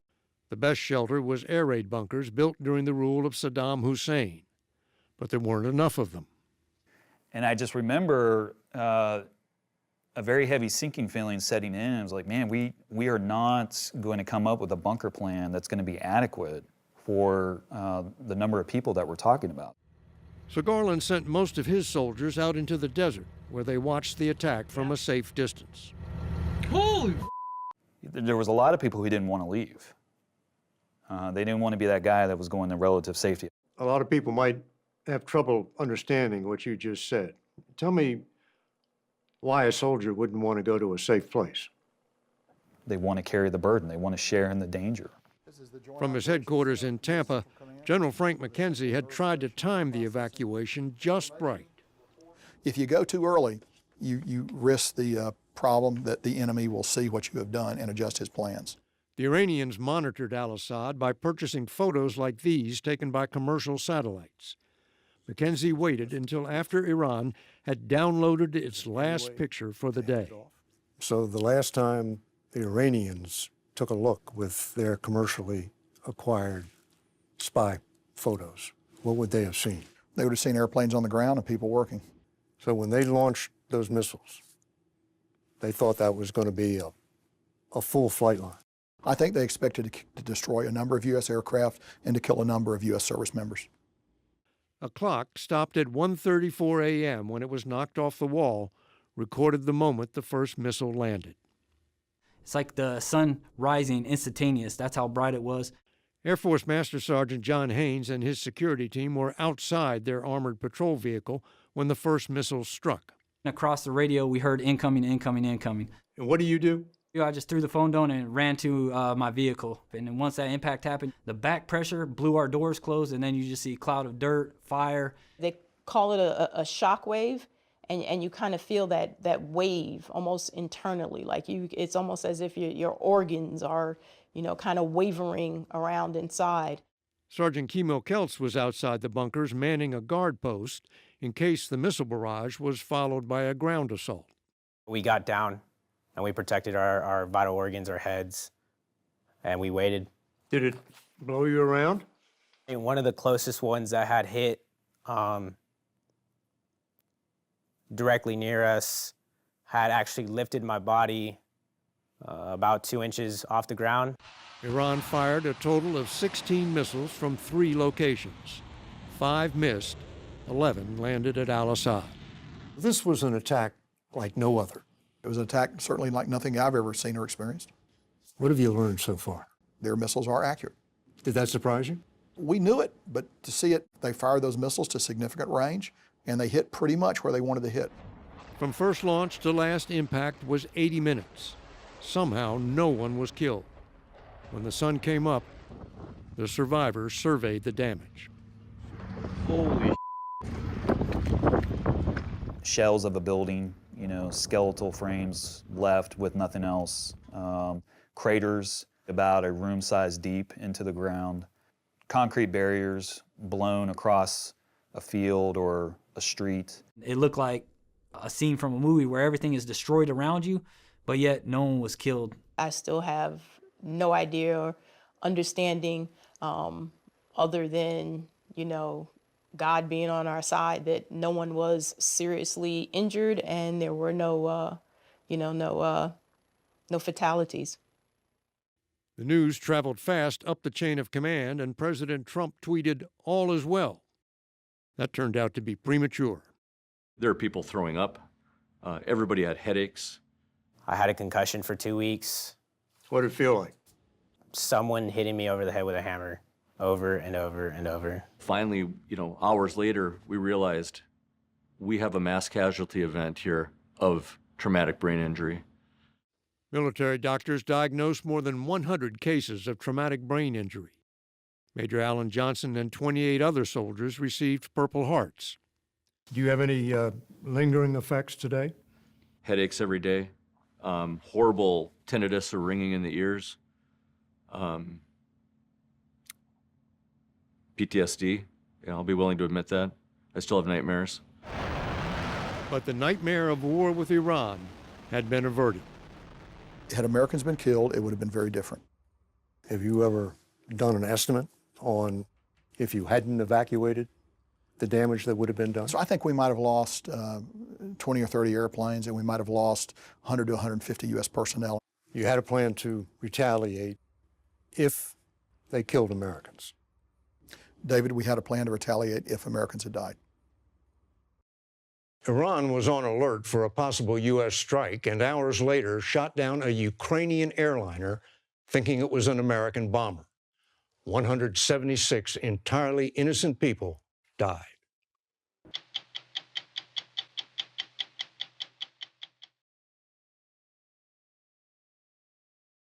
The United States first placed financial sanctions on Iran back in 1979 during the hostage crisis. For nearly 4 decades, the U.S. State Department has designated Iran one of the world's leading state sponsors of terrorism.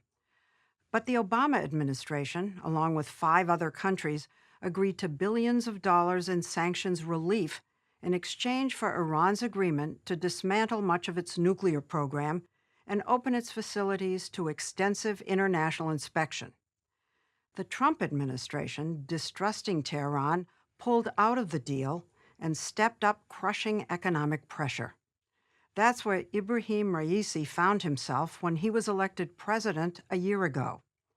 Last month, Iran and the 61-year-old hardliner were on the verge of striking a new deal, but then Iran submitted demands that sent the nuclear talks into a stalemate. Sir, thank you. I'm Leslie. We met President Raisi Tuesday at the presidential compound in Tehran for his first interview with a Western reporter. I was told how to dress, not to sit before he did, and not to interrupt him. We were given 1 hour for the interview. Can we start with the negotiations on the nuclear deal? Do you want to have that deal renewed? Because, there are some American officials who are beginning to think that you don't. If it's a good deal and fair deal, we would be serious about reaching an agreement. It needs to be lasting. There needs to be guarantees. If there were a guarantee, then the Americans could not withdraw from the deal. But you can pull out of the deal. Just as well as we could pull out of the deal. You see, the Americans broke their promises. They did it unilaterally. They said that, I am out of the deal. Now making promises is becoming meaningless. Are you saying that you cannot trust the Americans? We cannot trust the Americans because of the behavior that we've already seen from them.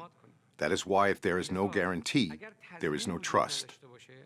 The U.S. says the West can't trust Iran, for instance, when it claims its nuclear program is purely for peaceful purposes. As far as we can tell, you don't use it for, things that can help your citizens, like electricity. You say that you want it for peaceful reasons. Like what? Like in medicine, agriculture, oil, gas.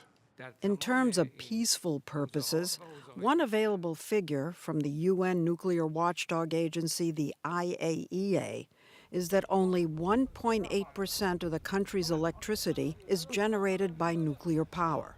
There seems to be some evidence that you had been working at least before toward a weapon, and that you might be doing that again.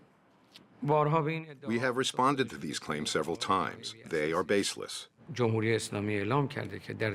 Islamic Republic of Iran has said many times that possessing nuclear weapons has no place in our doctrine. However, the U.S. intelligence community has assessed with high confidence that Iran did attempt to develop a nuclear bomb in the past. And then there are the American citizens being detained in Tehran, 3 of whom were born in Iran.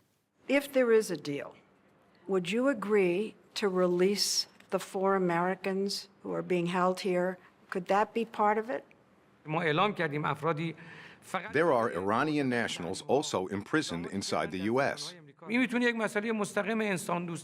These people are only in there because they simply tried to circumvent sanctions. And the Americans, we have told them that we can talk to them about this. It can be conducted separately from the nuclear talks. It can be done between the 2 countries. It is a humanitarian issue. This can be negotiated. You're off to New York. You're going to speak at the United Nations. You know, President Biden is going to be there. Are you open to a meeting with President Biden, a face-to-face? No, I don't think that such a meeting would happen. I don't believe having a meeting or talk with him will be beneficial. What do you think the difference is, from your perspective, between the Trump administration and the Biden administration? The new administration in the U.S., they claim that they are different from the Trump administration. They have said it in their messages to us. But we haven't witnessed any changes in reality.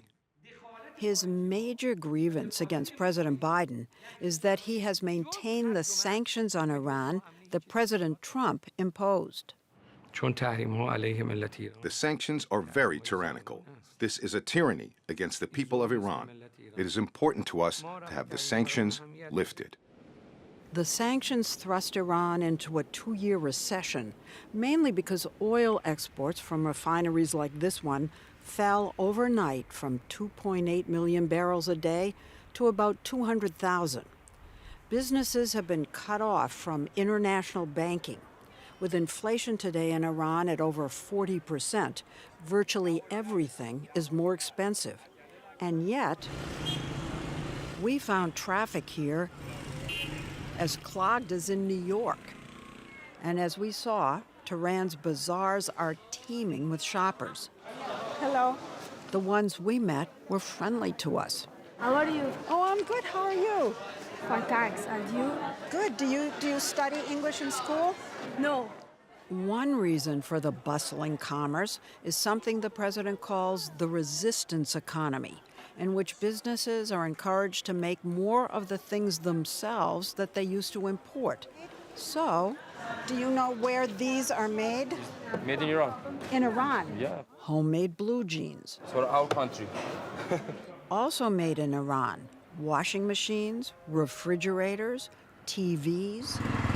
They also have their own version of Uber Eats called Snap Food.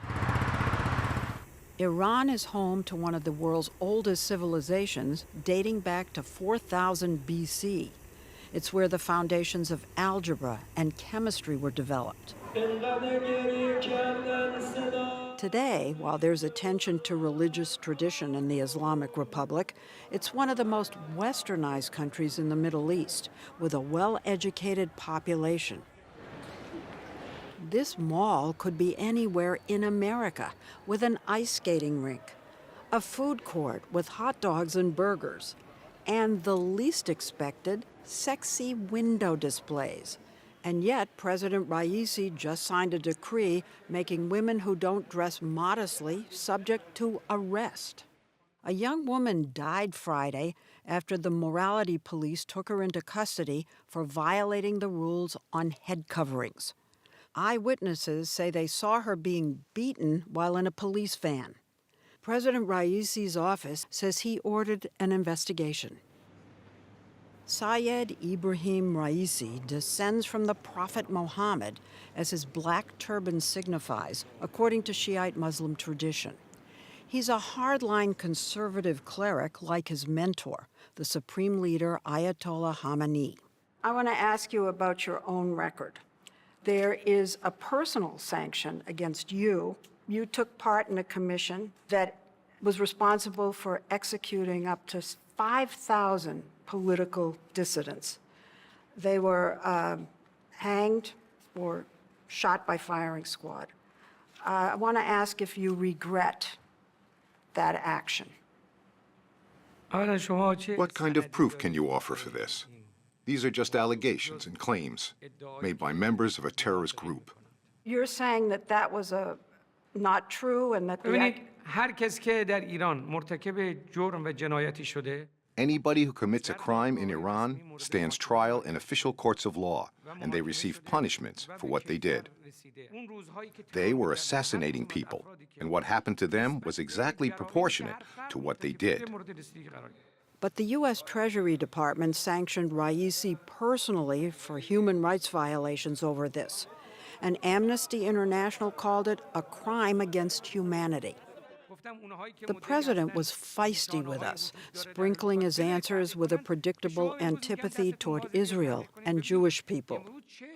The supreme leader, Ayatollah Khamenei, was scathing when he tweeted on the same subject in English in 2018, "Israel is a malignant, cancerous tumor that has to be removed and eradicated." Do you believe the Holocaust happened? That 6 million Jews were slaughtered?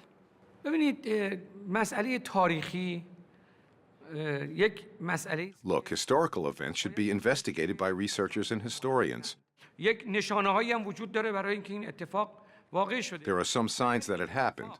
If so, they should allow it to be investigated and researched. So you're not sure. I'm getting that. You're not sure. What about Israel's right to exist? ببینید مردم فلسطین You see, the people of Palestine are the reality. This is the right of the people of Palestine who are forced to leave their houses and motherland. The Americans are supporting this false regime there to take root and be established there. You know that Morocco, Bahrain, Sudan, and the United Arab Emirates have all recognized Israel and have relations with Israel. And it is said that Saudi Arabia is also talking directly with Israel. And I wonder if you'd want to comment on that. یا کسی که امروز دست داد با رژیم If a state shakes hands with the Zionist regime, then they are also an accomplice to their crimes, and they are stabbing the very idea of Palestine in the back. You have vowed revenge on the U.S. government for the killing of General Soleimani. More than 2 years ago, the U.S. killed General Qasem Soleimani in a drone strike. A revered military hero in Iran, he masterminded deadly attacks on American forces throughout the region for years. The supreme leader has called for retaliation. Are you intending to retaliate by assassinating officials from the Trump administration? یعنی کاری که دولت وقت و شخص What the then American government did by the direct order of Trump himself to assassinate Mr. Qasem Soleimani, this was a heinous crime. اونچه که دنبال کردیم و دنبال We want justice to be served. We are not going to forget about this. I'm wondering what you mean by justice. Does it mean an eye for an eye? There was this assassination, now we're going to have an answer assassination. ما از نوع اقداماتی که That's the type of the actions that the Americans and Zionist regimes are doing in the world. We are not going to carry out the same actions. And yet, the U.S. Department of Justice has charged a member of Iran's Revolutionary Guard with just that, plotting to assassinate John Bolton, President Trump's former national security advisor. As he prepares for his trip to the UN, President Raisi is defiant. His message? No concessions in the nuclear deal. Iran will not back down, and it can survive the sanctions, which he says could well backfire against the United States. چرا Yes, they can create restrictions and problems for us and difficulties, but there's a number of countries that are being sanctioned. By doing this, they are bringing them closer together, making them more united, and this will render American sanctions ineffective. Right, Chinese, Russians, Iranians getting این closer. روش جواب نمیده. This approach won't work. As we ended what seemed to be a cordial conversation, we were surprised when a member of Raisi's staff reached up and blocked one of our cameramen from shooting our goodbyes. No, it's my camera. No. Another one of our cameramen's phones was confiscated and held by President Raisi's security team for 2.5 hours.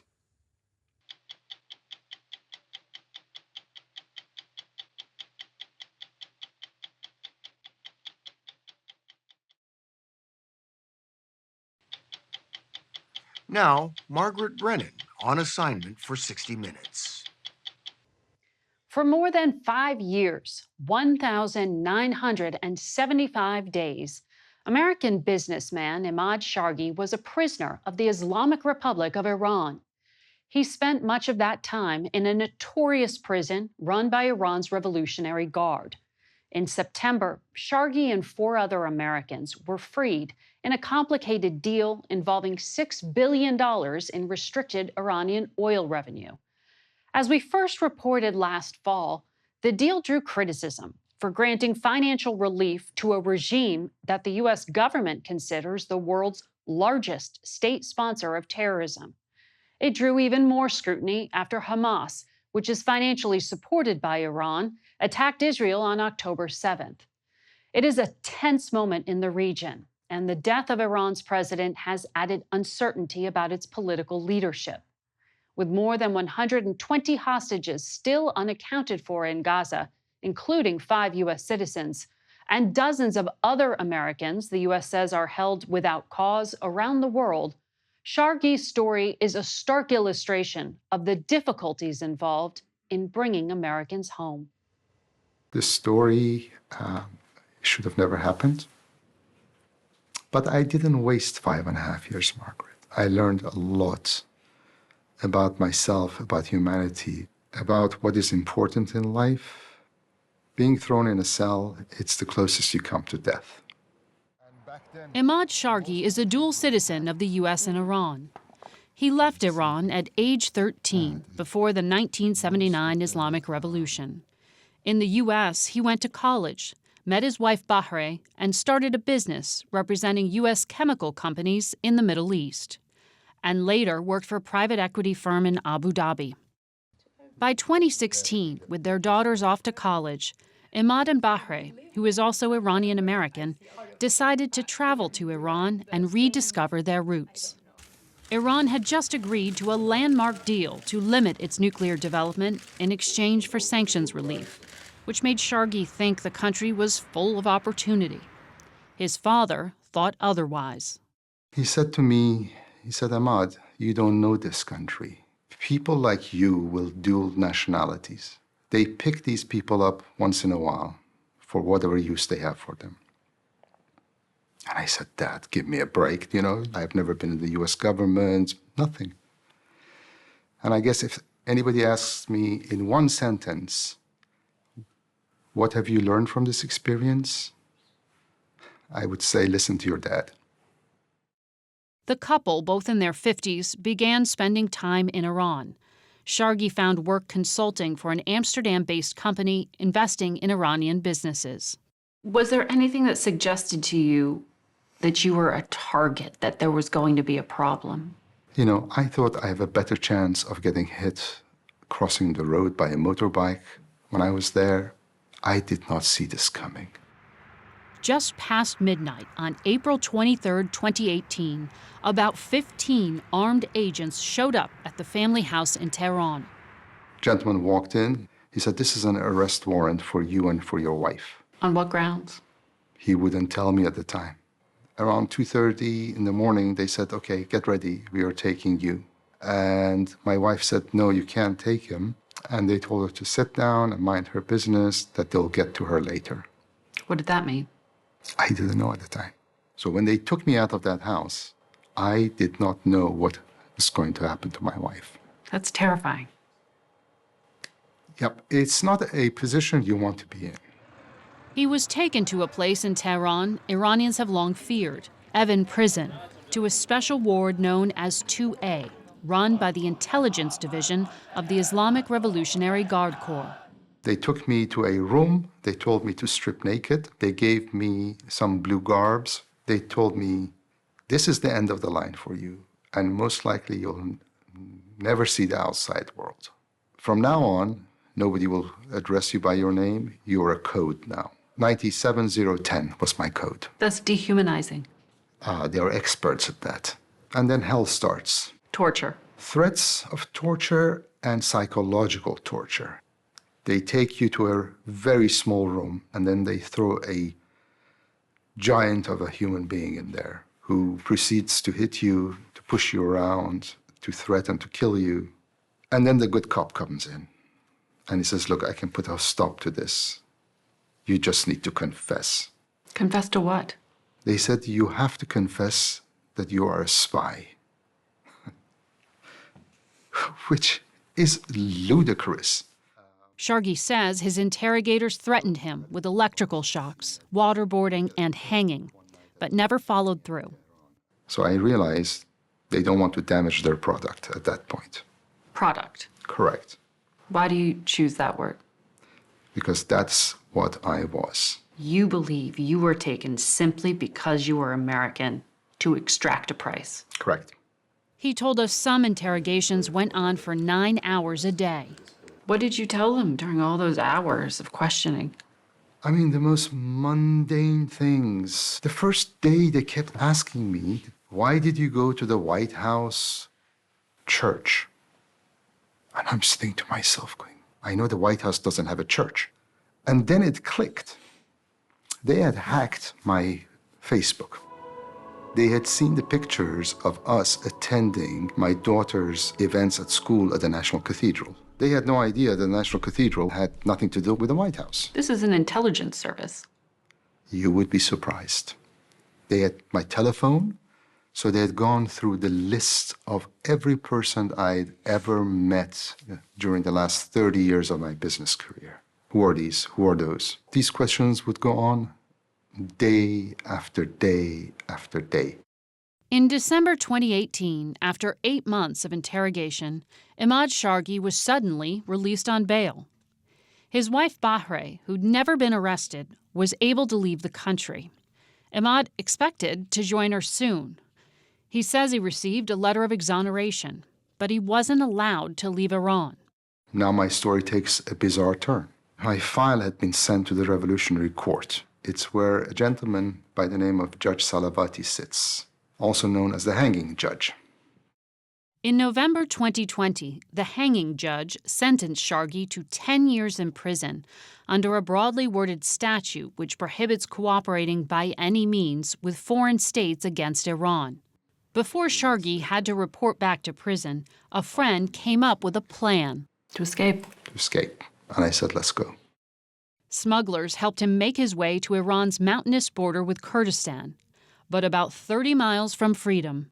I look up, and there is about 15 guys with AK-47 pointing at the car. They threw me on the ground, and their team leader came. He opened the scarf that they had put around my eyes, and he looked away and he shook his head to his team members. They were looking for somebody else. They were looking for somebody. But now we have round 2 of incarceration.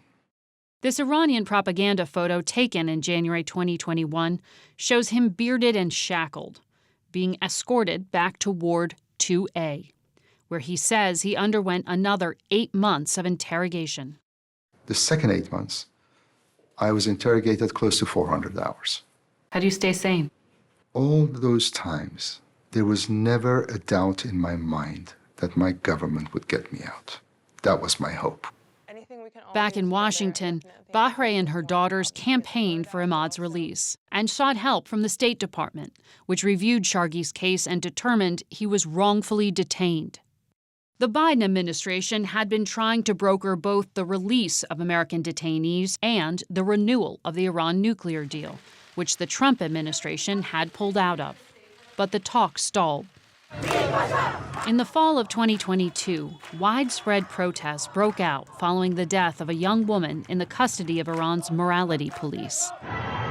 In Evin prison, the inmates rioted and set fires. The guards responded with tear gas and bullets. It was happening a couple of yards from where I was sitting in my room. Now, if I left, I could be shot.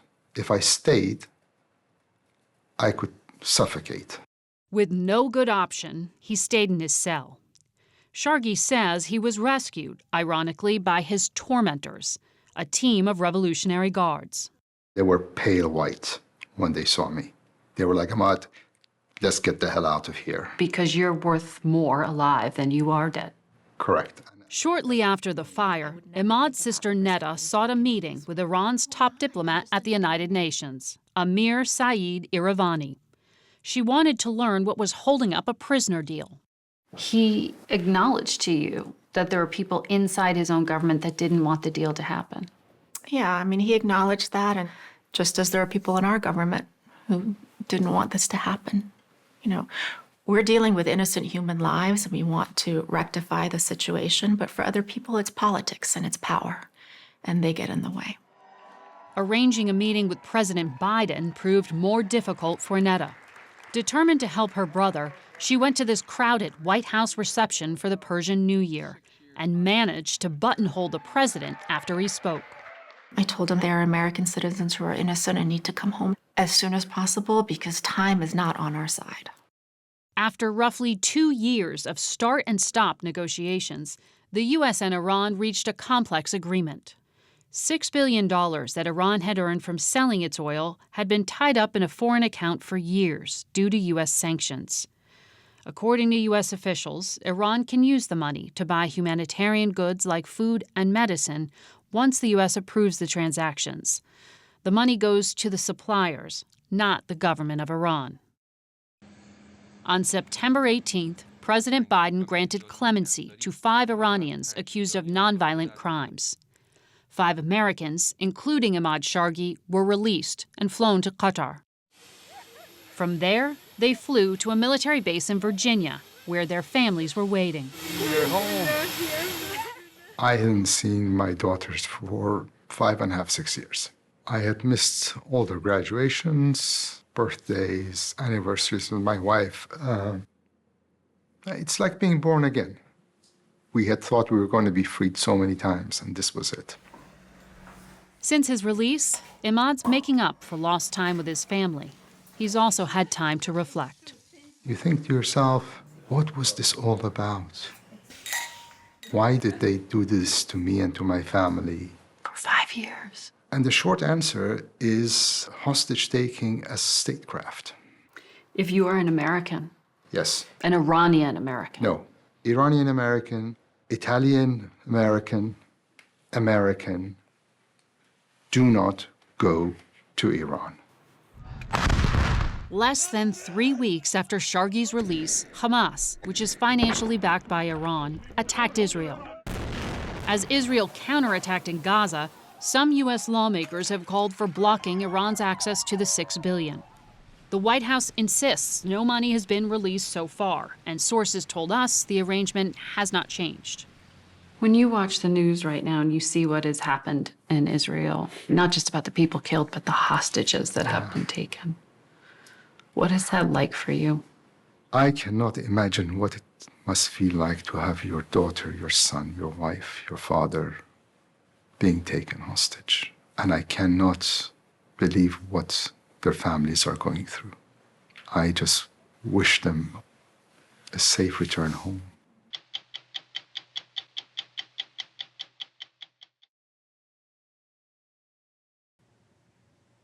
Tensions have been steadily rising between the U.S. and Iran since the Israel-Hamas war began. For months, Iranian-backed militias attacked U.S. bases in Syria and Iraq, disrupted shipping routes in the Red Sea, and in April, the U.S. was part of a large coalition that intercepted an unprecedented Iranian missile and drone strike on Israel. But while Iranian proxy fighters like Hezbollah, the Houthis, and Hamas are in the headlines, there's another type of proxy Iran deploys that receives far less attention. As we reported in November, Tehran is hiring hitmen around the world in an effort to intimidate, abduct, and assassinate perceived enemies of the regime. And they're doing it right here on U.S. soil. This video was posted online by a channel affiliated with Iran's Revolutionary Guard. It vows to kill former American government officials, including President Trump, to avenge the 2020 U.S. assassination of the terrorism mastermind Qasem Soleimani. Threats like this have been deemed credible enough that several of these officials have been under round-the-clock protection, including former Defense Secretary Mark Esper, former Secretary of State Mike Pompeo. Iran reportedly offered a hitman $1 million to kill him, and John Bolton, the former National Security Advisor. They bargained the price for me would be $300,000, which I have to say I found insulting. So what exactly was the plot against you? The Revolutionary Guard sought to procure either my kidnapping or my assassination, not directly by a Revolutionary Guard's member, but by seeking a hitman who would carry out the job either in the U.S. or abroad. The FBI has an arrest warrant out for this Iranian officer claiming that he hired the hitman online to travel to Washington, corner Bolton in a garage, and kill him. But it turned out, lucky for Bolton, the assassin was an FBI informant. This was not internet chatter. This was a negotiation to murder an American citizen, a former government official. Is the threat against you ongoing? We've got marked Secret Service cars that say police, United States Secret Service, outside my home. We talked to the FBI and several intelligence agencies, and they told us that Iran's efforts are becoming more frequent and bolder, and that they often go after vocal Iranian activists living abroad. The idea behind assassination plot, behind kidnapping plot, is to keep you silent. It's a beautiful family place. We met one of their targets in Brooklyn. Masih Ahmadinejad is a leader in the women's revolt against the law in Iran mandating they wear a headscarf or hijab. Forced to flee 14 years ago, she settled here in Brooklyn, where she encourages women back home to send her videos of them taking off the hijabs, and she spreads those images online to her 10 million or so followers, fueling the protest movement. So the mullahs began to focus on you. The FBI came and told you there was a plot against you. There were like 6 or 7 FBI agents. When they came to my house, they told me that your life is in danger. I was like, okay, tell me something new. Because we Iranians are used to it. But they actually said, no, this time is different. They said that the Iranian regime hired private investigator on U.S. soil to take photos of your movement, your daily life, your routine. And I was like, wow, so they're here in New York, in Brooklyn. The plot was to kidnap you and take you by speedboat to Venezuela? Hey, it sounds like a scary movie to you. Now, No, you don't even... it sounds implausible to me. You see, it's a reality for us. And a reality for the FBI that says the plan was to get her to Iran to stand trial. It was the same for Jamshid Sharmad, another Iranian dissident who lived in Los Angeles for 2 decades and created a website where people in Iran could report human rights abuses. In 2020, while he was changing planes in Dubai on a business trip, his family noticed his phone started heading in the wrong direction. His daughter, Giselle Sharmad, soon saw her dad pop up on Iranian TV in a courtroom looking petrified. He's forced to confessions about crimes he did not commit. The charge that they gave him is corruption on earth. That's why he got the death sentence. Is it A situation where he could actually be executed. Oh, yes. Any day. They want to hang him from a crane in the middle of the city. The original plot to kidnap Masih was thwarted. But according to the FBI, a year later, in 2022, Iran paid this Azerbaijani, living outside New York City, $30,000 to buy a semi-automatic rifle and kill her. He lurked outside her home for a week. His plan was to take advantage of her friendliness to her neighbors. He was actually following my life. He knew that. I was the one offering flowers to strangers. You offered flowers to strangers? Yeah, this is me.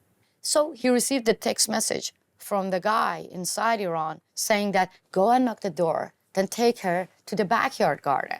If I had opened the door, I would have just given him a big smile and said, yes, let's go to my garden. And then he wanted to just kill me? Did he actually knock on your door? Yes. Her home security camera actually caught him on her porch trying to get in. Eventually, he took off, but was pulled over for running a stop sign. That's when the police found this in his car. He's been in custody awaiting trial ever since. But here's what's interesting. Neither he nor two other men the prosecutors say were hired for the job were Iranian. Like him, they were Eastern European, and, as is becoming a trademark of Iran's shadow war, they were criminals. They were all from criminal syndicate. This is what the Islamic Republic is really good at, like using drug dealers, using criminals to do their dirty job on the Western soil. And maybe have deniability. Exactly. We didn't do it. That's the point. So why did they use proxies? To have somebody who is not being tracked by intelligence or security agencies for this. Matt Jukes, head of counterterrorism policing in Britain, says this is not just an American problem. In the UK, they have foiled 15 Iranian kidnapping and assassination attempts since last year. I've been involved in national security policing for over 20 years. What we've seen in the last 18 months is a real acceleration. We have been told that a lot of these criminal gangs hire other criminal gangs, and then maybe a third group. I think we're always going to see this collaboration between criminal organizations. We know that this will not always be a direct line from a state organization to a threat to a potential kidnap. And this recording was given to us by a foreign intelligence agency. It shows how Iran recruits criminals. I received a call from the IRGC, the Revolutionary Guard. This is an Iranian smuggler from Urmia, a town near the Turkish border. He reveals to the foreign agents that he was approached by Iran's Revolutionary Guard with a deal. They'll turn a blind eye to his smuggling if he helps them. Their request was that I find people who could work for them. What kind of work? Anything. Like catching someone for us so they can be beaten up or gotten rid of. This surveillance video shows him recruiting a fellow smuggler for the task. The man in white is Mansour Rassouli, an alleged drug dealer. He agreed to arrange assassinations throughout Europe for the Iranian government for money. But a few weeks later, Rassouli was kidnapped at night and interrogated in a car, reportedly by Israeli intelligence. They extracted this cell phone confession where Rassouli admits he was paid $150,000 up front and promised $1 million if he killed 3 people for the Iranians. One is an Israeli at the embassy in Istanbul, Turkey. Another one is an American general in Germany. And one is a journalist in France. The French target was identified as philosopher Bernard-Henri Lévy, a vocal critic of the regime in Tehran. The identity of the American general remains a mystery. The plot to kill the three was prevented, but in recent years, Iranian dissidents were successfully kidnapped and smuggled to Iran. Several were executed. They've succeeded in Europe.